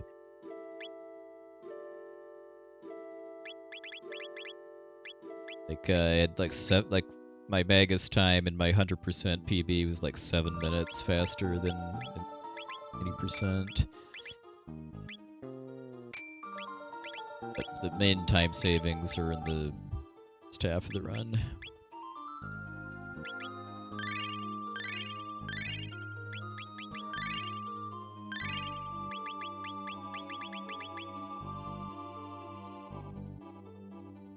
Back where I am in the cycle. This is almost certainly not going to be a PB, and that's fine. I just wanted to mostly just do a no reset run to get a updated submission video.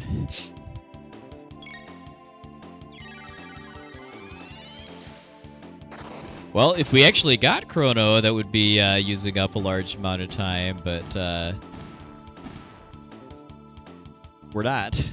I'm gonna be grinding here for about like 8-9 minutes or so, and then we're gonna leave. We're not actually gonna be finishing the quest here.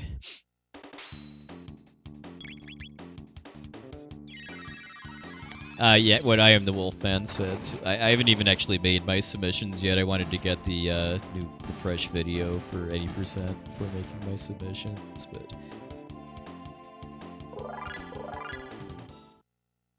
do that later tonight or tomorrow.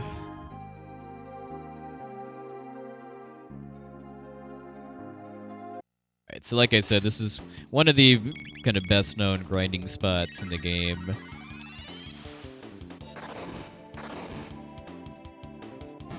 It's not completely mindless, because it does take a bit of skill to do this as efficiently as possible as far as getting 6 enemies per fight.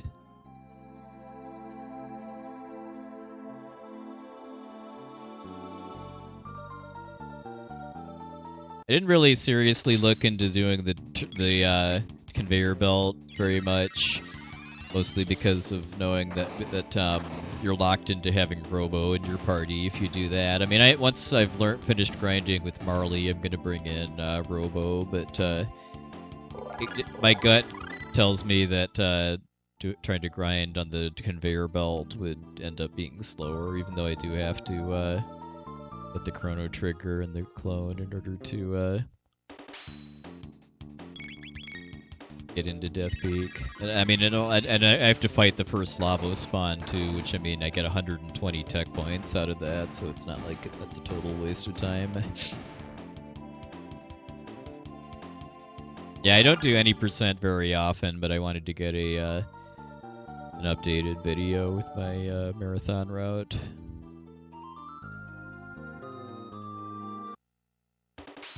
Yeah, I love Lufia too. I love Lufia 1 as well, but I very, very much recognize that hasn't held up as well as Lufia 2.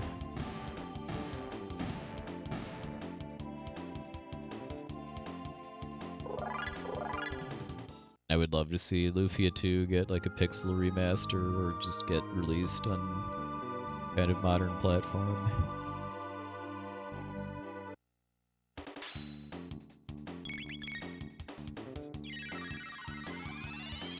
If anyone wants to track how much longer I'm going to be grinding, I'll eventually be giving Magus 60 MP worth of elixirs, and then I'm just going to grind until his MP is gone, and then we're done. Alright, so now that Marley has haste, I don't need to grind with her anymore. Hey, Kyrian, welcome in. We're continuing the grind at this point, both for levels and HP, but also now with Robo to make him more useful for Ret Knight that we'll be fighting next. Not really for a reason you'd think, though. Like the main reason speedruns that aren't 100% fight Ret Knight is to get the Green Dream, which is the prize for fully completing the Fiona's Woods quest. But here, all I really care about is, in addition to just more opportunities to get experience and tech points, is also to get access to a shop that I can buy really good helmets at.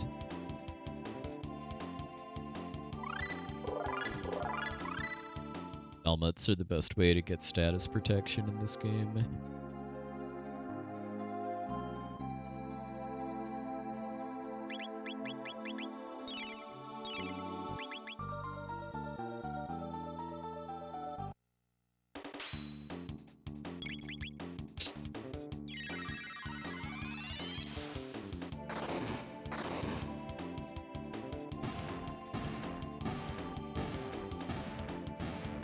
Yeah, I actually did speedruns of Lufia 2 for a while too, from like 2022 to 2024 off and on.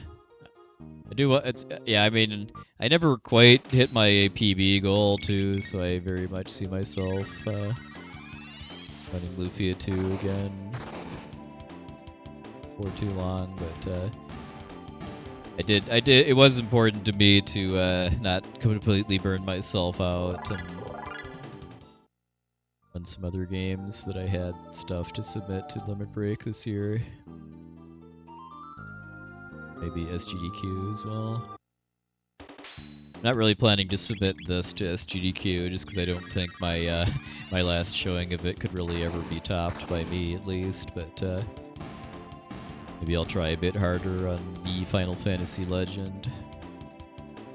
There's one thing I did want to do before my next attempt to submit Final Fantasy Legend to GDQ was also to figure out a route for the Steam version, just because the Steam version of the collection of Saga has a speed up option, so it'll be definitely be a shorter run if you can play at double speed. Lufia 2, 100%. I think the way the community defines it is like 8-9 hours or so, which is good. Which is like basically maxing out your what the game tracks permanently, like getting all the chests in the game just because there is a chest tracker on your final stats, getting and fully evolving all of the capsule monsters, and then as part of getting all the chests, you do have to beat the ancient cave at least once to get access to the chests behind the counter. What are some of the best accessories in CT? Well, I would say probably the best accessory is the prism specs, just because that gives the person that has it equipped a pretty big boost to physical and magical damage. I would say the Frenzy Band is pretty good too, because that gives you like a 70% counterattack rate or something. I know it's whatever the number is, it's kind of high. The Dash Ring is pretty good. That gives you +3 speed, although you can make that irrelevant by farming speed tabs from panels, or just doing a lot of New Game Plus runs. Yeah, the Berserker is very good situationally, but I mean, I never used a Berserker playing this casually, and I've never really seen anybody else either. Kind of just an odd choice that they made, that the only way to get Berserk in this game is via an accessory, which is a commitment. I mean, not like you start a fight and then decide, hey, I want to Berserk a character, so I just cast a spell or use an item or something. You have to actually very much intend for a character to be Berserk for the whole fight before you even start it. Last fight, and then we're done.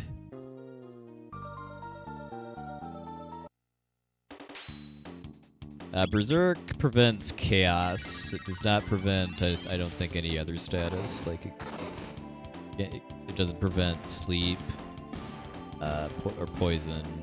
Probably not stop either. Alright, so that's all the grinding we're going to be doing here, at least. We'll be doing a little bit more in Sunken Desert, too.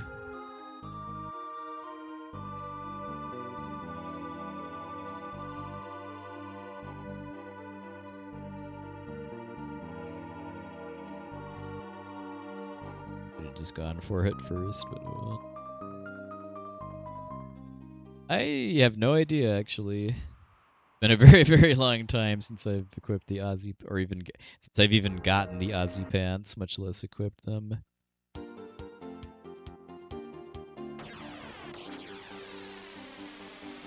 Split 2 for leaving Death Peak. Oh well. Okay, so before we actually go to Sunken Desert, which is our next objective, we're going to pop into Guardia Forest to get a speed tab. Alright, have a good night, Rotostorm. Stopping by.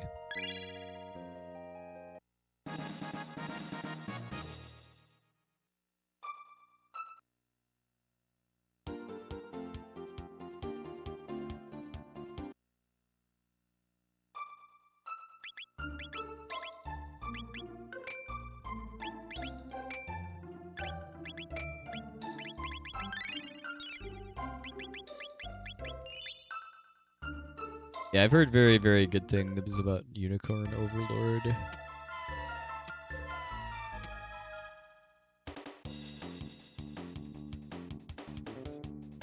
Alright, so we are going to take a couple fights here in order to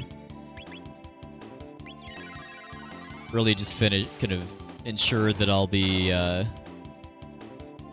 getting everything I need to beat the game after beating the boss here, as far as like levels and specs at least.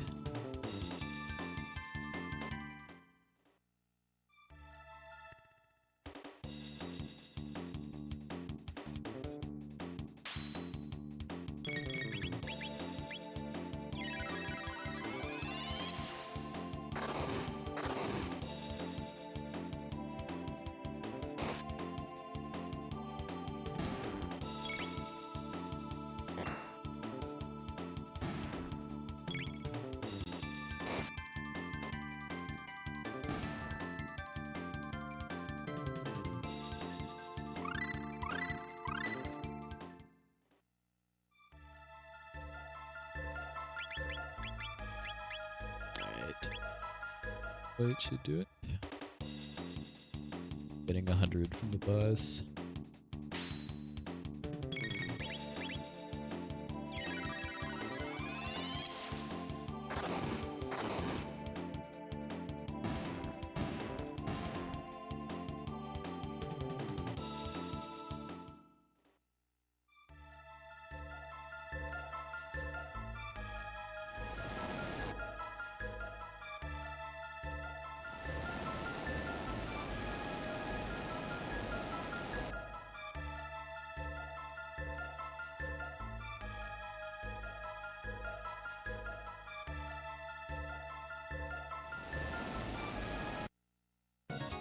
So then the gimmick for all the fights here too is that using ice or water spells will make them susceptible to physical damage. That night is the exception.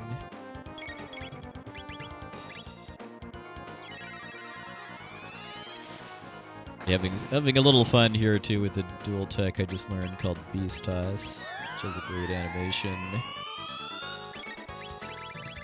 I do miss an older 100% route that involved using Beast Toss on Yakra the 13th.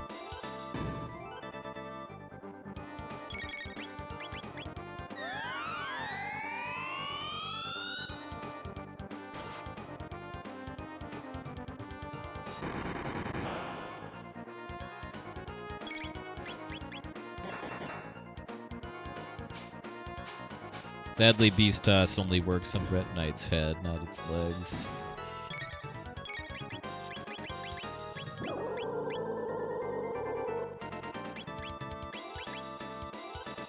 Using a tonic here to set Magus's memory cursor.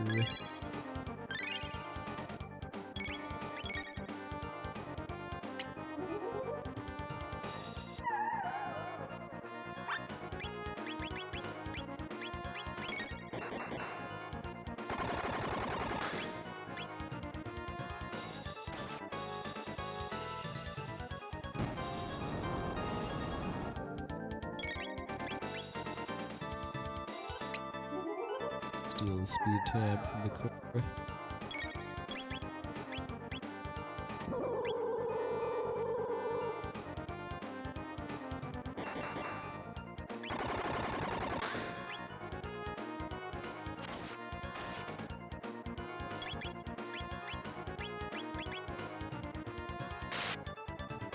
I enjoyed Visions of Mana, although I like Trials of Mana HD more.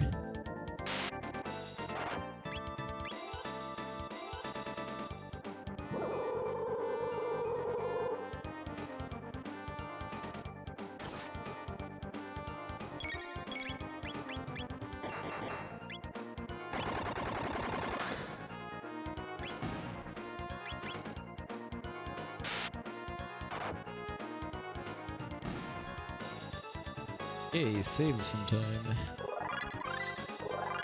Dark Mist is the last tech I want to learn. I don't really need it that badly, but it just kind of works out that the amount of extra fights here to hit the level targets I want also some getting Dark Mist, which can help a bit on Lavos Core.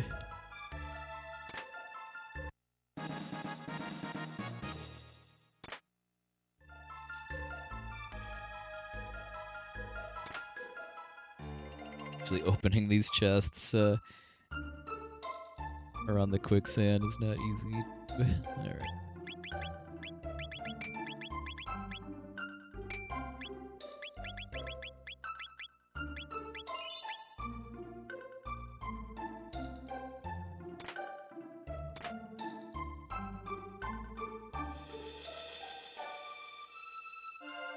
Now we're going to drop off Robo to plant some trees, and we're actually not going to get him back. His job is now done.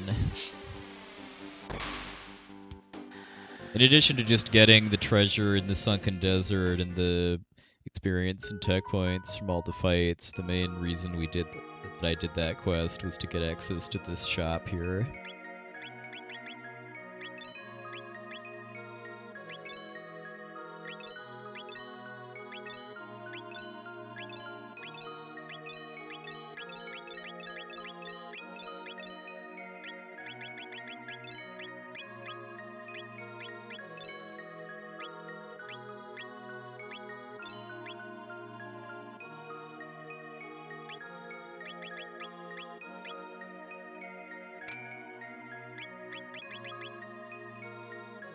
to do some science on if it's actually faster to do this menu here. This is the normal way.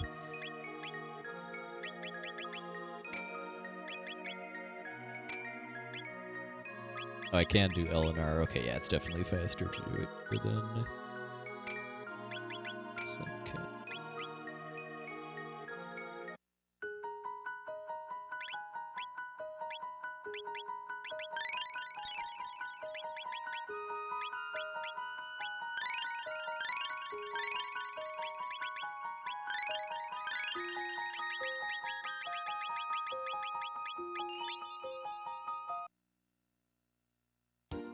We'll be saving Crono next time we do 100% run. Alright, and with that, it is time to go finish the game. So thanks to having the flying epoch, we can skip Lavos Shell and the boss rush beforehand. Chrono Cross is in the same planet, but it's in like a very different part of the world, like in a more small scale place called the El Nido Archipelago. Stand it.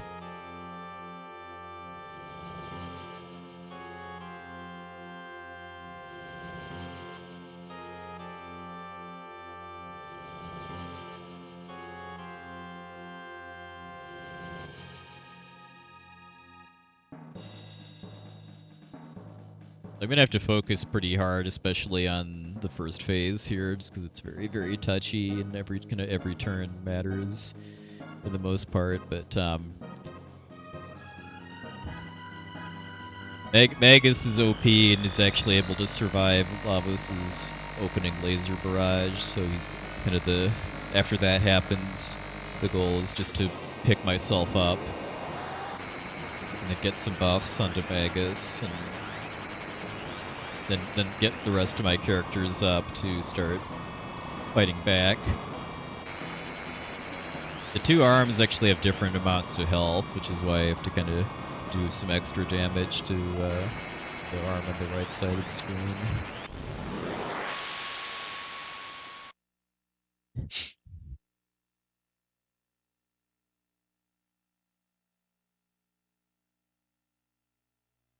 Kind of my main carry here is going to be Ayla's Dino Tail tech, which does more damage the lower Ayla's health is. So Ayla has the gold earring to make her max health 999 in order to kind of maximize the amount of damage that she can do with Dino Tail when she is low health.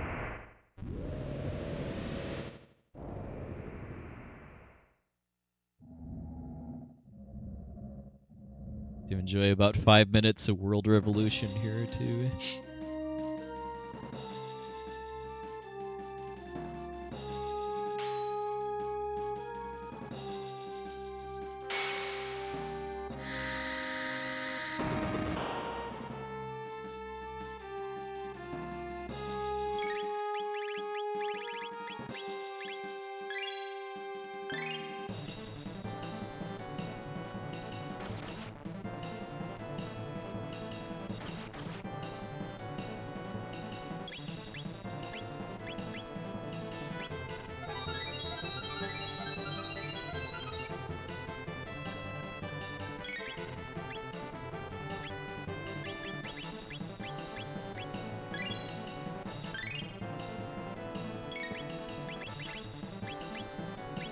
Haste is really, really good in this game too, as far as just how much faster it makes you.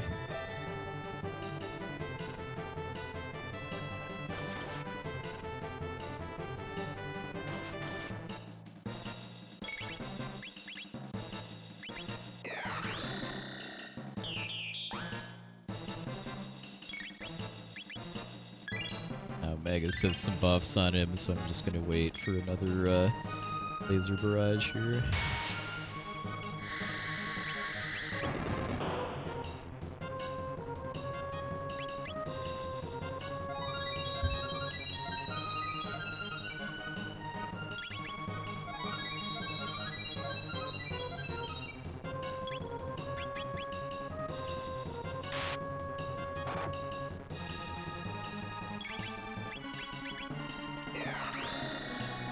You want to set up killing the two arms together, just because they get nastier attacks if only one of them is alive.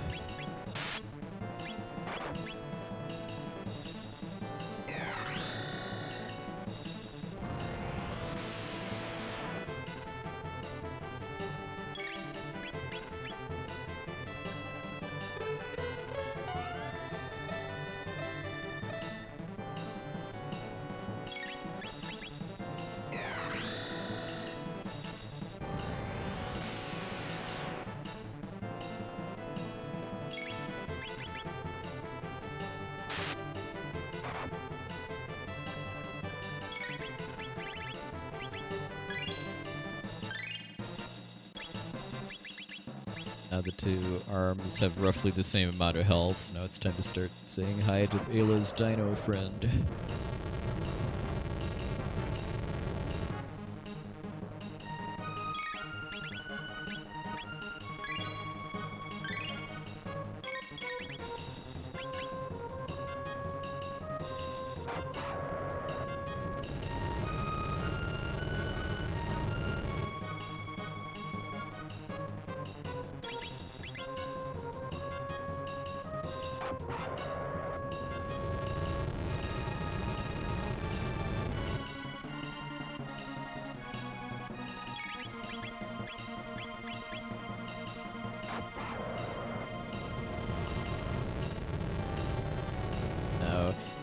Need to get healed up to survive his next attack. Which, okay. Supposed to have time to heal Ayla before you did this. But, no. That is part of why doing this route instead of, the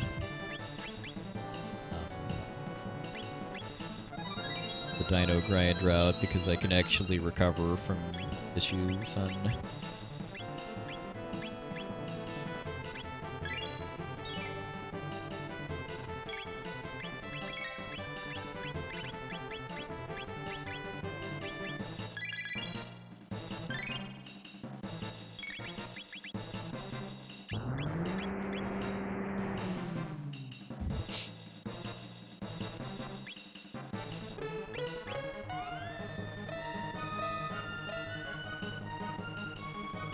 I was supposed to get the heal off on Ayla, so she'd have enough health to survive Shadow Slay there.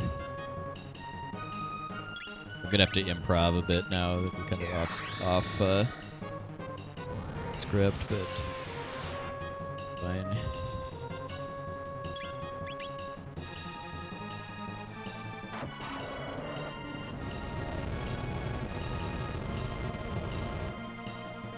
Certainly the first time I've ever seen the body do obstacle like instantly after the arms die with no wind up at all.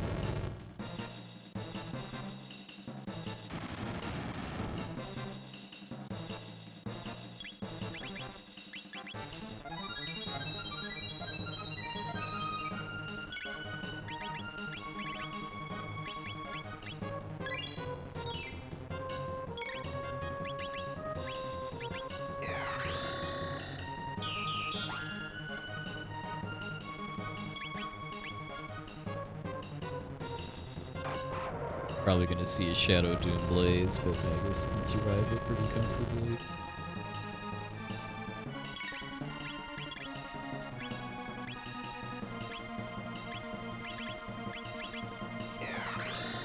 Yo, Overswarm, thanks for the raid, Syria. We're just at the very end of a Chrono Trigger run. Not a category I run very often, but I wanted to get a updated submission video for marathons.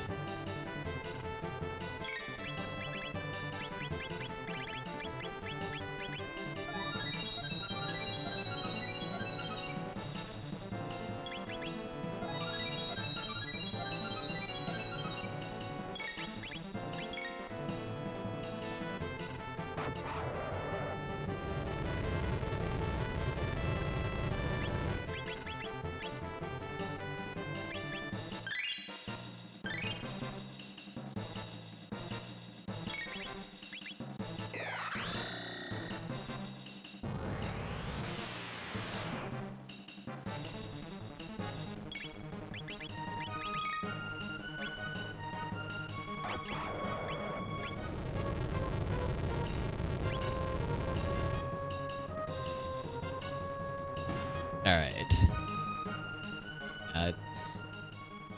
That was not as fast as it could be, just because Ayla got killed when I was expecting it. I kind of wing it after that, but hey, that's one of the reasons for doing this kind of 30-ish minute slower marathon route, is to make it actually possible to win this fight if everything doesn't go perfectly.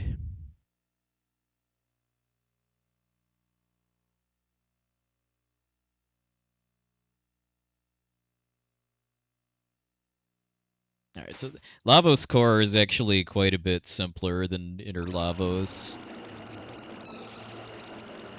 Even simpler that this fight goes in 100% glitchless too, just mostly because of Dino Tail. Makes killing the left bit way easier.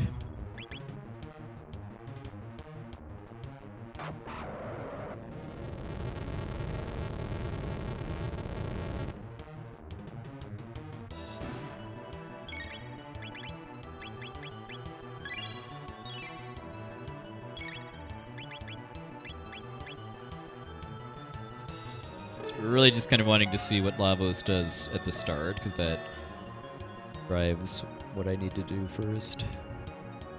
Ow.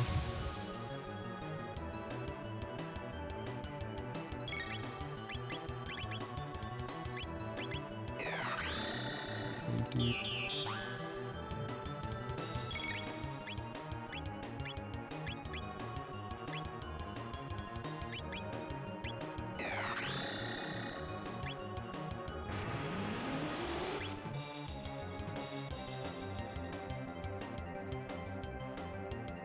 I should have gotten Ayla back up instead of barriering Magus, but I'm kind of afraid of him using Crying Heavens again. Now I need to use that shield that I picked up on the Mountain of Woe in order to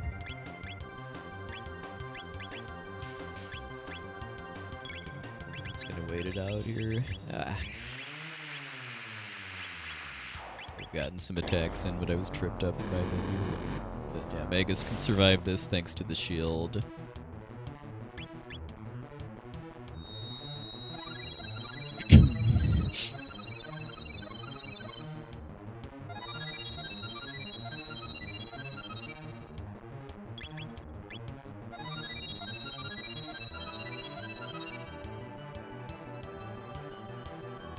Now I'm actually able to take advantage of a quirk in Lavos Core's AI too, in that when Lavos warps to Dark Ages, his super attack there is called Invading Light, and Lavos can only use Invading Light if all 3 bits are alive. So since I just immediately killed the left bit again, Lavos is pretty much stuck at this point until it goes through another active life cycle. So I pretty much have control of the fight at this point. That's really what this all comes down to, is just kind of reacting to what Lavos does at the start and then just gaining control of the fight and then doing 30,000 damage to the right bit.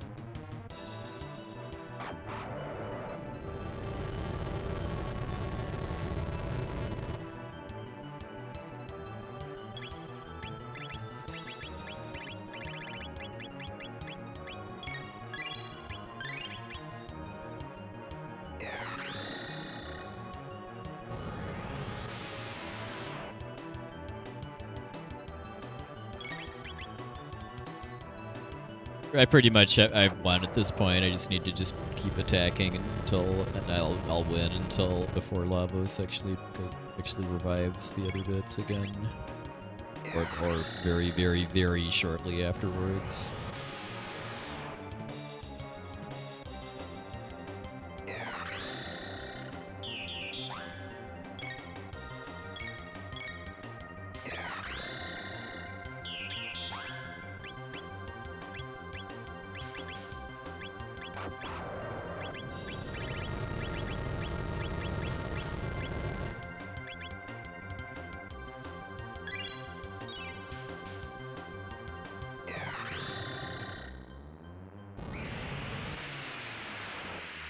Yeah, subverting expectations is always been my theory too, and why the final boss of the game is this instead of the much more sinister-looking alien in the middle.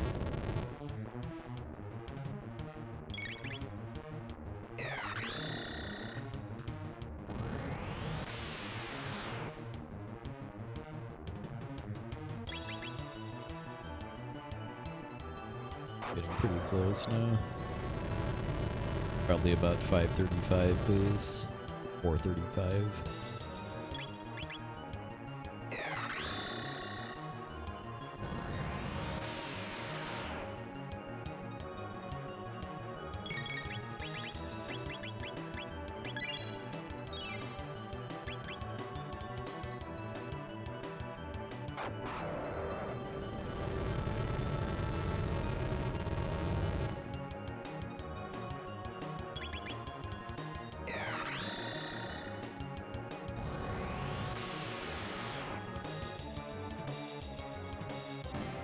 Alright, GG. It's just barely a 435 too.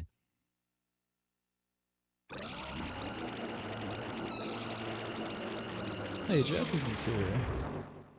Thanks for the GGs and the nice runs, everybody.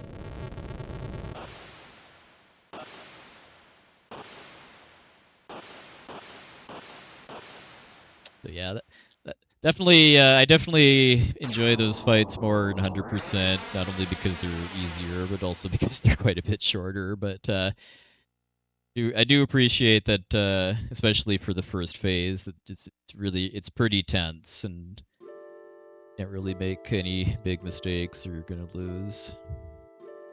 Now we get a pretty different ending from 100% too, because, well, hey, Robo's here, even though we never actually got him back, but we didn't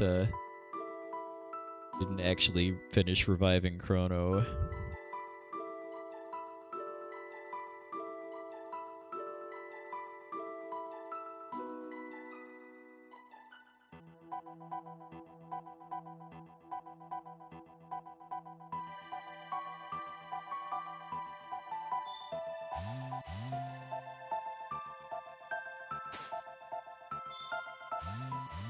It's piecing off without a word. Yeah. I mean, that's the way I viewed it too, Tanuki Dan. I mean, the alien in the middle is Lavos Core. It's just, yeah, the right bit. I think somebody suggested earlier is like a homunculus or something, where it's its life support system.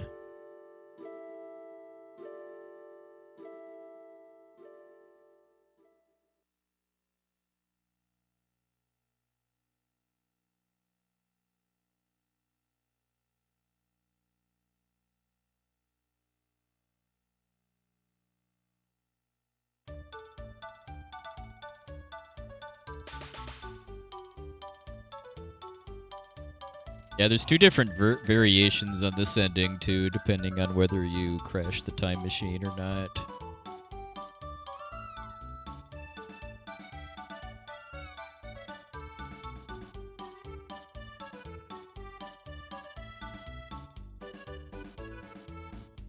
My personal favorite ending for this game is the version you get for this if you did revive Crono and did not crash the time machine.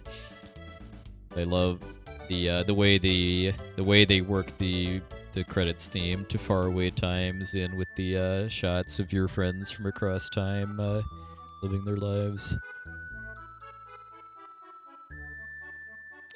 Yeah, I don't know if it's every ending, but I know for the you revived Chrono ending, you do get see however many cats you got. Also, hey Luca, hey Frog, hey Magus.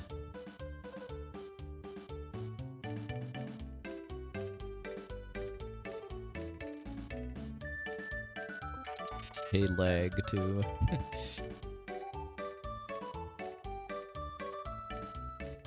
I think you have to talk to all of them. I'm not 100% sure, and I don't really care that much, just because the speedrun timing for all categories ends after you beat Lavos Core for consistency. And you also can't lose anymore after you've beaten Lavos Core too, even if you do still have movement control.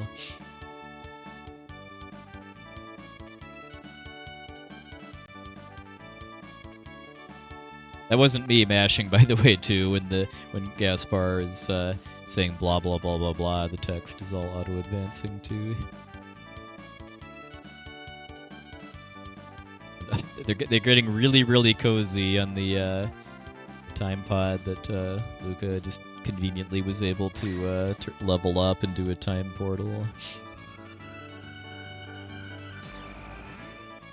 That nice little unique red glow too that I don't think is used anywhere else in the game.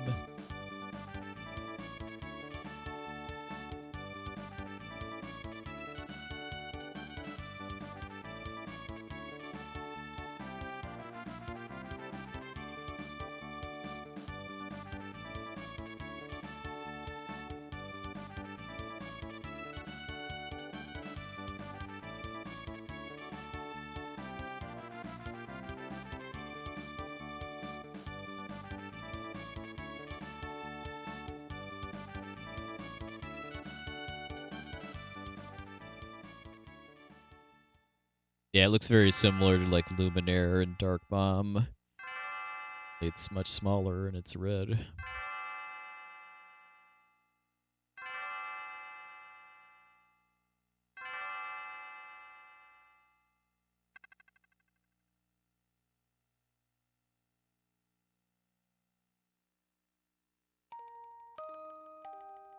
Sadly, we don't get to hear to faraway times unless we actually revive Crono, though.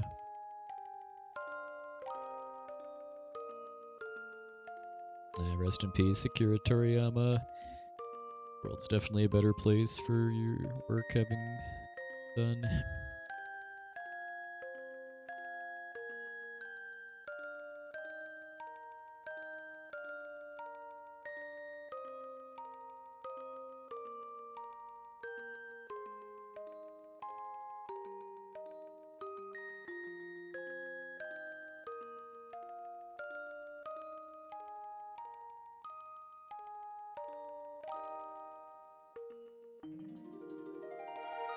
Like, however, how we get the extended version of Crono and Marley's theme, though.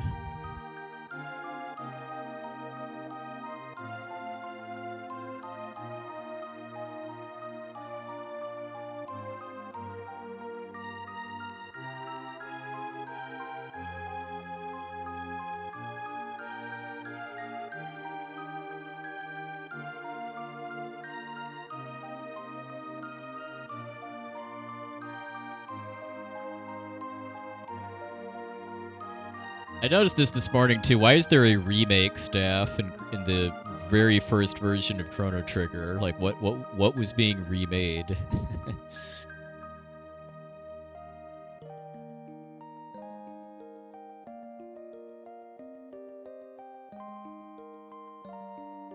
You're looking at a high contrast TV. I think you can still see the end against the shadows in the background there. Slightly hopeful ending, seeing Chrono silhouette there. But that's it. We just get a black screen now until we soft reset or something.